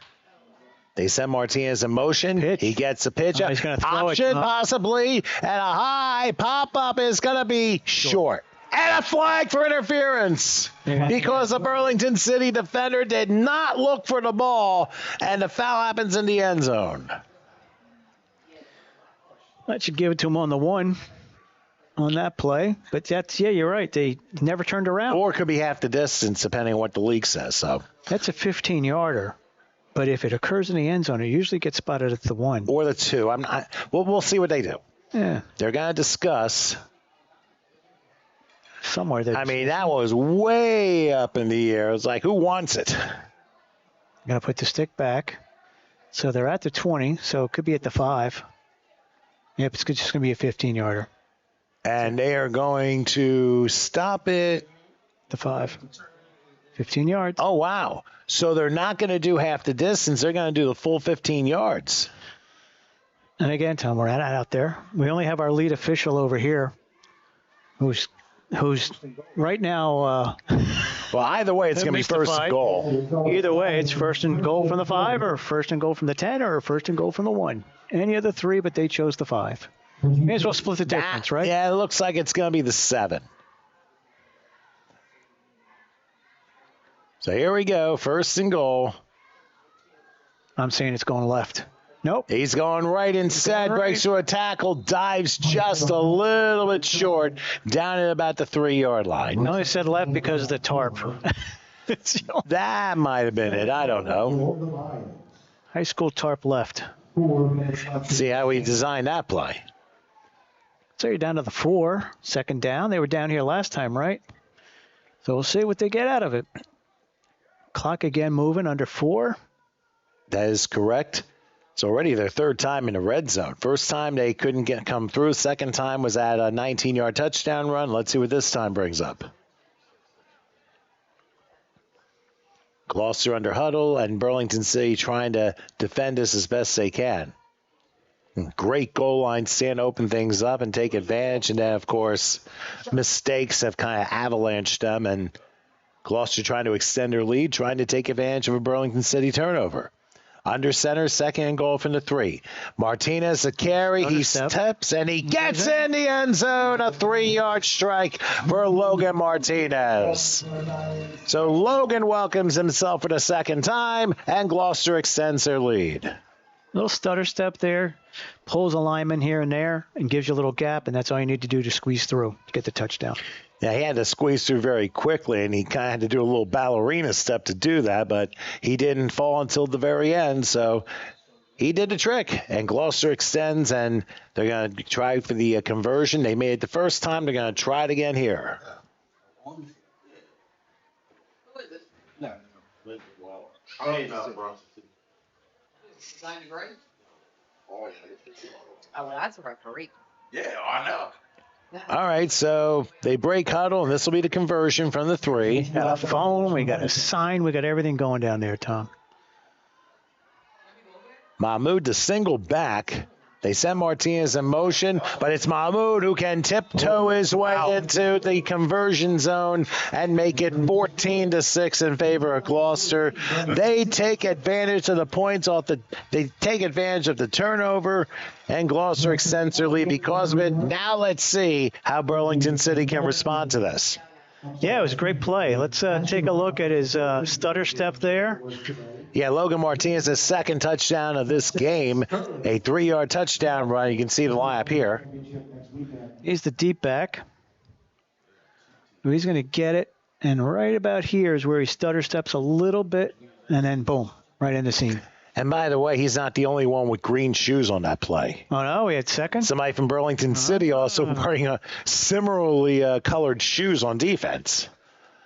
But we'll run down everybody in the second half as to who's playing. And, of course, we got one game to go, too. So just want to let everybody know that is the correct score now. We have edited it to fix it. So thank everybody for letting me know. And hopefully we'll be fine the rest of the way. But you never know. If it does get out of whack again, let me know. We can easily fix it. Well, you got at least one announcer who's out of whack, and that's usually me. Yeah. All right, so for Gloucester, they will kick off, and after the unfortunate turnover by Burlington City, let's see how they can respond to this particular adversity. There's 3:10 left till halftime. From what we know, Burlington... Show you. That's the same score. Yeah, that's the same score. For those of you just joining us, that yellow vertical stripe is a goalpost. But you can still get the clock in. Trying as best we can. That's all you can do at this juncture. I mean, we've had light poles in the way. We've had trees in the way. I mean, fans, tarps, anything you can think of. Signs. Thank goodness I stopped at Trig. All right, so the kickoff coming by Martinez as a little squibber taken by an up man, and he says, I will handle that. No need for a return. And no need for a penalty either. So Burlington City will have the ball at the 43, maybe the 44, and that'll be 1st and 10. And after, shall we say, a very sloppy series, which now has them down by 8 points, we'll see if containment can be returned to Burlington City and try and knock some points off that deficit before the half. Yeah, or get some positive play. Start small. That's what we say. Start small, get some positive. Now we have, is that a sideline warning maybe? Sideline warning, yeah. Somebody said something over there. So usually, when you get to this point, it's a little tough on some people. The pressure gets to them, and You say stuff that you shouldn't say, and very nice of the official just to give him a sideline warning instead of an unsportsmanlike, which would have been 15 more yards. So always good to have it that way. And they have the patience too. They understand that tempers are high because you are in the championship game in the JV level. And that's very important to remember that. It's 1st and 10, and so Burlington City will have the ball at the 44-yard line. Now, they still have plenty of time. They got 56 yards to travel to see if they can knock some points off the deficit, like I said. But we think only one timeout left, which may affect it. Yeah, I was about to say that. Of course, they used that timeout, we believe, at the beginning of the second quarter. Here's a handoff, and there is the Gloucester Township defense swarming down for a 2-yard loss down to the 42-yard line. Zion Upton on that tackle, number 6 for Gloucester, knifing through to make the tackle in the backfield. And you could tell there was a big wave of Gloucester Township kids coming on that play. Fans are complaining about a defensive hold or something. But take the hold. You got the down and you got a loss. So it doesn't matter if you get the hold. You would decline it anyways. Well, potentially. Yeah. At least if I. They break huddle at 2nd and 12 from the 42-yard line. Deep safety. Let's see what they do. A high hold on a second. They wanted a shotgun snap. However, Gloucester evidently had lined up in the neutral zone, so that's going to be a key 5-yard penalty and change 2nd and 12 to 2nd and 7. Gives you the yards back. And 3 more. Yeah. So a lot of discussion going back and forth, looks like, on the sidelines. So we're going to see. As the kids get older, the tempers also flare more on the sidelines. And you also have much more men and adults on the sideline as the teams get older because everybody wants to help out, which is great. Especially when you have participation from a neighborhood. Some of the lower level coaches will come on the sideline with the upper level coaches and hang out and try to help any way they can. Which makes it a better team. That's very true. And they've had the kids for 4 or 5 years, so they know them. That's as long as you do it the right way. That's the key. Now into shotgun, 2nd and 7. Let's see if Holmes can turn the corner, and he'll get a couple, not too much. See where they spot the football. It was Matt Hurley, number 2 from Gloucester Township, been on that tackle. Yeah, good tackle by Hurley. It's still a little short of a first down, but they're going to give him the 48 of Gloucester, so it's going to be 3rd and 2. And we're coming out under a minute and a half left till halftime. So now time is of the essence for Burlington City to a hustle. Now they get the ball to start the second half, but they would like to get points on the board before that happens. Yeah, it's gonna take a lot to get them, but when you run the ball for 99 yards, you're looking at the quarterback as a star player out there. Rashad Holmes, put the ball in his hands and let's see what he can do here. The minute left. They break huddle. We're now under a minute till halftime. See what they do. Get a wing right. Up man. Didn't work. Nope. Down for about a 1-yard loss to the 49-yard line. Diggs on the carry. You get your fullback dive trying to get him upfield. And now Burlington's going to use the timeout, probably their last one to have. We think, but we'll always wait and see. We're not official. That's the one thing we're not as official. We are just hoping that it's someone in the area. Yeah, well, it's going to be one or the other. So if anybody's checking in from Sterling, if you want to give us a shout out, see who won that game. It was in overtime. Lindenwold won. Oh wow. So that's going to set up the entire schedule for next week for Sunday, which we'll give to you in a little while. Somewhere in the third quarter, we'll go over that. Maybe we'll wait till the 14U game. Get people in suspense. Get everybody still on. Well, by the time we do that, they'll already know. It's a teaser for everybody at home. Well, the officials are still discussing, and I think Gloucester, they're also discussing if they're able to stop on 4th down, they'll get the ball back. And they have, we think, all 3 timeouts. As of right now. That's why I said we think. Yep. A couple more fan responses in there. Sammy.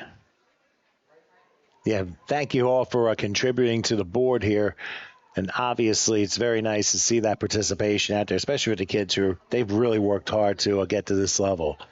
So they go for it on 4th and about a yard. Here's Holmes trying to turn the corner. He will for a first down, and then he'll step out of bounds. Good play. Good play, knowing the clock and knowing the timeout situation. And he got 30 seconds left. He stepped out of bounds just shy of the 40. He only needed a yard. He got about 7 there. He rumbles. I'll tell you, when he gets the ball, he rumbles around outside there. He's got some longer legs, bigger strides, chews up some yardage there. So it's going to be tough to bring him down. So with 30 seconds left, Burlington City with a 1st and 10 right outside the 40-yard line.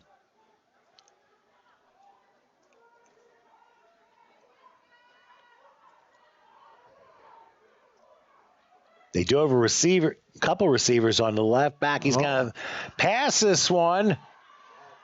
Was it? And did it ever leave his I don't know.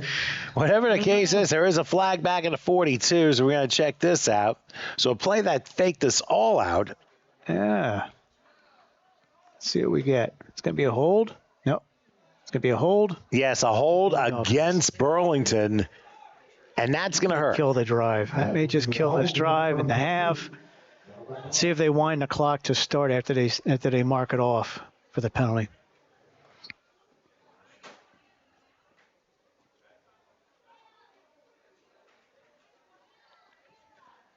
Yeah, they're going to back it up probably to the midfield stripe.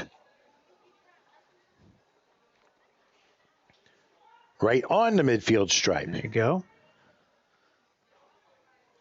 Got to wind. And we'll see if they do wind or not. Let him go. Nope.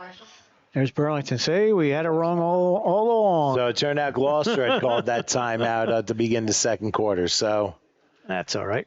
Hey, at least we got our answer. And as you mentioned, that 4th timeout possibility. So that could have been a 4th timeout. Maybe no one's keeping track. That explains that. They've actually reset the clock to 19 seconds.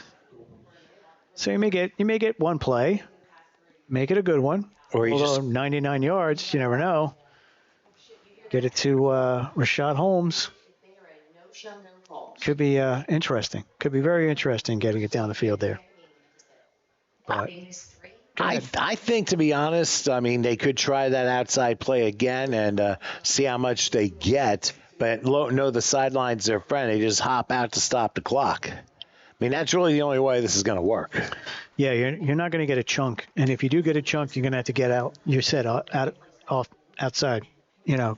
Get out of bounds as quick as you can because you also have to call that play. So that's going to affect the time. All right, so the officials are discussing, and now we are back in play with 19 seconds left in the half. It's been a pretty entertaining game. So, I mean, this has been a very entertaining game. More scoring than we've had in any game yet, right? Well, highest scoring game so far out of the 3 by far, and only took a half to do. Let's see. Where do we have Holmes lined up? Is that him on the left-hand side as a wideout? And Martinez is also lined up in the defense here. Oh, and a high snap goes over the quarterback's head, and he gets tripped up at about the 34. Joy, it just seems like every plan you try and make, and then all of a sudden it just backfires on you. And Howard, as we wind to the end of the first half, your thoughts on this one? I have another snap. That's what's been the highlight of the day is the snaps, is the center snaps. Either they're low and causing a type of issue out there, or at that time, that's the first one we've seen over somebody's head. Yeah, so, it's the first one because we hadn't very many shotgun snaps today. But anyway, we've gone to snack break again for game number 3, the 12 and unders. Right now, Gloucester leads Burlington City 14-6. So we'll break for a few. We'll come back for the second half of this one. I'm sure it'll be a dandy, so please stay with us.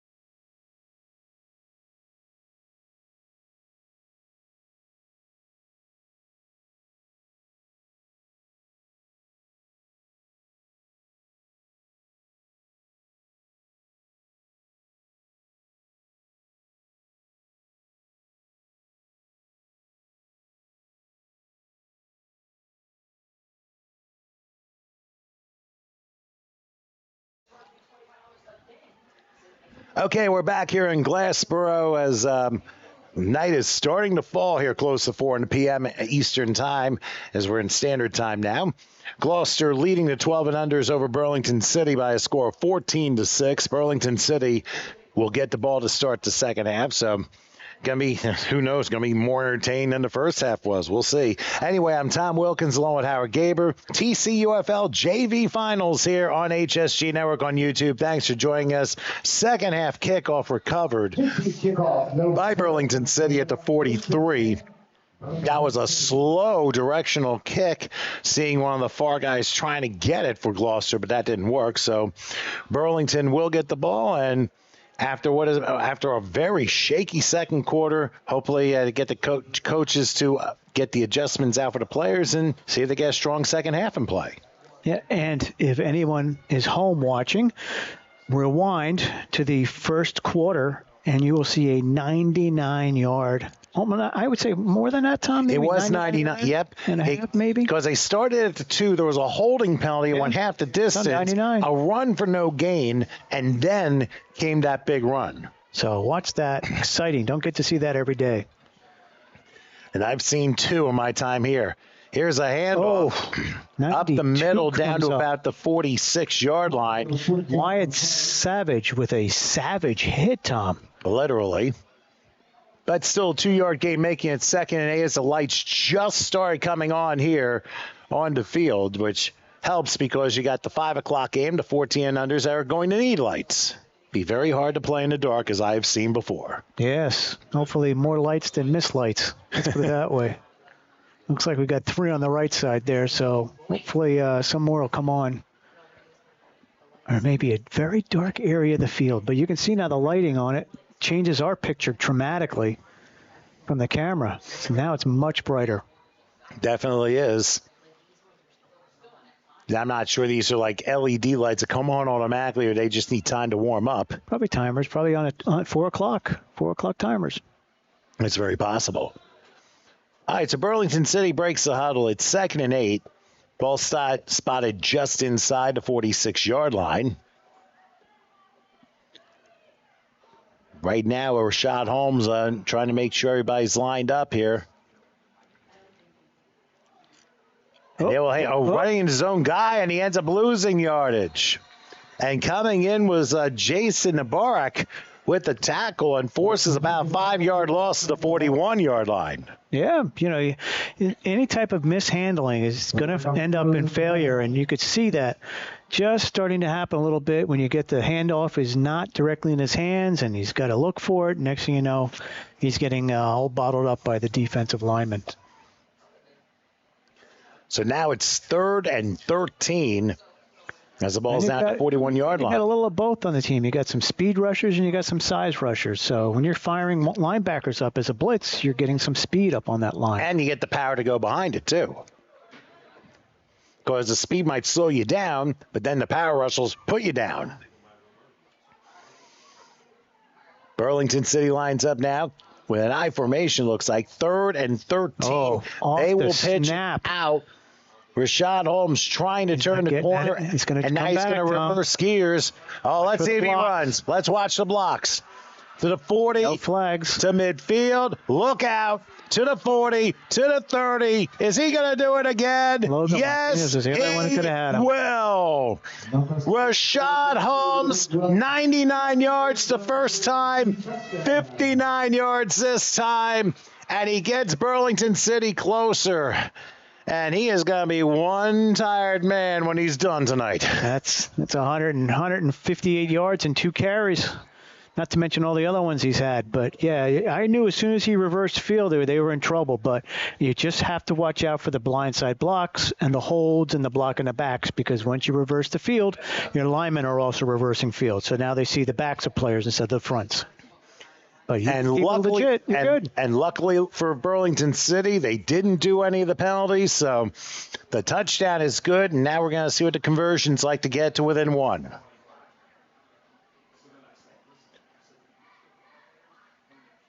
It looks like Madrid's in the shotgun. Hold everything.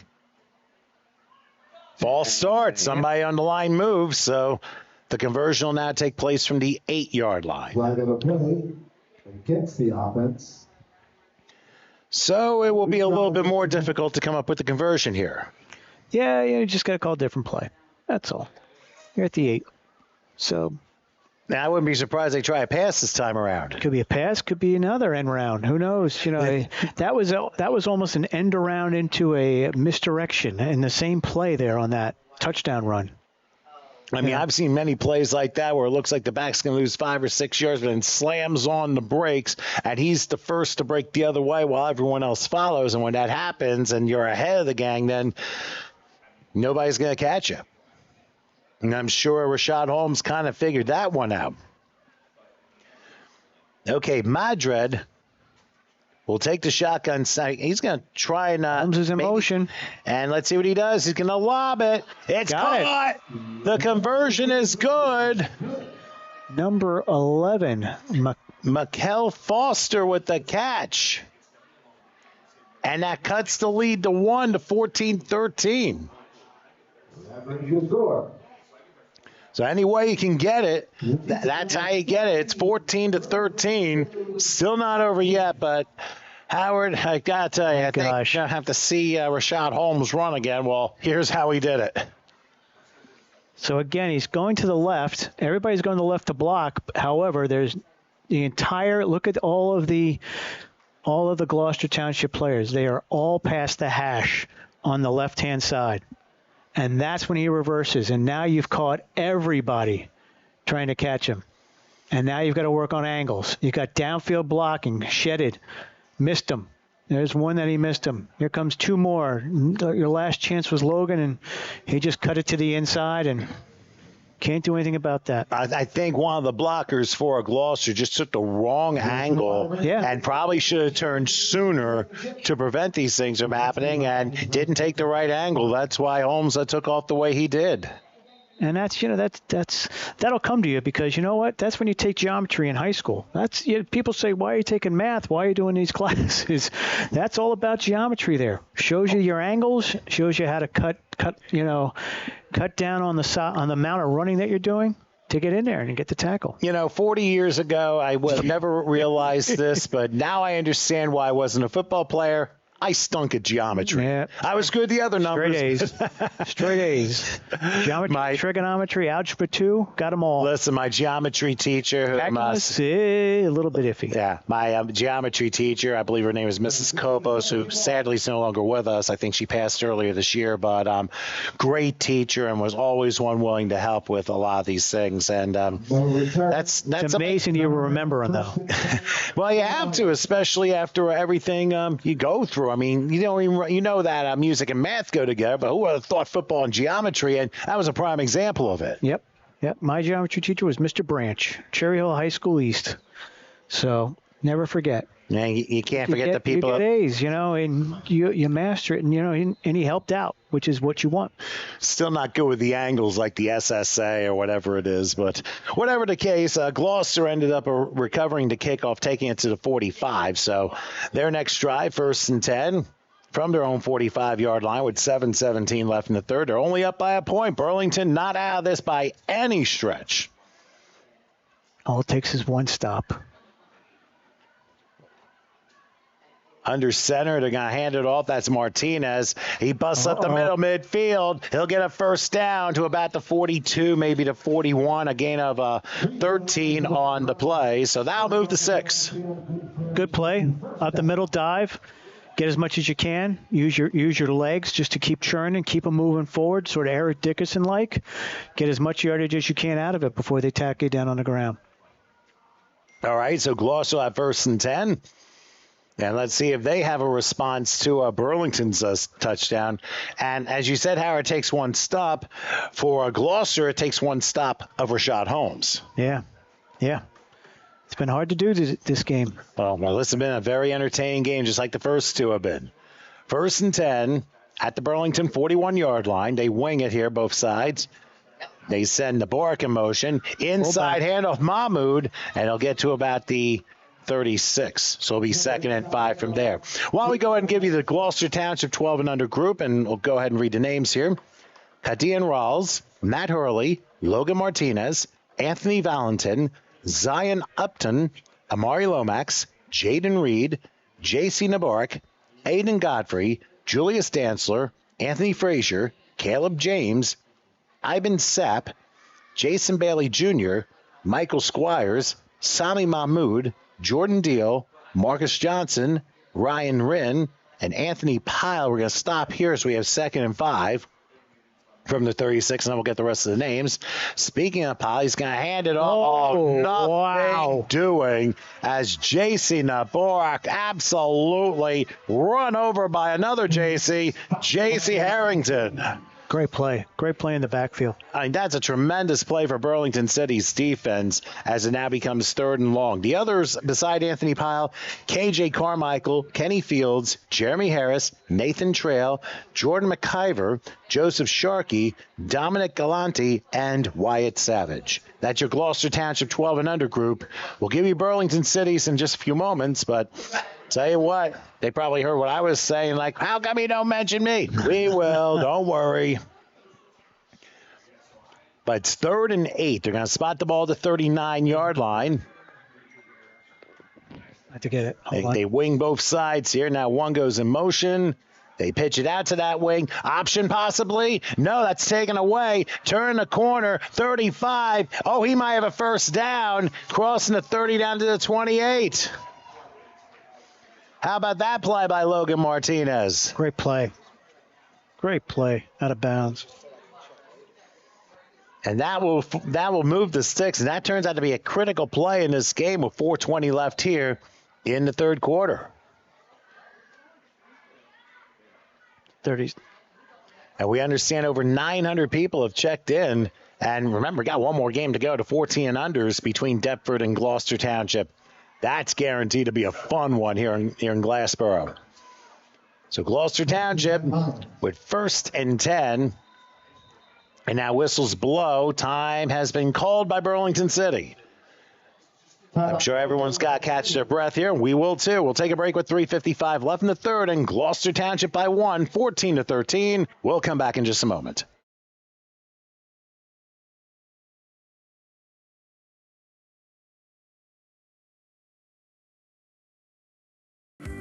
Fulfilling your dream is our passion. We have the staff, equipment, resources, and facilities to cater your next event. Our personal service throughout the process is unmatched. Spectacular food preparation and presentation, knowledgeable, hospitable servers, flexibility. We will modify our menu to suit your needs. We can cater off-site to your premise or venue, cater your event at a unique venue in the tri-state area, or present to you our exclusive facility.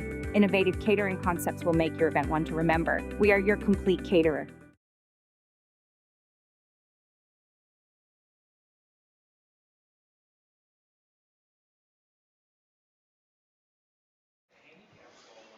You know, I wouldn't be surprised if Burlington City called that timeout after not being able to stop that 3rd and 8 play and trying to get their defense back in sync here. And it was a good play, going out of bounds, going on the outside, stretching the defense. So much better play calling here in the second half for Gloucester Township. Well, they're utilizing their 3, Martinez, Nabarak, and Mahmood. Usually the full house here, and they're going to be lined up to the right. We'll call that a beast. That's a beast formation when you have the 3 in the line. So that's usually the side that the quarterback's going to pull from and go towards. So you get the extra blockers. And if you look, the defense is lining up almost 4 players on the 3 on that side as well. So what are the chances? I don't know what this delay is, though. No, there's an official timeout, but I was going to follow by asking, what are the chances a team will probably go misdirection on a setup like this? Could be, or they could put somebody in motion, one of the 3.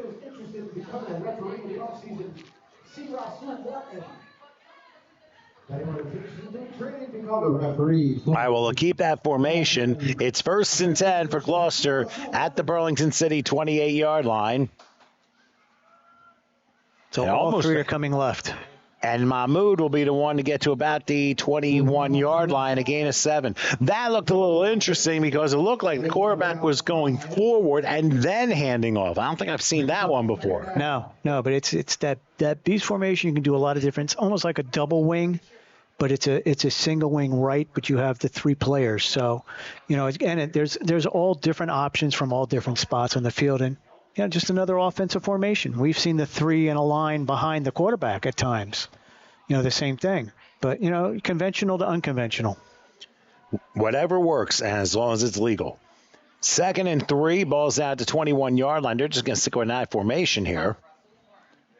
And they go inside of Mahmoud. He'll cross the 20, gets in the red zone, and down to the 14 for another first down. I think Gloucester Township is looking kind of like the interior as a weakness now for Burlington City. Yeah, maybe they've gone hat to hat there and seen that their offensive linemen are much more physical than the defensive linemen of Burlington, and Burlington could be putting in more speed rushers than size rushers, where they're trying to get to the quarterback, but there is no passing, so you would think that they would switch out and try to find some larger bodies to put in the middle there to block it. And I think they may have also had an answer to a defender, J.C. Harrington, on the Burlington side. Made that huge stop to force 3rd and long, but then Gloucester answered back and converted on that 3rd and 8 play. Yeah, this is a very, very, very bunch formation. You could see all the players are in there, and now, of course, you're going to get couple players out, 2 wings wide. And 1 in motion on first down. Right, that's Mahmoud. Oh, he's got easy. He's going to dive into the pool known as the end zone. A 14-yard touchdown scamper for Sami Mahmoud. And Gloucester gets their 7-point lead back. Always good to come up the middle if you're doing it, for success. Why change? If it ain't broke, don't have to worry about fixing it, right? That's very true, especially we talked about a moment ago about the center interior of the defense. Gloucester exploiting that, and literally that 3rd and 8 kind of springboarded those points there after that defensive play by Burlington. So now here's an important extra point conversion for Gloucester. Out of the 3, they have they made 1. Now let's see what this one's going to be. If they make this one, it's an 8-point game. Or if they pass it. Well, they passed it on the conversion for Burlington last time. It was only a point. Oh, that's right. Let's see what happens. They will hand it off. Up the middle, and in leaning in, he got it. He got it. Logan Martinez with the conversion point to make it an 8-point game again, 21-13. And Gloucester's made all 3 of their conversions so far, which is very big here. And now Burlington City's going to have to try and find a way to respond. But first, why don't we check the replay on how that touchdown was scored and how easy it was for Mahmoud to come through. Yeah, you look at the formation. You got the two receivers are out, almost in wings, but they're extended wings. One goes in motion, and then you just misdirection up the middle. It's just a regular fullback dive. And as he did at the end, he dove into the end zone. Literally, I'm surprised he went the left way rather than the right way, because there was a lot more room there, and he wouldn't have to dive the way he did. But it still worked, so for Gloucester Township, now it's a 21-13 game. Let's see what Burlington City has up their sleeve, and they're probably going to need more than Rashad Holmes to get the job done. Yes, definitely. Because at some point, as we see the Sami Mahmoud fan club checking in here on the message board, I'm sure going to be a lot of Lions people that are going to be excited. Checking things out. Of course, excited. Got to be excited. Team's winning. So right now with an 8-point game, Lions will kick off to Burlington City. And we'll see what the response will be. It's a little squibby. Taking it to 42 and kneel down. And that's the perfect play you do. The perfect play, if it's going to come back, what they want is they want that second bounce to go high enough that it goes over the head of that first row, and then it's anybody's ball because you're coming down on them. And we always say that if you're, just for you coaches at home, if you do kick it in the air and it happens to go in the air on one of those type of kicks, you fair catch it. Because as soon as you put up the fair catch, you're entitled to the catch. You don't get tackled. So that's the two ways you can defend that directional type kick. So for Burlington City, they start from their own 42, 1st and 10. And we're going to see, and I actually labeled Rashad Holmes, the quarterback, incorrectly. It's Mackay Madrid who's the quarterback, and the running back is Holmes. Ball spotted their own 42. What magic will Burlington City come up with this time? With 2:06 left here in the third. It's Holmes. And Holmes goes down for a 1-yard loss. And this time, Gloucester knew exactly what he was going to do, and they dropped him. Jaden Reed, number 8 on that tackle. Stops him in the backfield, lost it 2 on the play. Hopefully you can contain him for the rest of the game. We'll see if you're a Gloucester Township fan.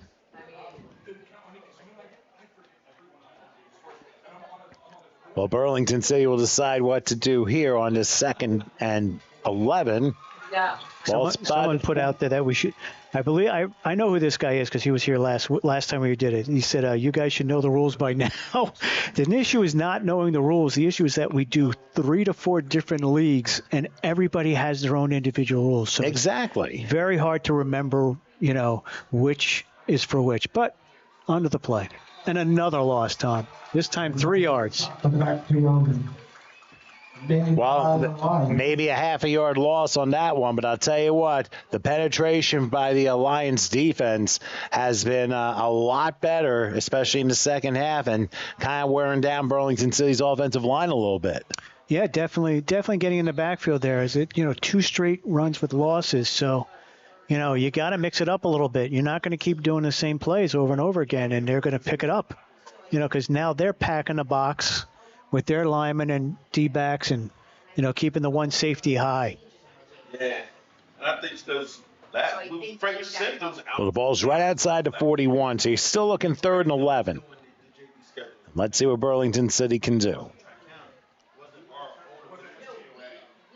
They go full house behind. Actually, no, they were going to. Now they go with a wing right eye formation. But they're going to run it anyway. Holmes, stiff arm. Oh, he's not going to stiff arm 5 people trying to tackle him. I'll tell you what, Gloucester Township sniffing that out. Ends up being 3 and out pretty much for Burlington City as we have hit 3/4 time here in Glassboro. So after 3, Gloucester Township leads Burlington City 21-13. Let's grab a break, and we'll come back with the final quarter right after this.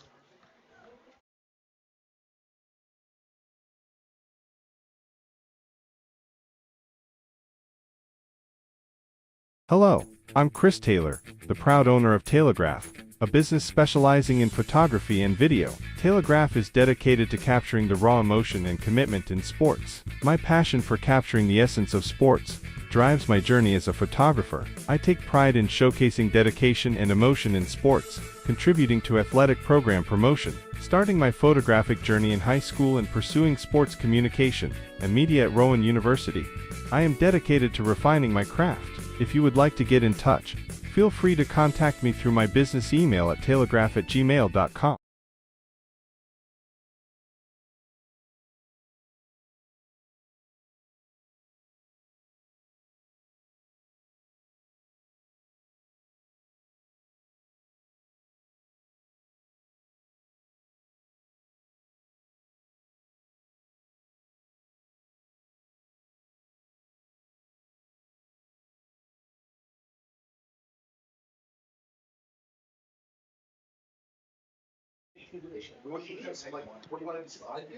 We are back for the final quarter of the 12 and unders, the TCUFL JV Finals here from Glassboro. I'm Tom Wilkins along with Howard Gaber with Gloucester ahead of Burlington City 21-13.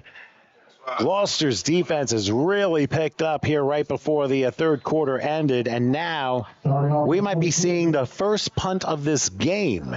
Could be. Looks like Holmes is going to be their punter. He goes back. He's going to pass. Oh, boy. And he's going to go down. Now a flag goes down. The ball pops out, slipping out of a couple of tackles, and then finally being brought down. Now that's a face mask? There could be a face mask on that play because the flag went down to the 25-yard line just as it looked like Holmes was going down. It was probably a Wildcat situation. But let's see what they call. And it looks like preliminarily it is a face mask. And it's a personal foul. Oh, my goodness. That's going to give them 15. That's not going to give them the first. Depends on where they spot it. No, Tom, they're 20 yards back. Here's the stick. That's the first stick. Oh, okay. I'm sorry. Yeah. So it's not going to be a first down because I thought it was like a 4th and 15. No, but he ended up losing more yards than expected. That happens. So now that changes things for Burlington City because they've got a big break. 4th and 13? Unless they called it a 5-yard face mask or 15 yards in the spot of the face mask. It's from the spot. It's from the spot. So either way, but it's still, they're at 4th and 20 from all the losses they had on those yardage. So yeah, it looks like 4th and 13. Well, I thought it was going to be a little closer than that, but I guess it was from the spot. That changes it. Man in motion here, 4th and 13. High snap. The rush comes. A pass is intercepted by Gloucester Township. We may have a pick six possibly to 20, the 10. Get your lottery tickets, family. Welcome to the end zone. But there is a flag down, so hold on just a moment. Let's see what we get. Where is the flag? Flag is 2 of them. Probably a block. Oh, it might have been a block during the interception return. Didn't look like it. It looked like he was in the clear the whole way. But we'll take a look at it. It is going to be against Gloucester Township, so the points come off the board. But they never went up, so you really can't take them down. Well, but the signal is figuratively. But the signal almost looked like it was a punch. That was a hold, or it could have been a blindside block. That's a block. So it stays 21-13. However, the interception does count. It's just if it's a blindside, it's 15 yards in the spot foul. Let's check it out. Let's see what we get. So they were at the 40. Man in motion just threw it up there for 7. Didn't even have his back turned. Let's look. Somewhere in. Oh, there it is, right there, number 2. Look like early. I'll come back to it. Watch it. Watch number 2 in the middle of your screen. Boom. Oh, right there. Wow. That was it. That'll back you up 15. That was a hard hit. So the Lions will still have the football following the interception. It's now 1st and 10 for the 37-yard line. So I guess give back your lottery tickets after that one. Good play, though. Good pick. Yeah, very good pick by Nabork. Now flags are down. There's a handoff up the middle, and there's going to be a goal there. I think we had for Asami Mahmoud. I think we had a false start. I saw somebody move on the left-hand side. It could be a shift foul. Yeah. If you look at the play, we'll go back. We'll cut it, show you. So if you look on the left-hand side of the line. Yeah, let's take a look. Get set. Yep. There it is. You can't move. Ah, okay. So an illegal shift foul. Yeah. He gave them motion like he was rolling the dice or something. I don't know what that was, but I guess either way, it was a motion. He rolled a 5 as in a 5-yard penalty. Yeah, that's what he rolled. So you can make it 1st and 15. See a lot of things on these replays. You really don't see it with the naked eye. Yeah, back it up a little bit. So we've had back-to-back touchdowns nullified on penalties. Incredible.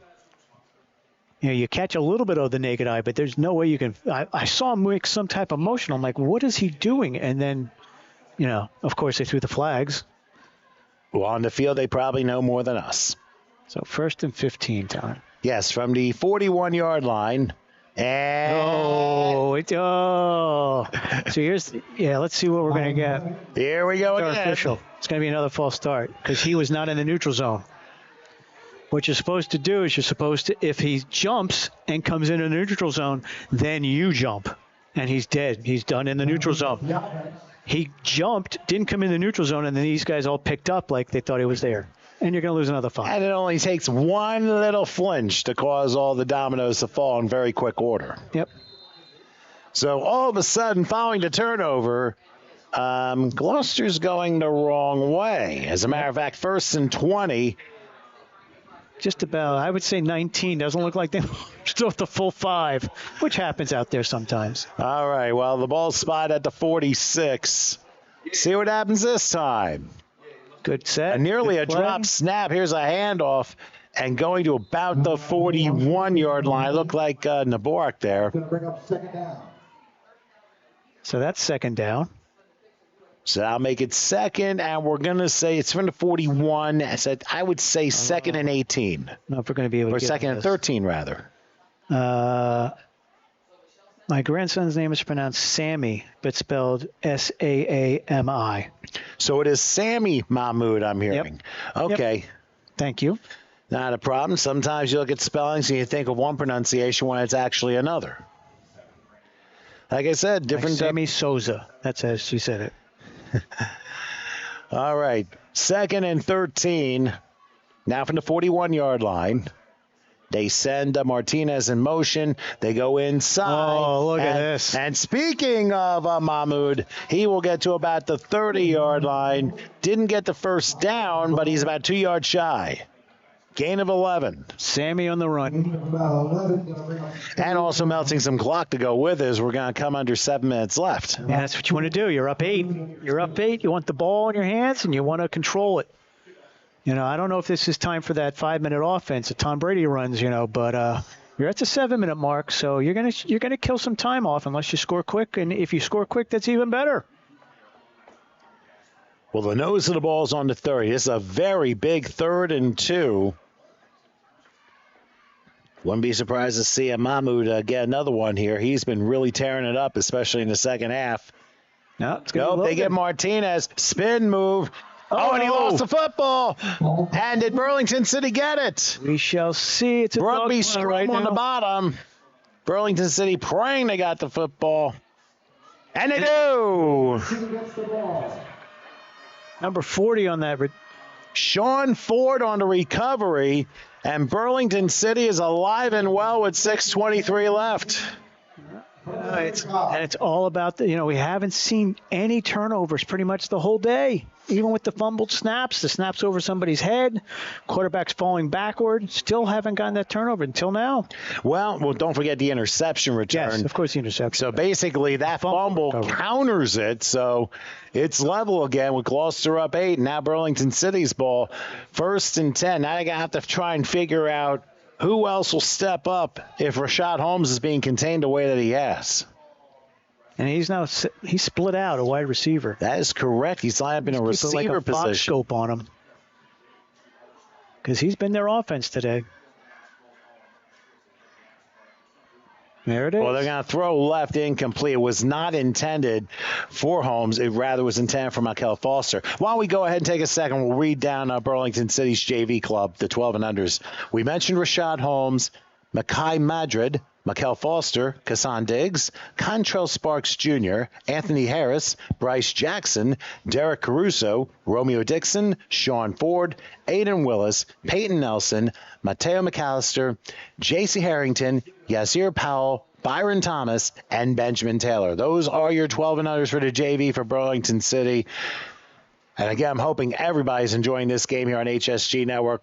Here on YouTube, we have one more, the 14 unders after this one, Deptford and Gloucester Township. Oh, that's going to be fun for sure with the finale of this quadruple header. TCUFL action, the JV finals here on HSG Network.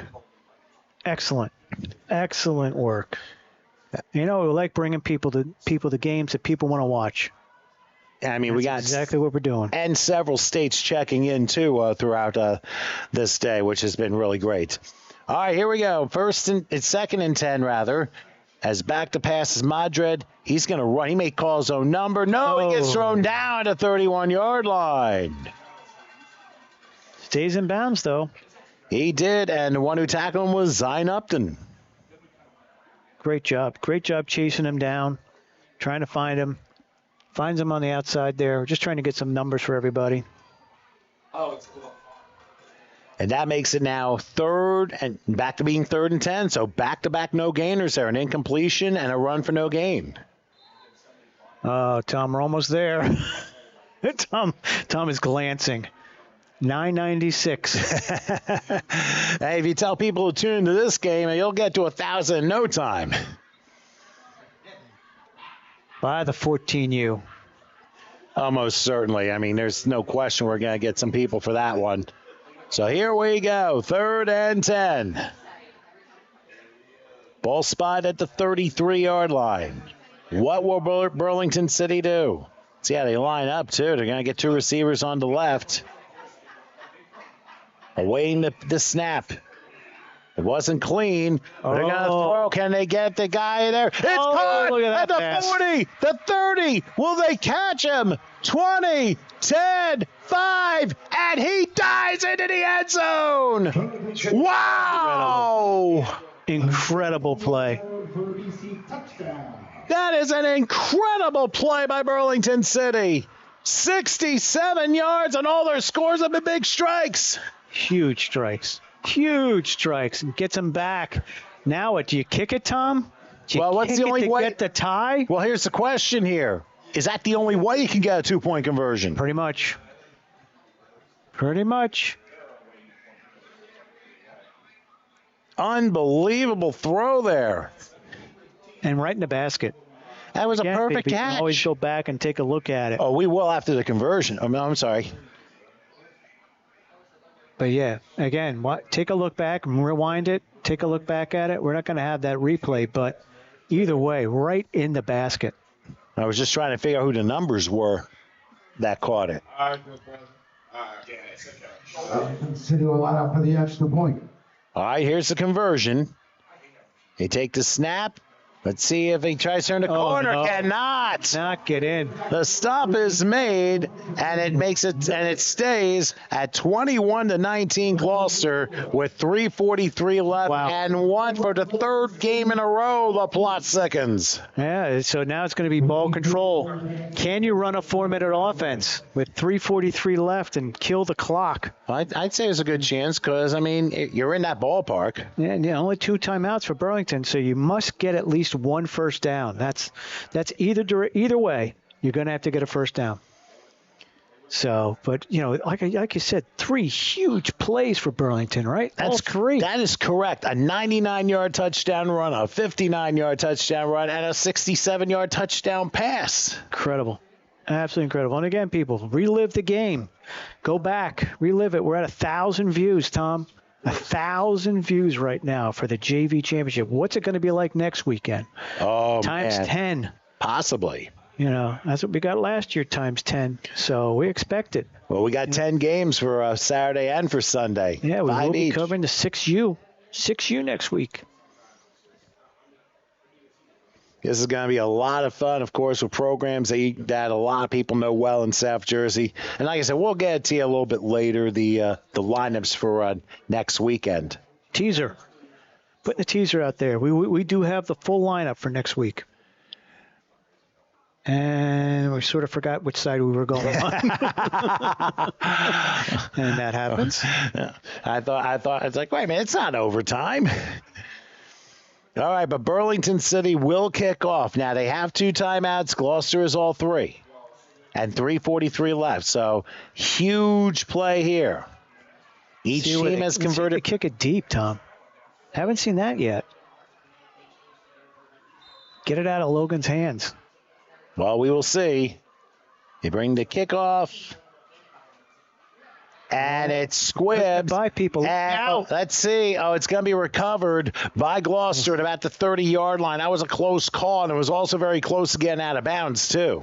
Yep. So this is where Gloucester will begin from the 30-yard line. So now it's a matter of how you try and close the game out. Yeah, and that's important, because you're going to need to do it. It's a JV. It's the final for JV, so you're going to have to figure out a way. Like I said, 4-minute offense. Get Tom Brady on the field. I'll be very interested to see what Gloucester decides to do. Now, keep in mind, Burlington, you have to remember, Burlington's turned the ball over twice. Gloucester turned it over once, and that was on their last possession. I completely forgot back in the second quarter when Burlington, I think, spiraled a bit out of control, that they had a pitch out where they fumbled, Gloucester recovered, and eventually converted for points. So this is going to become the stress test for ball control here and security. 1st and 10 from the 30-yard line. Eyes on that offensive line. Well, they're going to try and wear Burlington City out here. And there's a handoff up the middle, and they'll get to about the 35, 36-yard line. Sammy on that carry. Gain of 6. It'll be 2nd and 4. Going from the far hash. That's a positive play. Get your drive starter. Get it handed off to your fullback, who's ball security, hasn't had any issues this game, and just start burning clock here. Take your time in the huddle. I'll think of it this way. If Gloucester gets a first down, then I think you consider Burlington using their timeouts. Could be good, but they got to get a stop. You got to get a stop on one down here. Pick the down, but you got to get a stop on it because the quarterback is just now going into the huddle to call the play at 2:55. That's correct. Anthony Pyle, he's the quarterback, and they got the play all set up. Line of gains just past the 40-yard line. Second and a long 4 coming up. Again, high formation. Keep your eye in the middle. See the Mahmoud Martinez shuffled his feet. Whoa, false start. Saw him shuffling his feet back there. Oh, Anticipating the handoff. Can't do that. That's a huge mistake. The littlest things get magnified in games like this. Yeah, that goes from second and, 6? Second and 5? Well, yeah. Now you got second and about 9. Second and 9. So, yeah, he just shuffled his feet just enough, expecting that he was going to get that ball. Knowing he was going to get the ball because he actually did get the handoff. But, again, that clock is running, though. It's still second down. You would think Burlington now would be the time to use that timeout because it's second and 9. It's not second and 4. Well, here's my thinking. They make the stop here, and it stays like 3rd and long. That's when you use the timeout. Now, let's see what they do. You got 2 of them, so I would have burned one. I would have burned one now and made him pass. And we're down under 2 minutes left. Yep. Again, I formation. Coaches have different philosophies. And they will give it to Martinez, who keeps going and ends up getting to about the 38-yard line, maybe the 39. And now whistle blows, and timeout be called by Burlington City, just as I suspected. And you're looking at about 3rd and 2. And I'll tell you what, Martinez showed some strength with his upper body and his legs to get 7 very hard-earned yards. I wonder where our stick guy's going. Oh, there he comes. He's coming back. Just wandering around. Chatting up on the sideline. Yeah, called timeout. I'll move around a little bit. Why not? You're only the stick guy. But, so now it's pivotal. You got to make the stop. Got to make the stop. And what are you calling, Tom? You're now the offense coordinator. You've always put it in my lap. Now put it in your lap. What are you calling right now? If I'm the coach, 3rd and 2, you've worked the defensive middle quite a bit. I'm not really ready to throw an element of surprise because when you do that, more times than not, it backfires on you in critical moments. I'd stick with what gets you here. And if you get to a 4th down, you then force Burlington to use their last timeout. It may not be the end of the world if your 3rd and short doesn't work here, if you try and do the same thing as you did. Correct. So I'm saying Sammy up the middle. Yeah, I would also change the running back, too. And as you said, it seems much more hands are much more firm around the ball than Logan. But, again, who knows? Let's see what they come out with. He's the only setback here. 3rd and 2 from the 39. Big moment here. If they get this, it's probably it. He calls his number, and he's got first down and more. There he goes. All the way down to the 35-yard line, and that will put a wrapping on it. Unless there's a penalty flag. I don't know if there is one. He tried to rip the ball out, but he was down when he ripped the ball out. So the play was already over. Yeah. So it looks like Gloucester Township is going to survive this one. Keeper up the middle. And what a job there. Just took it all by himself. What a great play. 31 remain. Almost lost him on camera a couple times. He was jotting down the field so fast. But, hey, now you just got to take some knees. Well, the concept was right down the middle, and that's exactly what happened. We just didn't know it was going to be like that. So even if Burlington calls their last time out, all they need to do is go into victory formation, just kneel down. If they were going to call their last timeout, that would have been when to call it. You're not going to call it now. Now that you got the full house backfield. And I think they already told the officials we're probably going to kneel down here. Will they? Yes, they will. So the keeper by Anthony Pyle, who moved the ball for 26 yards. The final nail here. Now Burlington's going to use their last time out here, hoping that there's no exchange and that there's a miracle. Not a Passar check. You don't get a Passar check. That's all. That's your only hope, is to get a Pisarcik. That's very true. I mean, people have seen that play millions and millions of times, and we all know how important that play was in the fortunes of those two organizations for years to come after that. Although I think the Jets won today, Tom. I think they beat Cleveland. Well, hey, at the scoreboard. Well, I think so. I'm not 100% sure. I do know you guys won. You guys. I don't know who you guys are. That would be New England. You're back around thanks. for a couple 60-yard touchdown runs, you know? No, we don't want to do spoilers. Well, we'll do spoiler. The games are over. So if you're watching this game, we don't want to spoil you for the 4 o'clock game. But from what I remember seeing, it looked like the... Well, let's put it this way. Baltimore won. The Saints surprised Carolina. Chicago roared back to beat the Giants. Buffalo had their letdown game loss to Miami. And you're right, the Jets did beat Cleveland. And like I said, New England hung on to win by 5. And Houston must have roared back to win their game. So without Stroud, he was injured, concussion. Well, it was an now or never game for Houston, that's for sure. So you notice now, like I said the last game before, look where the referee is now. As soon as you announce that you're going to take a knee, that's where he should be, because he's going to blow the whistle. And now you're going to see the true victory formation here as this Kyle will do that and then do one more time. I've never heard so many people yell at the every coach is watching that clock because it's a 40-second play clock, and you're on second down. So like what does it matter? You might. Official stays at 52. The official time's kept on the field. Except when we have our lead official up in the booth here, he's keeping it on his. So. Oh my goodness. All they got to do is snap. They just got to kneel down one more time, and that'll be it. If it didn't run and it got to 4th down, they would get the ball back with 12 seconds left. Well, here's the last kneel down, and that is it. Gloucester Township comes away with a dramatic 21-19 win. I can lay off the timekeeper.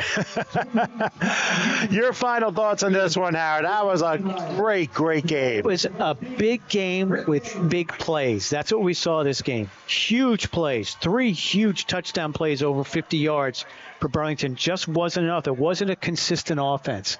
And that's what Gloucester Township brought, was a consistent offense where they continued to move the ball. And that's what proved to be the difference. And they did a magnificent job. But give credit to Burlington, too. They fought hard. 3 long shot plays, which worked for scores. But the conversions were the difference in this game, you know? Yep. So gives you those points. So 3 down, 1 to go as Gloucester Township beats Burlington City by a score of 21-19 in the 12 and under level. And we have 1 more to go, the 14 and unders, Deptford and Gloucester Township, and that's just a few minutes away. So I guess we'll go ahead. We'll take a break. We'll come back with that game in a few. So catch your breath and please stay with us.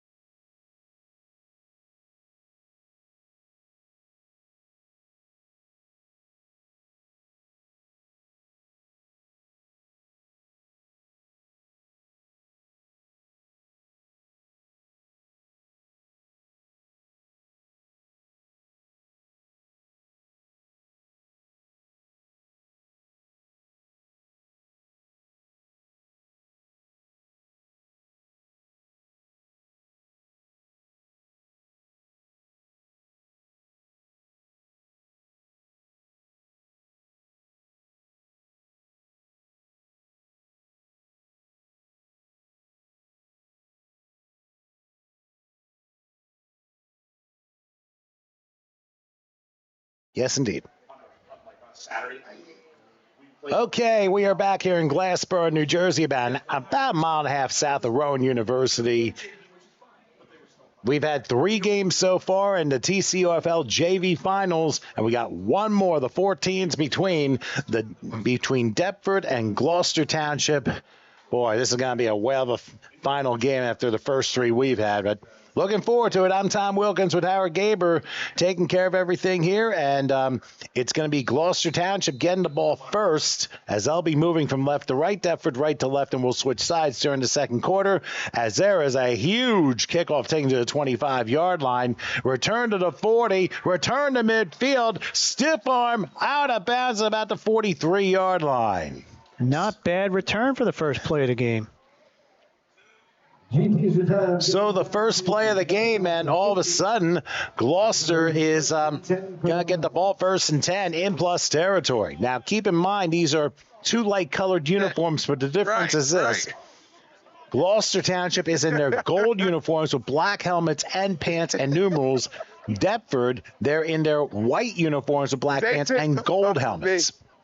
So maybe a slight bit confusing, but just wanted to give you the uniform structure for both teams here.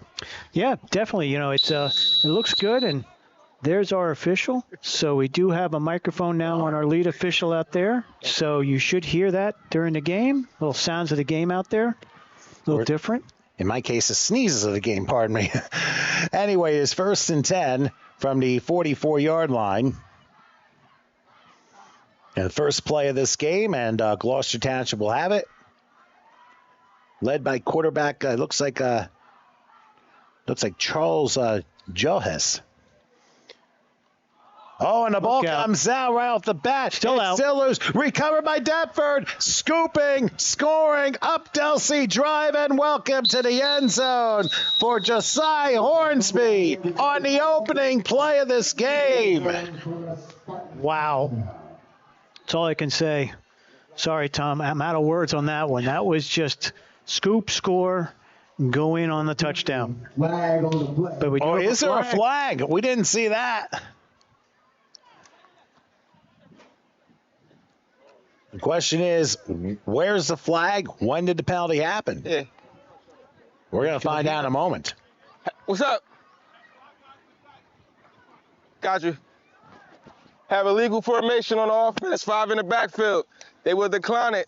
Results in a touchdown. So an illegal formation foul against the offense. That's obviously declined, so Deptford will keep the points. Sheesh. They only had 5 in the backfield. Usually you have to have 7 on the line of scrimmage, wouldn't you think? Yes, you have to have. You can't have 5, so that's why it was a penalty. So you had guys that were off the line that shouldn't be. So it could have been a lineman back, too far back, or could have been a receiver or a running back, an extra running back or receiver. But that's how you get the 5. Okay, so Deptford will try the conversion, coming off of that defensive score. He's going to roll to his right, lob it, easy conversion there. 7-0. So just like that, 7-0 Deptford. And we'll show you that scoop and score by Josiah Hornsby. And it was all based off of a bad handoff. Coming around on motion. You see the motion. There it is. Never actually got the ball in his hands. May have hit off somebody, too. Then he tried to run over top of it and catch it and merely flipped it up in the air. Be picked up by number 10. Just like that. Straight down the field. Tell you what, Deptford has an excellent program, as you well know, whether it be for the high school or for these particular leagues. They know what they're doing. JV, varsity, both. Both are going to be in the championship, right, Tom? You are correct. As a matter of fact, for this game in the 14s, both head coaches for Deptford and for Gloucester Township, they're ex-NFL players. Did you know Isaac Redmond played for the Pittsburgh Steelers? He's a head coach at Deptford now. Mike Daniels, the Gloucester Township head coach, played for Green Bay. Hey, you guys met 2 weeks ago on Sunday Night Football. And they're playing in the JV championship game tonight, and they'll be playing the varsity championship next week in Bridgeton. So very interesting stuff there we wanted to come across here. As here's the return once again. Running over is Gloucester Township to about the 48-yard line, and they will try it again. That was not exactly the way they wanted to start this thing. So let's see if they can clean the act up on 1st and 10. No, and we do have the schedule now for Sunday. So Tom's going to give you the schedule for Sunday in Bridgeton next week. So we already gave you the Saturday. So if you have to go back, but we'll do it again.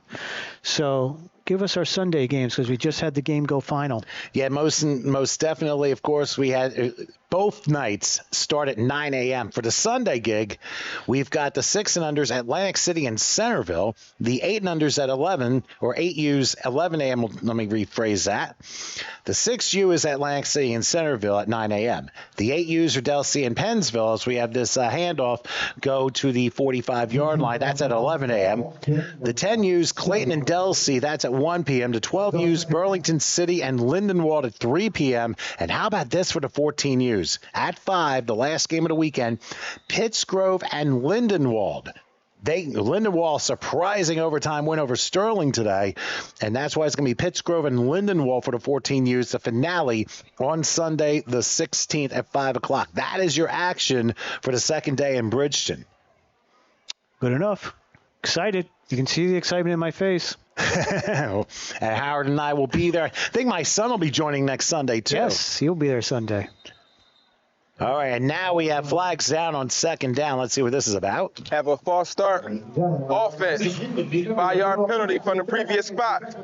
Replay 2nd down. So 2nd down, it'll be 2nd and 8 following the false start penalty. We'll read you down the lineup one more time when we get close to the end here, so that way you know what to expect next Saturday and Sunday on HSG Network on YouTube. Please, if you haven't done so yet, like, subscribe. Hit the bell. I heard you got to hit the bell now, Tom. Hit the bell? Yeah, there's a bell now on YouTube that you have to hit to get all the subscriptions and all the alerts. YouTube likes the bell. YouTube likes the Phillies that much? I don't know. Put it in. Interesting. Or it could be Hell's Kitchen. I don't know. But anyway, 2nd and 8 from the midfield stripe. Back to pass. Now under a rush. Look, run the wrong way. Thrown down by the uniform is Joseph Tooman for a deep loss and a sack. Yeah. Grabbed the hold of the back uniform, did not let go, which is legal. You can grab the waist and pull him down. And I just realized the quarterback for Gloucester Township is Charles Jones. It looked like Johes, but now I saw the squiggly line over top. Will look to be the first half of the H, so I just got to remember the famous animator. So now it's 3rd and long, all the way back to their own 38. That was a 12-yard loss. Big sack. Yeah, it's going to be 3rd and 20. So you don't want to get behind the sticks with Deptford out there. And they pitch it out. Let's see what happens here. Crossing the 40, trying to turn the corner, slips out of a couple tackles, and gets close to the 1st down. He got about 18 of those 20 yards, and it forces a 4th and 2. Zyron Haynes on the carry. Bring up 4th and short. So for the Lions. You got 4th and 2. That's much right. More manageable. Like I said, you do not want to be behind the sticks with Deptford because Deptford will continue to push you backwards. And then when you're in that punting situation, you're already in plus territory. So got to try to flip the field on them as best you can. Is this the same team that we saw a couple months ago in Woodbury, or is this completely different? This is their JV team. Okay. So this is the other half. But again, players do fluctuate between the two. Just wanted to get that clarification. They go for it on 4th down, and they're going to get a 1st down. Crossing the 40 to the 35, slipping out of another tackle to the 31-yard line, another 13 yards. And remember, it was 3rd and 20, and for Gloucester Township, a hard-fought 1st down. Looked like Anthony Troy's had it. Yep, good run, good hard running. Broke it outside a little bit, carried a couple tacklers downfield, and like I said, there are floaters that float between the two teams. Because you only have to put in 12 on the varsity level. So, you're going to have players that are going to come down and go up. So, you can see it. But the size difference, is, again, what you're watching out there. Kind of lost the scoreboard for a moment, but there's 6 minutes left in the first. Here's a handoff on 1st and 10, going to about the 25 and down to the 23-yard line. So another 7 or 8 yards. Now we have it back. And I'll tell you what, Gloucester doing a good job against Deptford's front. Yeah, you run the ball, you get positive yardage. And that's a good 8-yard gain on that, almost 7, 8-yard gain. They gained, considering the last 3 plays, they were back at their own 38-yard line. Now they're at the Deptford 23-yard line. So that's up nearly 40 yards in 3 plays. And all runs. That is correct. In the I formation, 2nd and about 2.5. They send a man in motion. Another handoff up the middle. Squeezing across the 20. There's a foot race, and it looks like it's going to be welcome to the end zone for Zyron Haynes. As long as there's no flag down, that's a goal for Gloucester. This game could end 90-90, Tom, the way it's going right now. I don't know if there's enough time to do 90-90. Wow. Big plays from big players. So we're up to those conversions again. So this is where those important conversions come in. You want to stay on serve, as they say. That is so true. And they will go. And now whistles blow right before the conversion attempt. We have some people in the end zone that should not be that close. You know what? You're right. And the Deptford people are saying, you know what? If there's a pass to the back part of the end zone and I smack the guy back and into you guys, then that's a problem. Yeah. The adult will probably be able to stay because he looks like he's doing pictures, but the children have got to leave. Well, they're still going to run the play. It's a handoff and spin move and conversion. We're tied at 7. Yeah, that's not a safe place to be. I don't know why how it got there in the first place. It's also at Deptford when they're home, they have people in the end zone. So they allow it at their home place. So you figure when you're away, you can use the same rules, but different rules, different places. That's absolutely correct. And it's also a liability thing. We don't want anybody getting hurt. Yep. So let's, while we're done with the rules, so let's go back and say, again, 7-7, Tom, you got to stay on serve. That's the biggest thing you can see in the 14U is staying so that you're not behind. You don't want to get back 2 scores because it's just too much to make up here. And that's very important that you mentioned that. And considering we're 7-7 and Deptford has not had an offensive play yet. So good start for Deptford. Well, with the scoop score and touchdown, yes, that's correct. But Gloucester responded. Now let's see how Deptford does on offense. Yeah, we'll see. Hopefully they can get the kickoff. You never know, Tom. You never know with these kickoffs. Could go deep, could be onside, could be directional. You got all 3 choices out there. Well, if you think about it, the last couple games had a lot of big plays in it, especially the one we just did, the 12Us. I mean, you just don't know where you're going to get. And each game has been a nail-biter, and this one so far looks to be no different. As a kickoff is taken, live ball to about the 31-yard line, and then slamming on the brakes. And only getting to the 35. That was Michael Pritchett III on that return, number 13 for Deptford. Stopped on the play, though. No return. We'll say no return on that play. So it's going to be 1st and 10 from 35. They probably gave him like 4 on the play because I think he picked up at the 31. But anyway, Deptford will have their first shot on offense here at the midway part of the first quarter. Be interesting to see how they try and combat what Gloucester did on the previous drive. There's our whistle. Ball in play. All right, 1st and 10. Tied at 7 midway first quarter of the 14Us. Direct snap. And a run. And a long run. Crossing midfield. To the 40. He may outrun him. 30. Slams on the brakes to about the 22. Tell you that the acceleration. And a fumble. And recovered by Gloucester. There you go. So a 42-yard run, but he didn't come away with the ball. Gloucester takes it, and they force a turnover. Let's take a look, Tom, see if we can see when the ball popped out. That'd be important. I think so, because that could be a turning point in this game. And it looked like he was all but done on the sideline there. Let's see if it comes out. I mean, he has a lot of patience there. Now watch what happens. Crossing the 30, this is what happens. He slams on the brakes, and as he's hit here, that's probably where the ball comes out. Someone got it. Well, somebody from Gloucester who got it. Yeah, and the referee was right there. Number 15. or 16. 16 on the recovery. Necky Roberts. So good play on the recovery. Yeah, a very good heads-up play. So all of a sudden, Gloucester gets the ball back at the 22-yard line, 1st and 10, and there's going to be a handoff right up the middle, a jet sweep to about the 28, maybe the 29. So a good 7 yards to start the drive again. I'll tell you what, Gloucester really putting a hammer down already. They've had basically the ball almost the entire first quarter. Yeah. Yeah, and they're moving it. They're actually moving the ball. You know, besides that one turnover, they've moved the ball consistently on 1st and 2nd down, not bringing up too many 3rd and 4th downs, except for when they had the penalties. But, you know, you don't want to give up the losses. You don't want to be behind the sticks. That's what we always say. 2nd and 3. They're going to say the 29-yard line to go I formation, 2 receivers left. Fullback. Inside handoff, and the fullback will take it to the 32 and probably going to be good for a 1st down. Yep, they moved the chains all right.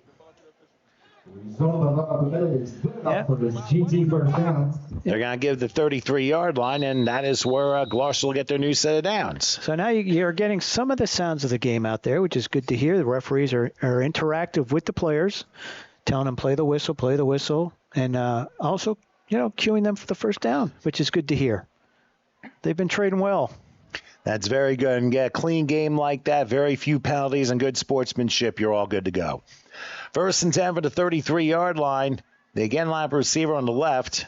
They send a man motion.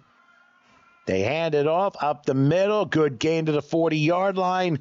Paridi Dantzler able to get to the 40-41. Last time I saw Dantzler, and I'm thinking Woody Dantzler, special teams guy for the Cowboys about 25 years ago. Never know, because when you have NFL coaches, you're going to get some players. You're going to get some players that come in from other areas. So you never actually know, but it's a good drawing piece to have a former NFL player as a head coach. On both sides. Yep. After that 8-yard pickup, 2nd and 2 from the 41, same formation, another handoff trying to go right. And this time Dantzler stood up, but he may have enough for the 1st down. They're going to give him probably the 44, and they'll move to 6. Good play again, moving the sticks and staying ahead. That's what you want to do. Now you got it almost at midfield. So try to make sure everybody is in place, and now we'll get another play going with 2:20 and counting left here in the 1st. Don't forget, if you've missed anything from the previous 3 games, all you need to do is hit rewind. Lots of tremendous plays here on this field in Glassboro, and most certainly check it out. Pleasantville involved with a couple, Gloucester involved with a couple. Great plays all around on both sides here. Now on 1st down, they toss it, and the handoff goes to about the 49-yard line. Jaden Jones on the carry, number 18. And again, we'd just like to thank the TCUFL, of course, Executive President Frank Copa, to our immediate right, doing PA all day on his own dime. Set this up this year. This is the first year they've done a JV actual day. Most of the times it was one game at a certain venue, whatever the home team venue was, and to have them all here at the same time and have us broadcasting, just highlights their league again. And that's really a good thing. And also the city of Glassboro for, I guess, allowing us to broadcast here. Hosted. 2nd and 4. They're going to hand this one off. That's Haynes again. Tries to turn the corner, and he's going to be pushed back. Stay where he was. Yeah, but there's also a flag down at the line of scrimmage, so let's see what this is all about. Got a hold. Offense. 10-yard penalty from the previous spot. Replay the down. All right, so a hold against Gloucester. That's going to hurt. But then again, if you think about it, they had 3rd and 20, and they were able to convert it on 2 downs. So it might not be anything to them. No, not. And they're moving the ball. That's what we're seeing is they're steadily moving the ball through the run. So you haven't had to open it up yet. But again, you're tied. So when you're tied, you can use the run instead of the pass. So they'll make it 2nd and 14. With the ball spot at the 39-yard line. Line of game looks to be the opponent 47. Gloucester breaks huddle. We're in the final minute of the first quarter. Been very exciting so far. Now the line goes first, and then the receivers line up after that. Old school. Two receivers on the right. Now Back here's the your pass, going to roll back, rush coming. Is tucks he going to be able to get it off? No, he will not. He goes down to about the 37, ends up being a 2-yard loss. So that's got to be a sack. Yeah. Can't make it back to the line of scrimmage. So that'll force a 3rd and 16 and give Gloucester a little time to talk about what they want to run as the clock winds down, and we will hit quarter time for our last game here in Glassboro. So after 1 to 14 division, Deptford and Gloucester Township tied at 7. Let's take a break. Quarter number 2 comes your way after this.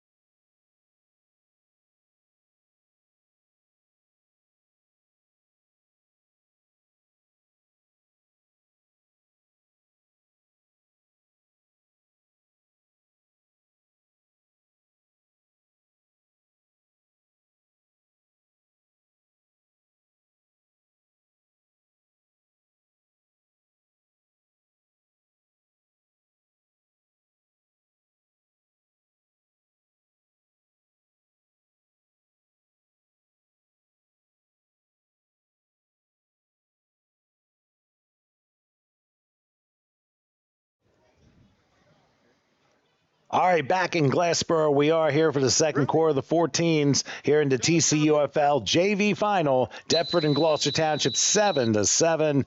And right now, Gloucester with a 3rd and 16 from their 37-yard line. They got to get to the Deptford 47 for the line of gain. So a big play here, 3rd and long. As we switch sides here, I'm Tom Wilkins along with Howard Gaber. And there's a missed exchange and a handoff, but it's going to go for some positive yardage, but not terribly much, down to about the 40-yard line. So thankfully for Gloucester, now I think was there also a flag down? Nope. No. Or is that yes, they threw it is on the something? sideline here. It's going to be something. 5 and 15. It's going to be a face mask. Ooh, this could be a big call here. Have a personal foul, face mask against the defense. 15-yard penalty from the previous spot. Still not a first down, though. Wow. So it's now going to be 3rd and short. Bring back. Yeah. There you go. And I tell you what, so the fumble probably didn't matter, but the reality is that is a major blow It may for be Deptford. a first time because that's a spot foul. I think he's going to be close. They called a major face mask against Deptford, Yep, it is a 15 first. yards, and Call against the Spartans. it's a first down. Oh, my goodness. Killer penalty against Deptford there.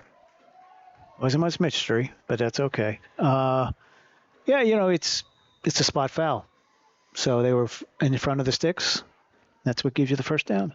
And it's 1st and 10 for the Deptford 46-yard line, and they hand it off up the middle, and they'll get about the 41, it looks like. Looks like a 5-yard. Push the file. Yep, John Homan was the one who had it that time. So obviously a multitude of backs that Gloucester Township uses, and I guess depending on what the situation of the game is later, they go to a certain one to try and wear the other side down. Yeah. You gotta move it. You gotta move the ball here, and you're getting 5 yards, 6 yards a clip. So, you just got to keep out of the losses here. Those downs that you're getting losses on are just killing your offense. But controlling the clock. That's what it comes down to. 2nd and 5 from the 41-yard line. They go I formation. They hand it off again. That's Troy's. And he's going to cut through 35. He's got room 30. And he finally got to fight his way to the 27 and get a first down, a 14-yard pickup. And you watch Deptford on that tackle. Deptford's not actually tackling him. They're tackling the ball, trying to get the ball out of his hands. So looks like not only did they get the ball, they got some type of waiver coming out. Orange, somebody's orange waiver came off. That's what they were doing. They were actually going for the ball. So that's what you want. You want the two players when you're going to tackle. Somebody holds them up and someone digs for the ball out. Get the fumble. So I'll make it 1st and 10. Gloucester driving again at the Deptford 27-yard line. Now they line up 2 receivers to the right. Let's see how Deptford responds with an inside handoff, a dive play to about the 23. Maybe the 22, and they're going to give him the 22, so another 5 yards. And once again, John Holman, acting as the fullback, comes through with some positive yardage. Yep. Move it up the middle. Keep it going. They're using short yardage runs here, dives, anything they can get, 4 or 5 yards out of. And, you watch the Gloucester Township coaches, and you can see, they're very happy with what's going on now. It's a tie game with Deptford. That's a very big thing here. All right, so 2nd and 5 from the 22-yard line. Gloucester trying to keep control here. Remember, Deptford's only had the ball for 1 offensive play in this game, and we're about 13 minutes in.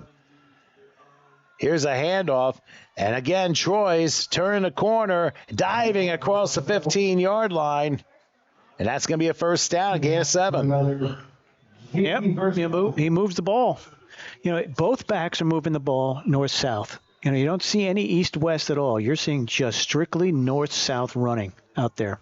And that's exactly how football needs to be played. So many try to do east-west to get around the corner, but more times than not, it doesn't work. Yeah, well, you need speed and you need blocking. But then you try and mix it up a little bit, and sometimes, depending on when you use it, it might work. But more times than not, if you stay in your lane, you're not going to allow that to happen. So 1st and 10 as Gloucester in the red zone at the 15-yard line. Pitch out left. Trying to cut over, slips out 1 tackle, and then spins out, nearly losing the football. Zyron Haynes gets to the 12 for about a 3-yard pickup. Working his way down the field, you can see that they're methodical, and each run is maybe a different player, maybe a different gap, trying to get the yardage here. So, this is a longer 2nd down than they've had pretty much this entire drive, so let's see what they come up with. Well, they got to stay disciplined if they're going to be able to take the lead in this one with another score. So Gloucester lines up 2nd and 7. Again, 2 receivers are going to send one to the far right. There's the kick for the motion. And a handoff up the middle. That is Homan, and he does not get much. I don't think he got anything. So it's going to be 3rd and 7. So good job by Deptford's defense clamping down on that particular play. Well, again, you change the defense to suit the offense. So now you're putting more people in the box. You're gonna bring your linebackers up and go one-on-one coverage on the outside because you don't think he's going to be able to make it out there. And you got a single safety high. So you're basically playing cover 1 with a single safety guarding the middle of the field just in case he happens to get through. Okay, looks like a 3rd and 7 from the 12-yard line. Now they switch the receivers to the left. A flag is down. They try handing it off, but a good job by Deptford to stop the play. But let's see what the flag's about. We have a legal shift on the offense. 5-yard penalty. Replayed it down. Well, I don't know if they'll replay it down because it'll either be 4th and 8 or 3rd and 12. What would Deptford rather have? Legal shift on the offense. 5-yard penalty, replay 3rd down. Yep. All right, so they are going to take the 5-yard penalty, it looks like, and it's going to be 3rd and 12. Yeah, interesting decision by Deptford. Yeah, let's roll the dice here. You're going to give them an extra down, but it's also 3rd and 12 and pushes them pretty much out of field goal range here. If you're going to even think about kicking it, you never know at this level. You may get a kicker. It's indeed a possibility, but so let's also look at that. It's strategy. Definitely a strategy call here. 3rd and 12. All the way back at the 17-yard line. In the I formation. Back to pass. Looking in traffic. He's going down. A huge sack. And I believe that was Joseph Tooman who brought him down. That's his second. Yes, it is. Sack. He's been in the backfield a lot this game. Made some pretty spectacular single And timeout's going to be called by Gloucester Township here. So they'll take their first with 4:06 left in the first half. So why don't we take a break here with the game tied at 7, a big fourth down play coming your way after this.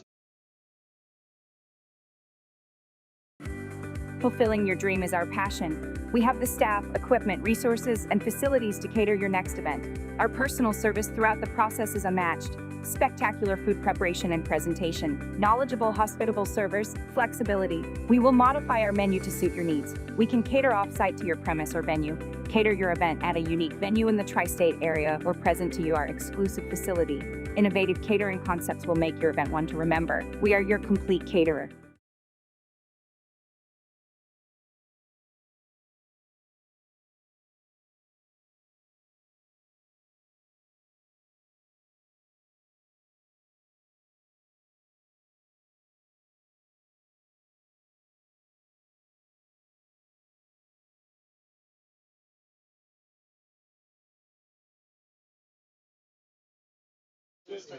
Go. Okay, following the sack, let's see what Gloucester will do on this fourth down play. They're at the 25-yard line. It's 4th and 20. Line of gain's a 5. What do See you what they do? do. It's going to be a pitch. And possibly a throw. There's a flag down. May not matter here. He's going to lob it. And the pass is batted down incomplete. So if the penalty's on the offense, Deptford does the job forcing a turnover on downs. I would think it's on the offense. We have a hold. Offense. Defense will decline it. First down. So that will be refused, and it'll be Deptford football 1st and 10 at the 25-yard line. So the defense finally dug in and gives Deptford the football. Good play. Good play by the defense, knocking and it's a heads-up play to knock the ball down. We've seen so many times where it'll be a deep throw and they'll intercept it on a 4th down and try to bring it back, but you're not going to gain all that yardage back. We don't know, but very smart play knocking it down. No reason to go for the interception. Definitely agree. It's always a field position situation because if it's intercepted, you have it at the 5-yard line instead. And then you may have to accept the penalty and enforce a 4th and super long there. But anyway, Deptford football, 1st and 10. They're at the 24. And they're going to pitch out and see if there's going to be any room to open. Oh, there's room now. Look out to the 40. Looking to about midfield, almost. And that was a Lathan Sierra with the carry there and forces a 23-yard pickup. So Deptford's had two plays in this first half. Both of them have been 20-plus yards. The first one, unfortunately, was fumbled back to Gloucester, who did not take advantage of that turnover, unfortunately. So now Deptford gets a chance to start their motors. And clock is running. Your short time here is 3 minutes, so you want to get the offense moving. You want to get some sense of urgency here. Then again, if you're working on big plays, it doesn't matter how much time's left. That is so true. 1st and 10, ball at the 47-yard line. Deptford definitely changing the field position here. They get a man in motion. That is Michael Pritchett, who tries to reverse direction and will for some yardage midfield. Oh, what a throwdown at the 49-yard line by A.J. Robel. A.J. all over it.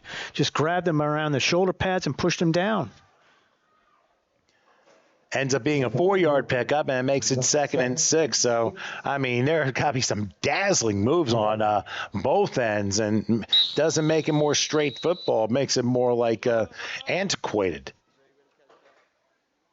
That long whistle was just to remind the players of where the ball was. It looked like they didn't know where the ball spot was, so some players were on the other side of the line of scrimmage. So, well, I also got to consider there's also a... All right, fellas. Y'all hear me, fellas? Keep your head in the game, all right?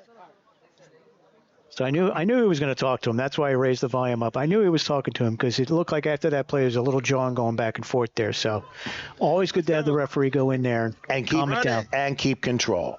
2nd and 6 on the 49-yard line. Got a single back. Another man motion. A play fake. Bouncing. Room. Look at the room here. Crossing the 40 and going down to about the 37-yard line. Samir Watkins that time. Had in. That's a 1st down for Deptford. And now a minute 40 and counting till halftime, keeping in mind Deptford has all three of their timeouts. And they will get the ball to start the second half. So this is an incredibly crucial possession on both sides. And you hope you can come up with some type of stop here because they haven't really stopped them yet on offense, right, Tom? This is their first possession.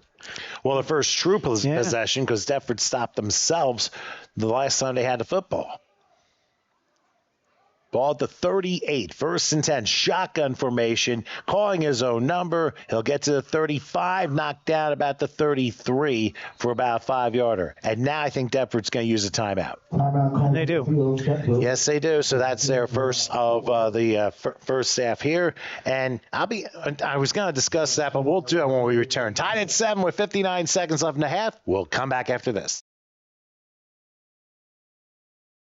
Hello, I'm Chris Taylor, the proud owner of Telegraph, a business specializing in photography and video. Telegraph is dedicated to capturing the raw emotion and commitment in sports. My passion for capturing the essence of sports drives my journey as a photographer. I take pride in showcasing dedication and emotion in sports, contributing to athletic program promotion. Starting my photographic journey in high school and pursuing sports communication and media at Rowan University, I am dedicated to refining my craft. If you would like to get in touch, feel free to contact me through my business email at telegraph@gmail.com.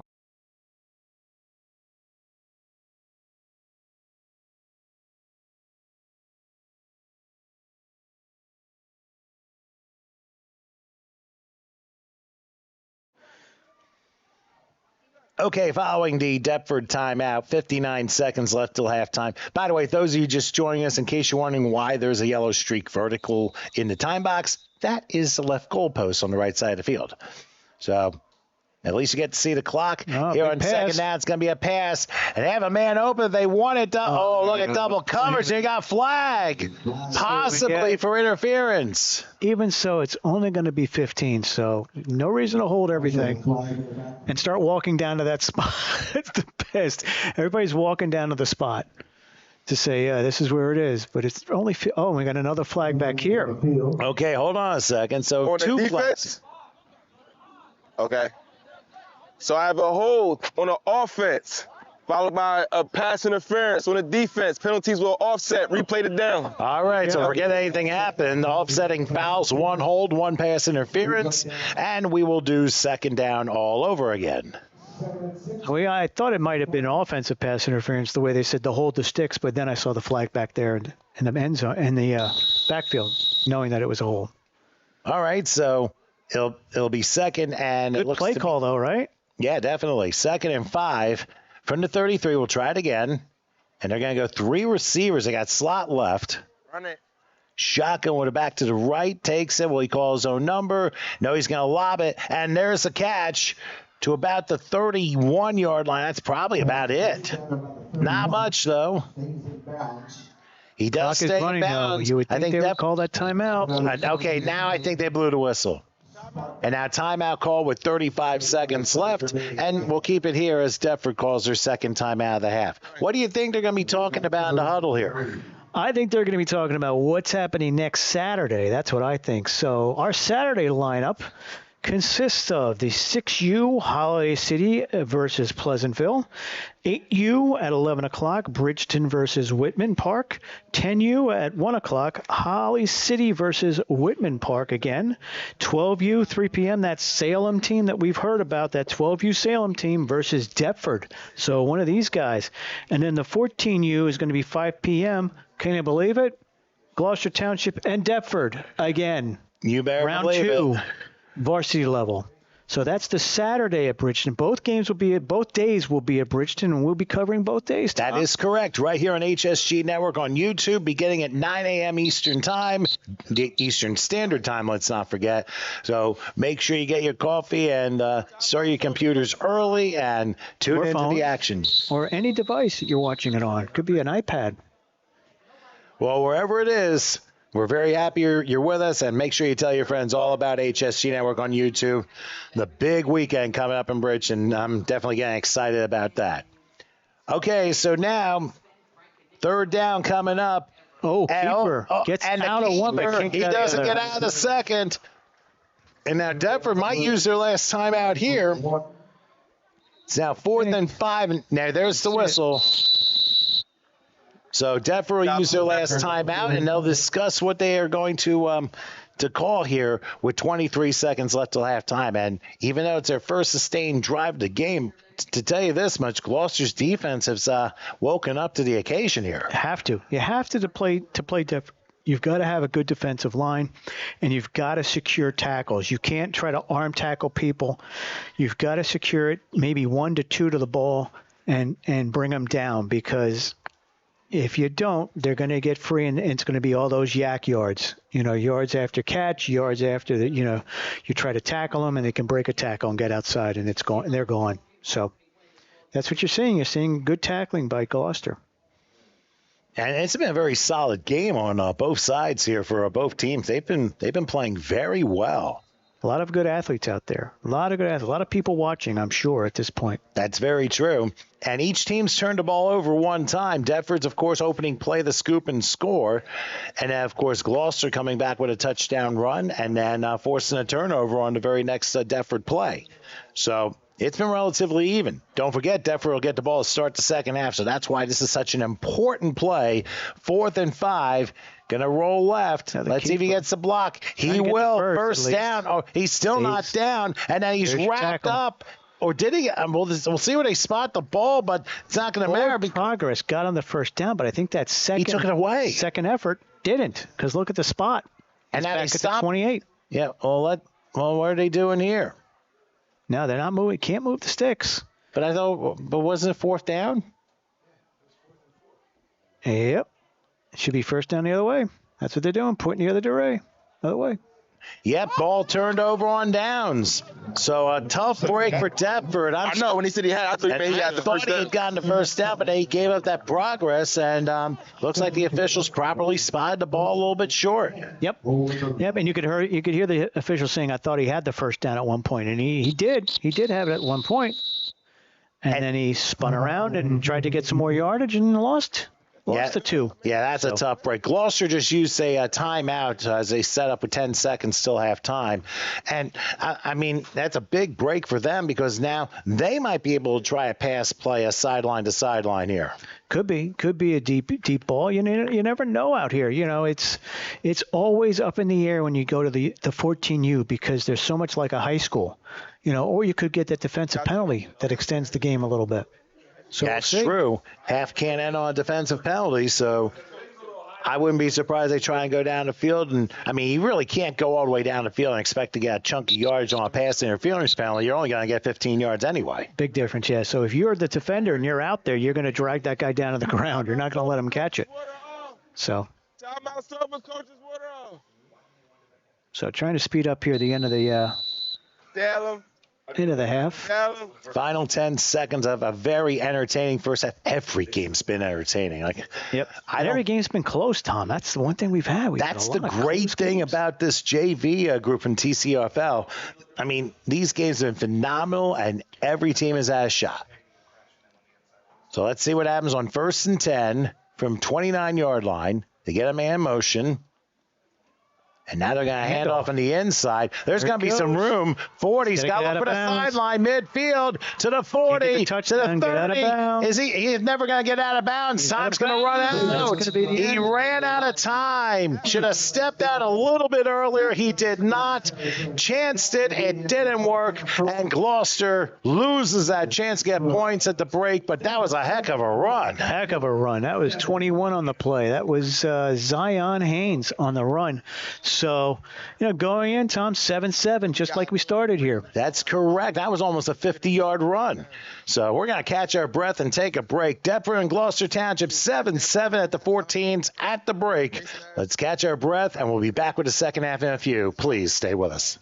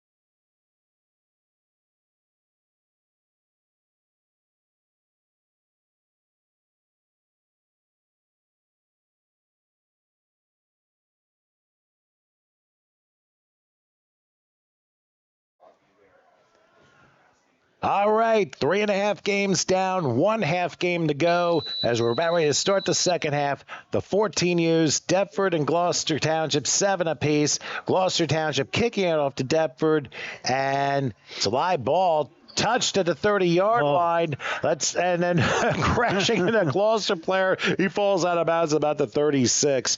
That was a Lathan Sierra with the return here. So Deptford, they'll have the ball 1st and 10. They didn't really run many offensive plays until maybe about 5 minutes left till halftime. But in any case, I'm Tom Wilkins along with Howard Gaber. Thanks for having your Sunday with us here on HSG Network on YouTube. Of course, next weekend, the biggie, 10 games, 5 on Saturday, 5 on Sunday, championship weekend for the TCUFL Bridgeton High School, and that's all going to happen here. But first, we got to get through the second half of this game. And look for the link. The link will be up early this week, so bookmark it, come back to it, ready to go. And if you're watching, you don't have it yet, like and subscribe to HSG Network, and you will get those links in advance. So make sure you tell your friends about it and keep subscribing. Not sure how many subscribers we have here, but anyway, 1st and 10 for the 36-yard line as Deptford. What are we doing? We got not exactly 5 guys behind the line of scrimmage. Someone's got to move up. They've got Joseph Tooman moving in motion, so this is relatively confusing of what we're seeing. You take a timeout, Tom. Take a timeout on the first series coming out of the third. Oof. I don't think I've ever. I think somebody told me that one of the NFL teams today took a timeout to begin the second half. Could be, but it's personnel. They had a formation that they didn't know what they were doing, and you're going to take the 5-yard penalty because they had 5 players in the backfield off the line of scrimmage. So that's what you have. So you can't have that. You got to have at least 4. You can only have 4. Well, that's true. You don't have to have at least 4, but you have to have 7 on the line. That's True. the way the other way. I agree, and it was that, and of course the opposite of that, you have a lineup where you have the line all set, and then you have the line, and all of a sudden you have triples on both sides of the field, which you've never seen. I mean, that was one of the funniest things I ever saw. You can see they have the 3 receivers. They have 5 off the line again. He's got to move up. There he goes. Now to get a man in motion. Now we have 1st and 10 and a handoff. Trying to get the middle and then reversing after his jersey's grabbed. And he's going to gain some positive yards, a whole lot more. Crossing midfield to the 40. I think he wished he held on to his jersey after that. Down to the 21-yard line. That's a 43-yard pickup. Huge play. No flags. No flags.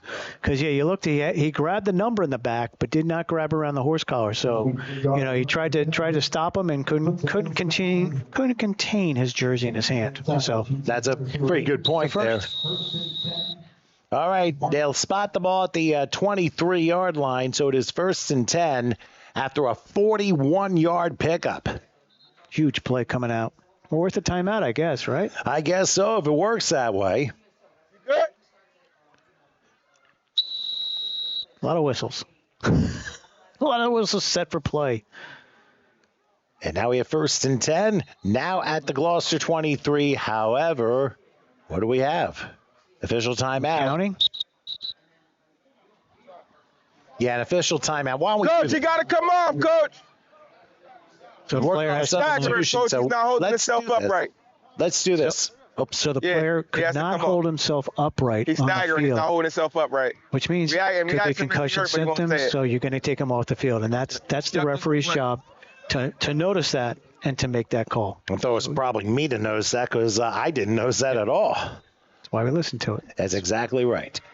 1st and 10 for the 23-yard line. We'll try this again. Quarterback in the shotgun. He's going to call his number. He'll take it himself. Crossing the 20. Has a turn. Crossing to the 10. Lowers the shoulder. Out of bounds. He lowered the shoulder there. And that's another 1st down. Depends on where they spot the ball. Could be goal to go. I'd say yes. I'd say on the 5. Inside the 10. 1st and goal from, we'll say maybe the 6th. No, it's the 5. He's putting it right on the 5. And, whoa, a late flag comes in. Now, in a tie game, why would you want to do that?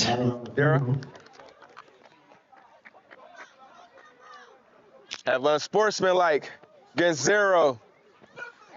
Half the distance to the goal. Still first down. So that makes it 1st and goal now from inside the 3-yard line. I know it's not much of a penalty, but still. I mean, you just can't do that, especially you got a championship game like this and you're tied. And Deptford looking to take the lead here. Composure is so important. And it's hard. It's very hard at 14U. We always say it. Toughest division to referee. They hand it off, trying to bounce around. Oh, good tackle. At least 2 or 3 Lions bring him down for maybe a 1-yard loss. The runner that time was Josiah Hornsby. Big tackle by Carter Roberts, number 90. The last one peeling off, and I think he also had 26. Yeah, that would have been Cobb. Yep, Cobb also was in on that. So a couple good tackles there. Pushes them back to the 5, so that unsportsmanlike they just erased it. Yeah, canceled it out. 2nd and goal from the 5-yard line. Now let's see what Deptford runs here. You can see how close the official now is to the line, so he's listening for everything. Calling his own number. Will he sneak in? There's a flag down at the end. Yo. Now let's see what this is all about. Got it again. 5. Yeah. Have a personal foul. Face mask against the defense. 5-yard penalty. Half the distance. So half the distance on a personal foul face mask. So they will replay the down, and it'll be 2nd and goal from inside the 3 again. And here we are at the 1-foot line.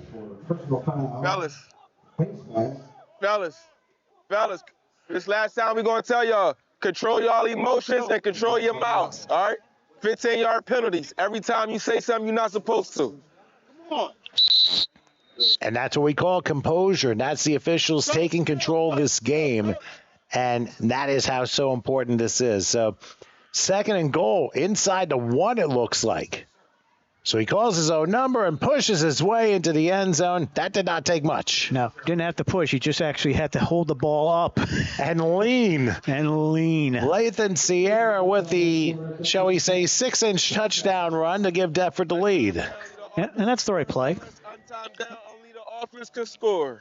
So you can hear the official telling the defense that you cannot return it. Only the offense can score on a conversion. Well, that's absolutely correct. I mean, obviously in colleges and the pros you get that, but not here in this league. Nope. So let's see how Deptford plays this conversion. Again, it's at the 3-yard line, and they're going to change it up as a Sierra will lie up under center. They full house it. He calls his own number, turns the corner. There's a flag down. Pass is caught. Now let's see what the flag is. 2 flags are down almost at the same spot. Have a hold. Offense. 10-yard penalty. Wow.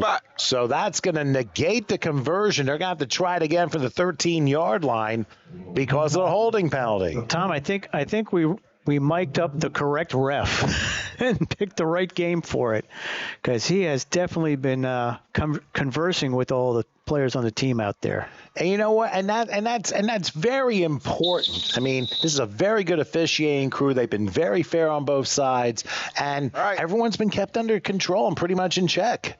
And when you get that, that's a major plus. And when you are out of control, they throw the flag, which is what they're supposed to do. That's exactly right. So Deptford will try the conversion again, this time from the 13-yard line. They may have to do a pass here. We'll see. Last one worked. Just a simple rollout. Let's go.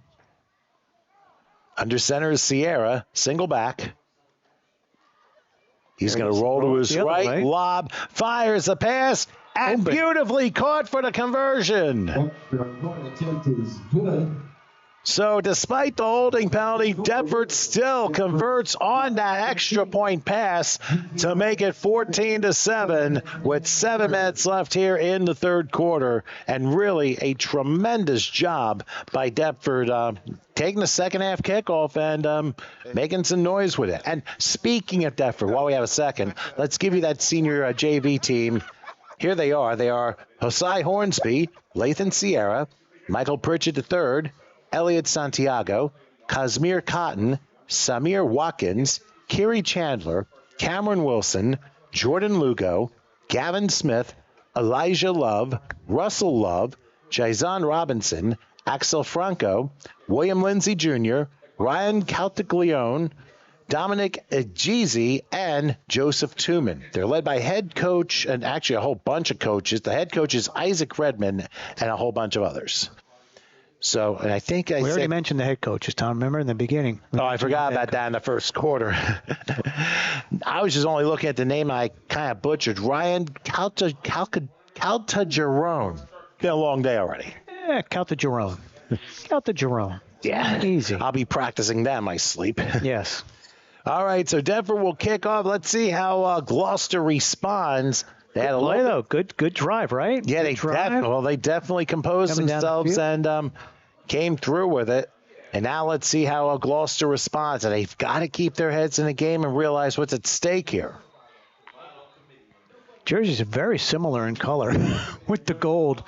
That's what he said at the very beginning. Half, yeah. All right, taking it about the 32-yard line. There's going to be some room crossing midfield and sliding down to the 46-yard line is a Jaiwan Hayes. So he's touched the ball a lot out there. Yeah, he's been around a lot in this game, and now for Gloucester, they will start from the 46-yard line of Deptford. So they have a short field to work with. Yeah, definitely. You're on the other side of the 50, which is good. Your offense hasn't really given you much except for that one touchdown. So let's see if they can put together. They definitely are moving the ball. We've seen them move the ball in chunk plays, 5 and 6 yard plays. So let's see what they can get going. And so it'll be 1st and 10. Let's see how Gloucester responds to Deptford's opening second half touchdown drive. Let's see if they get one of their own with 6:52 left here in the third. They're going to take some time in getting the play set. I mean, there have been a lot of chunk plays in this game.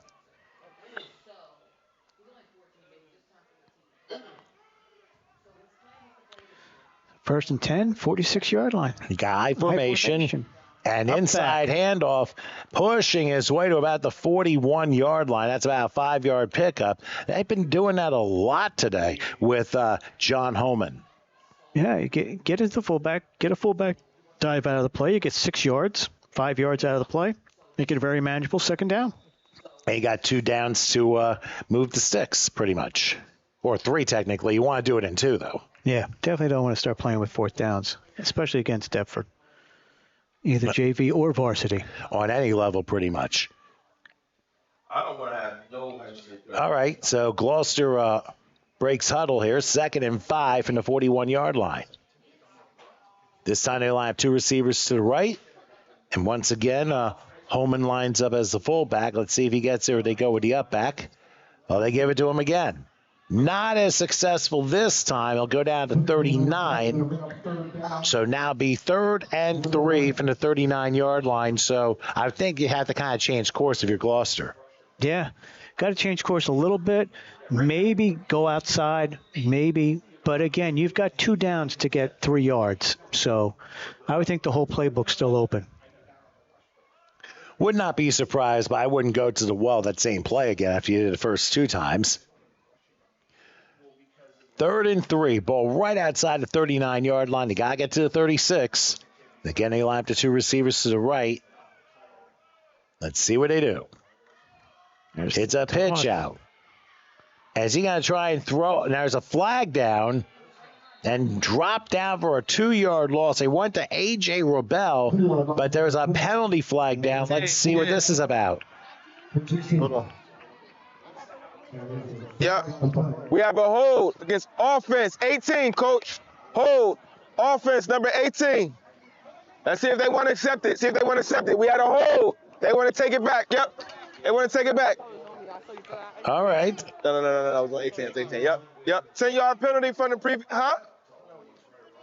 Yes, 10-yard penalty from the previous spot. Replayed it down. All right, so there you have it. And the discussion was whether a Deptford would accept the penalty or not. They choose to accept it. So now it makes it 3rd and contentiously long, all the way back to the 49-yard line. So now you got a 3rd and 13 coming up, and that's going to be a tough hill to climb for Gloucester. Yeah.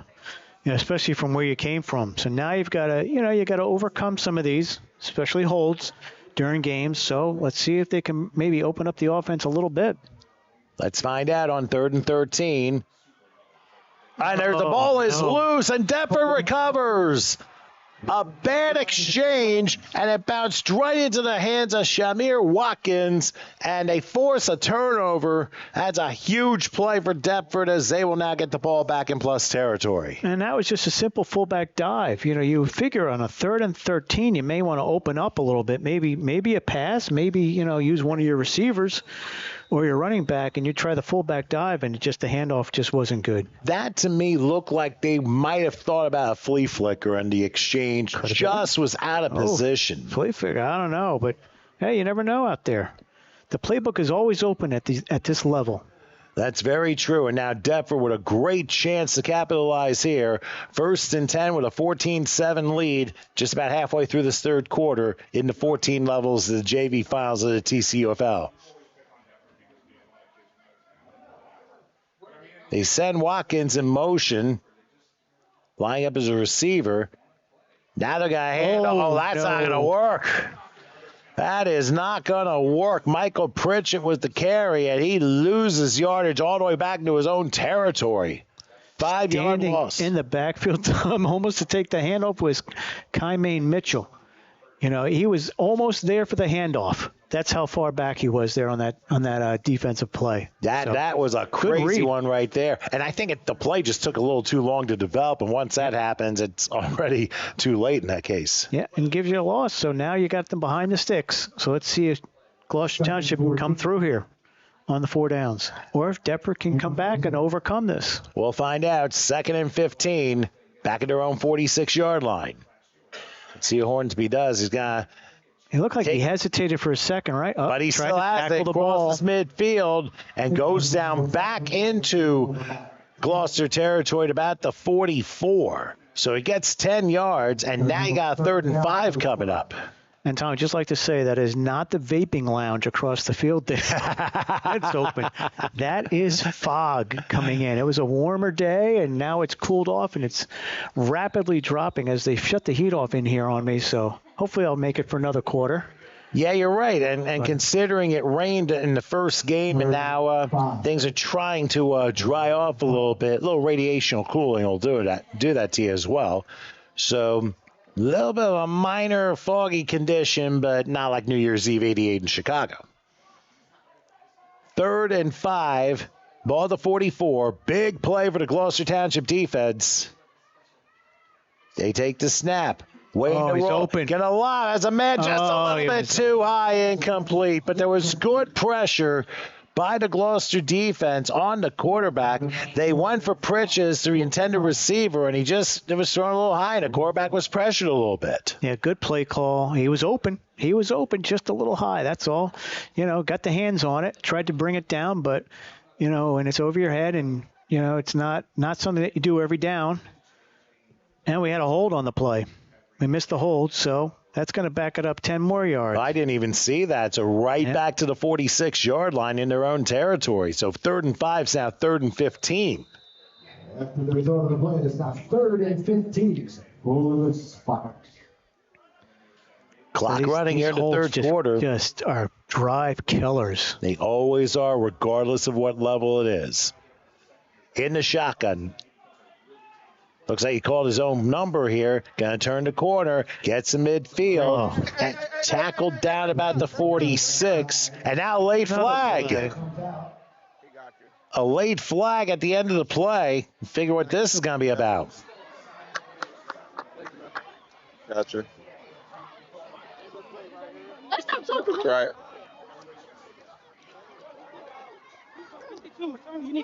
For the spot right here, right? Personal foul. Defense, number 90. 15 yards from the spot. The spot was right here. Wow. They got Carter Roberts on a personal foul, and that is going to force a first down. Where was the end of the Once they find where the end of the play is, they're going to spot 15 yards from the end of the play. What a very tough break for Gloucester because they had him stopped a second time. Yep. Personal foul. Defense, 2, 3. 4, Personal 5, foul. 6, 7, 8, On the 9, line. 10, 11, That will 12, be 13, Look at that. 14, That's a spot foul, 90. Tom. You are correct about that, and I'll tell you what. Personal foul. Considering that hold by Denver looked like it would end the drive, Gloucester makes a huge mistake, and Denver gets to keep the ball 1st and 10 at the 32-yard line. And we didn't even see it. Could have been something said. Could have been a hole. Could have been anything out there. We're not even going to speculate because we're not going to show the replay of that. But either way, it gives them 15 yards and a first. I think it was from the end of the play something happened there. Yep. But anyway, under 2 minutes left here in the third. 1st and 10 from the Gloucester 32. Defford trying to take advantage of this huge mistake by Gloucester. Handoff goes nowhere. Maybe a yard to the 31. And guess what? Number Got a face mask. 15. 5 and 15. 5. Personal foul. Face mask against the defense. 5-yard Oh, penalty. goodness. Another major foul against Gloucester. 5. Oh, no, they're going to call it a It's only 5. Hold yeah. on. They're just naming it as a personal foul because it's a personal foul face mask. But you get the derivative between the 5 and the 15. They have the choice. Oh, okay. So it's going to be 5 yards, and it'll still be 1st down after the 5-yard face mask foul. It was only a minor one. And now the ball is at the 27-yard line. And Defford trying to methodically get some more points on the board. They go big up front. 1st and 5. Hold everything. And this time it's on Defford because that's a false start. Start. Offense. 5-yard penalty. Replayed it down. So we have broken down, Tom. The night and the day, we got through pretty much clean. Pretty much the whole day we've had clean football, not a lot of penalties. We get to the 14U where it should be clean football because they've all played for at least 4 or 5 years, hopefully, and we're getting just the mud. Penalty after penalty, just I call it the mud because it's like you're watching mud. You're walking through mud because every time you go 5 forward, you go 5 back. You go 10 forward, you go 5. Yeah, just keeps going. So let's see if we can get a play out of here before the end of the quarter. I think we will, with coming up on 40 seconds left in the quarter. Ball looks to be about the 33. So, guess 1st and 11. Don't see too many of those. Calling is no number. Quarterback tries to turn and reverse. And there goes Sierra the other way. He has a block. He's got blockers. And he's going to run. Turns the corner to 25, to the 20. And after all that running, he's going to get 1st down in the red zone to about the 17-yard line. A gain of 16. And I'll tell you what, Defford is finding ways to just accumulate yards when they need to, and I think we also have a shaken up Defford player. Yeah, player down. So they're going to come out and tend to him, but you reverse the field like that, and we've had 27 penalties already. You would think you would get a penalty for a block in the back. But go ahead, Tom. Give the Gloucester Township line. Yeah, we didn't quite get to do that while we have this little delay. Let's give you the 14-year-olds for the Gloucester Township team. They are Parity Dantzler, Takai Whiting-Scott, Charles Jones, Thomas Heverly, Anthony Troyes, Kaime Mitchell, Logan Dixon, John Homan, Necky Roberts, Jaden Jones, Amari Ford, Ty Brownlee, Zyron Hayes, Elijah Brown, James Mills, Tobin Cobb, Kiliel Jones, Ethan Gottlieb, A.J. Robe, John Atchley, Zachary Pierce, William Brownlee, and Carter Roberts. That's the bunch for Gloucester Township's 14-year-old crew. As we hit 3-quarter time, we'll switch sides. Defford leads Gloucester 14-7. One more quarter to this night coming up. It's going to come your way right after this.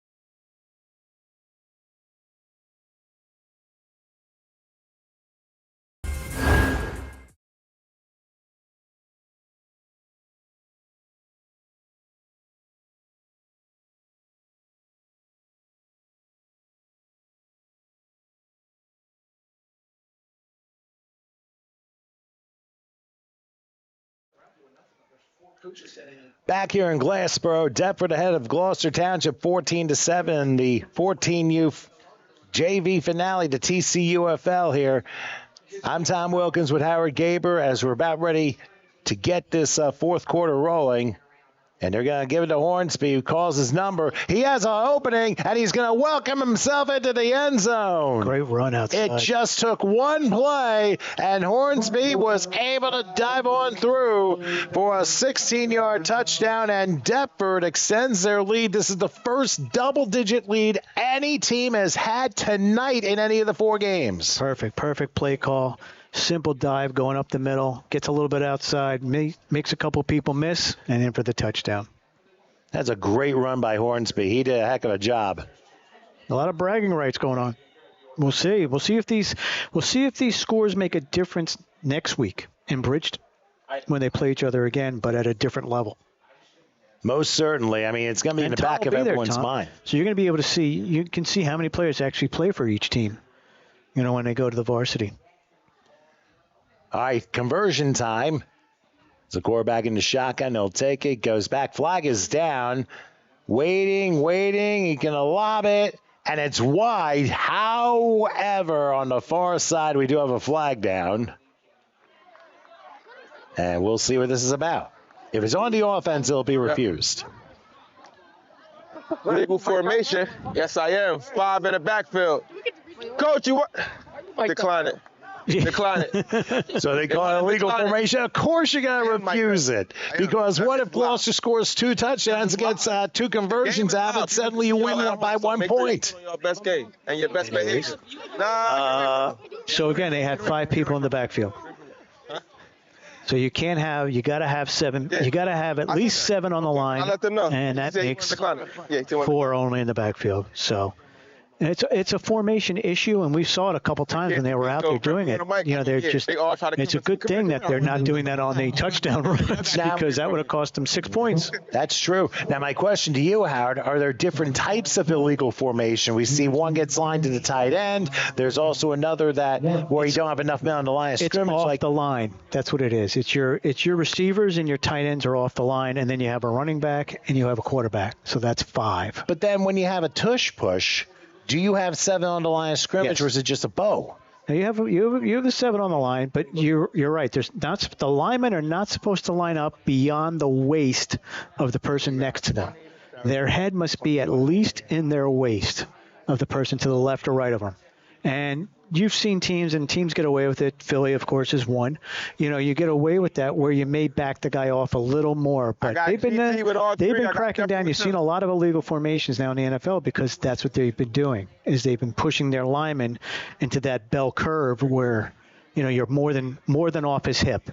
And it's the referee's, it's the side judge. It's his job to make that call. So, obviously, they've seen it. They've seen the 5 people in the backfield, and you can't do it. Well, Howard is dropping the knowledge on that. That's why you come up with questions like this. I mean, you obviously are on the field a lot more than I am, so it's just a matter of getting more of the technical terms here. Oh, here's a little squibber, but it's going to be taken at the 48-yard line by Gloucester Township. That was a little bit of a risk play for Deptford, but now Gloucester Township has almost the entire fourth quarter to possibly strike twice. And you hope, you get a good game out of it. They've had the offense. The offense has been moving. They just had a couple fumbles here, a couple misplays, a couple bad penalties, Tom. That's really what's killed them in this game is the bad penalties at the worst times. And the personal fouls to go along with it at the absolute worst time, too. And these referees obviously have meant business in this game and have done a very fair job making sure both sides are contained. And that's the one thing we can say is the calls have been equal on both sides. You can't say they're swaying to one side here. It's been both sides, and he's talked to both teams about it. 1st and 10 for the 49. They're going to go to handoff, slipping through one tackle and diving his way to about the 47. I think it's Troy's who got 4 on the play. And now I think Gloucester's going to have to pick it up a little bit because now time's going to be the essence, trying to score twice and not allow Deptford to score. Right, you got to stop them. If you're going to score, you're going to want to try that onside kick to recover it. You don't want to have them have the ball back because their offense has been dynamic today, especially in the second half here, where they put up 2 touchdowns already. Well, once they got the ball, they were able to get things going. No wonder it took them a little while. 2nd and 7. They're going to stay to 48-yard line. They send a man in motion. Another handoff up the middle. And still powering his way to about, we're going to say the 44, maybe the 43. Still going to be a little short of a first down. Anthony Troyes. He's had a nice game. Yeah. Definitely had a nice game. It's just they gotta move a little faster. You're killing clock here. And Deptford has no issues with them killing the clock. Keep running it. We don't care. You're going to pick up 4 and 5 yards. It's going to take you at least 4 or 5 minutes to get down the field. And so Gloucester Township breaks huddle. 3rd and I believe 2. Right outside the 43-yard line. Let's see what they do. They get the man motion to the left. It's a pitch out to the right. There's going to be some room. Crossing the 40 and a hard hit. And still on his feet down to about the 37, 36-yard line. It's going to be a first down. I hope everybody's okay. That was a vicious collision. Lowers the shoulder. That's what you like running backs. They used to outlaw a little bit of that, running backs lowering the helmet, lowering the shoulder in the NFL because they were initiating the contact. So now it's, he didn't really lower anything. He just ran him over on that play. But it does move the chains, and it is 1st and 10. And now Gloucester cannot let this opportunity slide by here. They have to have ball control, but they got to make sure they score rather quickly and then do the job on defense. Inside handoff, but not much. Deptford was ready for it. Down to about the 34-yard line. I mean, no matter what you think of this game, obviously great respect between both programs because they're really letting it all out on the field here. Yeah, it's been a great game. It's been back and forth. It's just that Deptford's got a couple good plays in. So, we have to see what they can do. And it is 2nd and 10. Actually, we didn't get much at all in the play. I'm going to say 2nd and 8. Lion gains the 27-yard line. Ball looks inside the 35. It's another run. He'll get across the 30, cuts back. He's got some room to run to the 20, and that's as far as he gets. I thought he was going to go a little bit more, but instead he gets in the red zone, and I think there is a player down for Deptford. So that'll stop the clock with 6:39 left in regulation. That gives him an opportunity to basically call the offense over, and as well as the defense over, but he's up. He's up and out. Yeah, they helped him up. It was a big chance to bring him over, but that's an opportunity. You may want to call the defense over, let him sit down there for a little bit. Tell him, hey, relax a little until you feel better, so we can set up our defense. But that's a 15-yard pickup, by the way. And now 1st and 10 as Gloucester into red zone, the 19-yard line in a must-score situation. Can't lose the ball on this one. Last-minute substitution here. Let's go, GT. Let's go, boys. And let's see how Gloucester approaches this. From right outside to 19, 1st and 10. Make sure everyone's in the right place. Hey. Clock running low, as you can hear the ref in the background. We went on to the wrong player. Goes back to be a pass. Gonna take a shot. He has a man, and he was a little bit wide, incomplete. It was a little hard to tell. Yeah, it definitely came up short on the pass.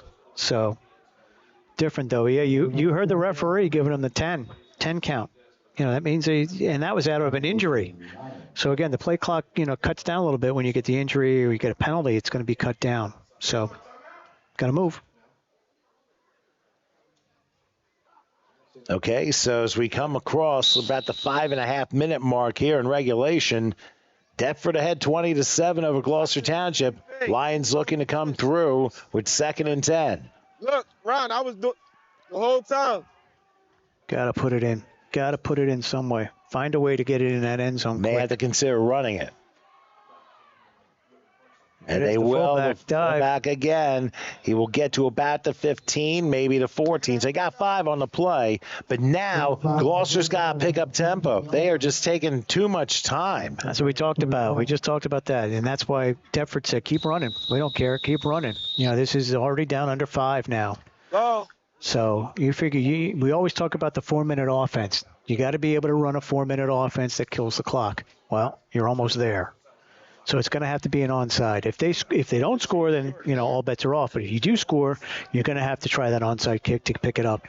Well, when we get there, we'll find out if it comes to that. 3rd and 4. Now whistles blow, and what do we got? We had movement on our left side there. False start. Offense. 5-yard penalty from the previous spot. Replay 3rd down. And I think the coaching staff is like, what are you doing? Oh, he's flinched. The receiver flinched over there on the left-hand side. So it happens. You might hear something, you might not. So It's there's a lot going on down there. You got a lot of people cheering. So I don't think the defense was clapping though to simulate the snap. So you didn't have to worry about that. All right, well, now it becomes an even bigger play. 3rd and 9 as the ball's at the 18-yard line. Remember, the 9-yard line's the line again. You got 2 downs to get 9 yards and keep this game alive. Now they're going to go spread. Single back. In a shotgun, too, with a low snap, and they're going to hand it off anyway.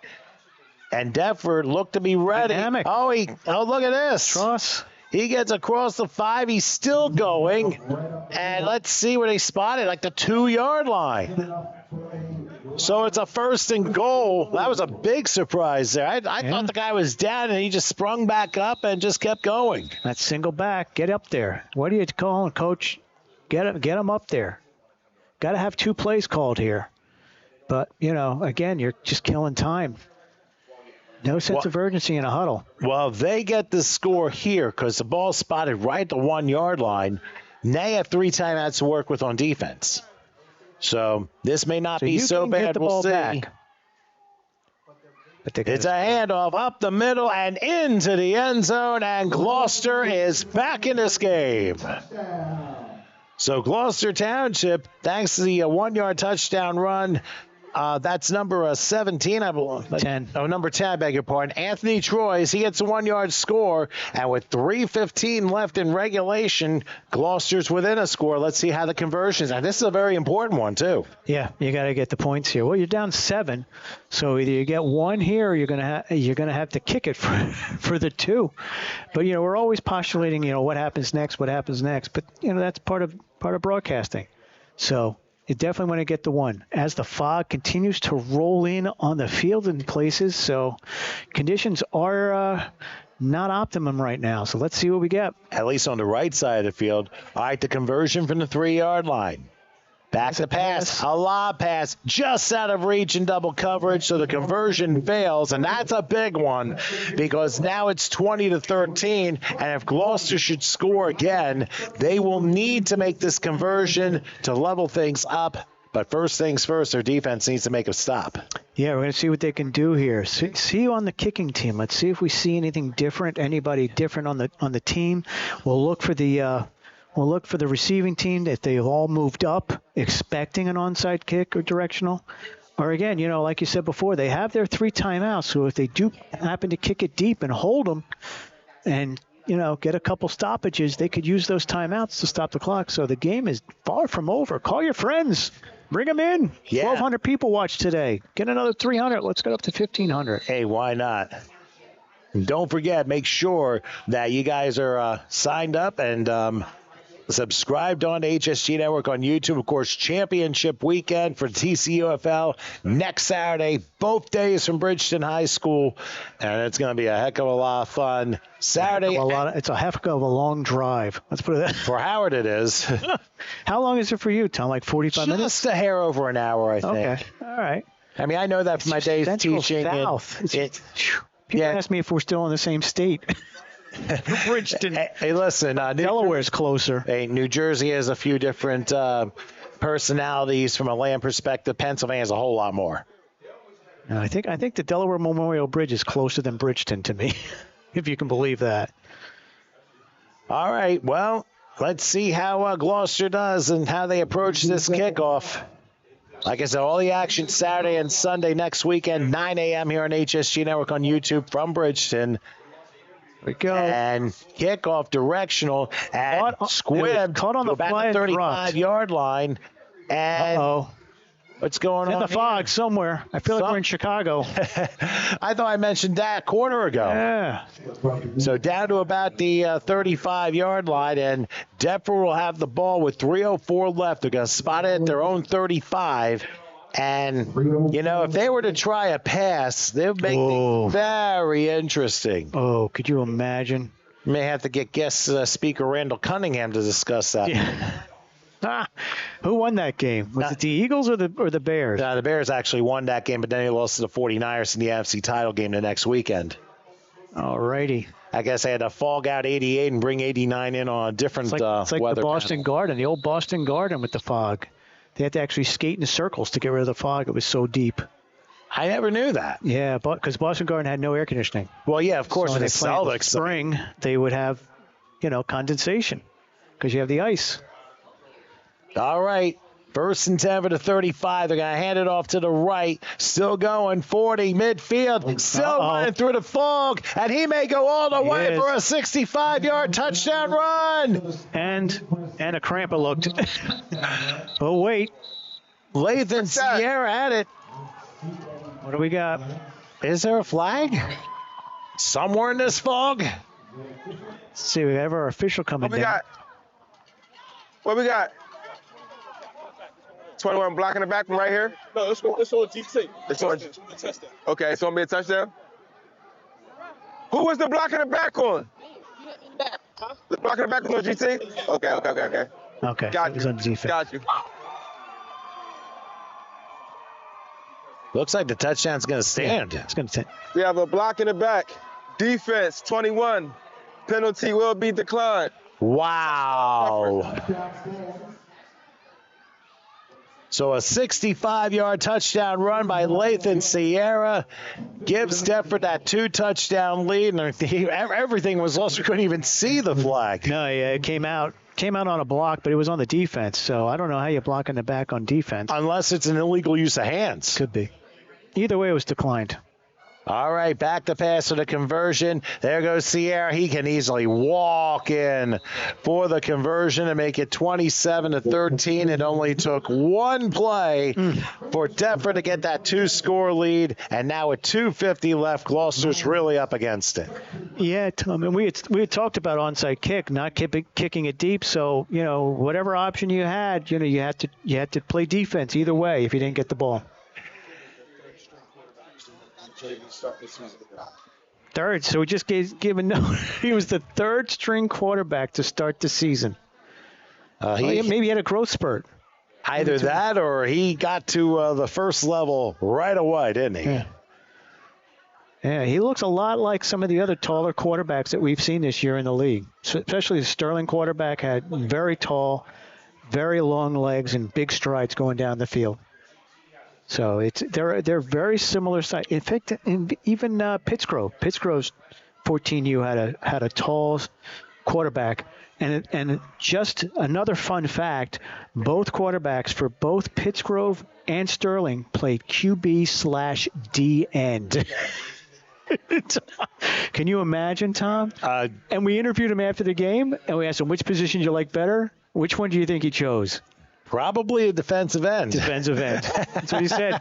He goes, when I get to high school, I want to play D end. He goes, I know I might not because I'm, a pretty good quarterback, but that's what they said. They love the D end. They love the action. They need defense. It's always defense. You'll have your specialty quarterbacks, but sometimes you get, here's looked like it bounced off a player in the front, but it is recovered by Gloucester near midfield. So now, can they score a touchdown much faster than they did in the previous drive? Yep, and can Deptford shut it down? That's the question, is can Deptford shut down the offense here and not give up the big play? Well, right now, Mother Nature might be shutting down the pass. Tell you what, if you're going to pass it on our side, the side closest to the scorer's score box, score hut, whatever we're in, you can still see it's pretty clear over here. It's the woods. There's woods over there, so that's where you're getting the condensation and the fog from. And that's where your radiational cooling kicks in. When the condensation, as you talked about, that gets involved, and we got a very I wonder if we're going to get any situation. four-legged animals over there, because you would think they would come out. So if a deer at this comes time. out and intercepts and runs it back for a touchdown for Deptford, does that count? Yes, especially if their nickname is the Bucks. Anyway, 1st and 10, and they're going to hand it off. They're going to have to play sideline to sideline here. That didn't work. Goes down to 46-yard line. Good run, though, by Anthony Troyes, but they're going to have to really go fast here. Gloucester has all 3 of their timeouts. They may have to use them on offense. Yeah, I don't see it. I can see them actually huddling. So you're down 2 scores. It's pretty much, let's run our offense and let's see if we can break one. Yeah, but if that time never comes? Right. That's what you're hoping. You're going to have to use the pass. Running is not going to get you downfield in a hurry. But, again, teams are built differently each game. That is very true. They put 2 receivers on the left, 2nd, and it looks like 6. There's your pass. And there's a pass. Gets out of 1. And he's going to run, and he'll get to about the 40. It's going to be good for a first down, but that will now give him a new set of downs. Clock will stop. For the moment. They reset, and it starts up again. So that sense of urgency, still not there, but again, teams are built differently for different situations. They may not have ever had to face this season, and they're in the final. So you made it to the final. That's more than a lot of the other teams in the divisions have. That is very, very true. All right, 1st and 10, under a minute and a half left. Maybe they'll try a pass again here. It's a pitch out. Straight run. He's going to have to run for the sideline. Not going to get there. Good tackle about the 44-yard line. And now looks like Gloucester's going to use a timeout. With a minute 13 left and Deptford ahead by 14. And still, if you think about what's been a very competitive game, let's remind everybody the lineup that we've got next weekend here on HSG Network. Remember, championship weekend for the TCUFL. Let's begin with the Saturday games. The 6U at 9 a.m., Holly City against Pleasantville. The 8Us are at 11 a.m., Bridgeton and Whitman Park. The 10Us at 1 p.m., Holly City and Whitman Park. The 12Us are at 3 p.m., Salem against Deptford. And then these 2 teams, 14Us at 5 p.m., Gloucester Township and Deptford. That is Saturday's slate. Sunday's slate. The 6Us at 9 a.m., Atlantic City takes on Centerville. The 8Us are at 11, Delsea and Pennsville. The 10Us, 1 p.m., Clayton and Delsea. The 12Us are at 3 p.m., Burlington City and Lindenwold.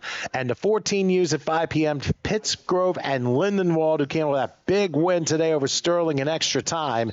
That's your Sunday slate. 10 games, 2 days, Bridgeton High School, all on HSG Network. If you're too far away and can't make it, make sure you subscribe and tell your friends about us. Lots of weekend football coming your way, and I'll be here for both days. Hopefully my throat will hang on there, A lot of cough drops for Tommy boy. I got plenty. Hey, my wife got me some a few days ago because I thought I was coming down with a cold, but thankfully I bounced right back. Hey, it could have been a whole lot worse. 2nd and 15 from the 45-yard line. That's a pitch out. It looks like he's ready to pass. And he is deep. And just out of the reach, incomplete. They had the right idea, but the aim was a little bit off. And they intended that one for Thomas Heverly. And now it'll be 3rd and 15. So these are setting up, you never know for next year. You never know if they're going to be playing varsity next week. Some of these players will definitely be up because your roster is fluid. So, this could be showing coaches, what we're made of. Who can cover deep, who gets bit, whatever. And think about this, Howard, considering the games being on, coaches are going to be reviewing the footage on here. Yes, a lot of scouting is going to be going on because we've covered almost every team that's in the playoffs, right? In the finals. I think Whitman Park may be in Salem and Burlington City. I think in Lindenwold, sorry. Those 4 or 5 teams we haven't covered. But we've done most of the league here because we spread it around. That's exactly true. All right, now on 3rd down, they're going to run the football. and not much. Probably back to the line of scrimmage. So Jaden fourth Jones on that carry. So they're definitely moving the ball around to some different people now. I think they kind of know what the fate is here. Yep. So always good to get people involved. Maybe you break it. You never know. Hey, crazier things have happened, but Deptford, I mean, give them credit. I mean, they got the real slow start. Keep in mind, they really didn't have the ball for the first quarter and a half of the game except for one play, and the first score of the game was a defensive score. So let's see what Gloucester can do to finish this on a positive note. It's a pitch out, and they hand it off. Going to about the 40 and tackle down to 35. He's going to be about 5 yards shy. And now turn the ball over on downs. So take a second. So it looks like that's going to be the end here as Deptford wins 27-13. Your final thoughts on this one, Howard? I think, again, a great day of football, great day of TCUFL football, and we want to enjoy next week. Please tune in as we've had a great day today. Most certainly did. Final for this 14U game, Deptford 27, Gloucester Township 13. For Howard Gaber, I'm Tom Wilkins. Thanks for joining us here on HSG Network, and looking forward to talking to you again next Saturday from Bridgeton. We will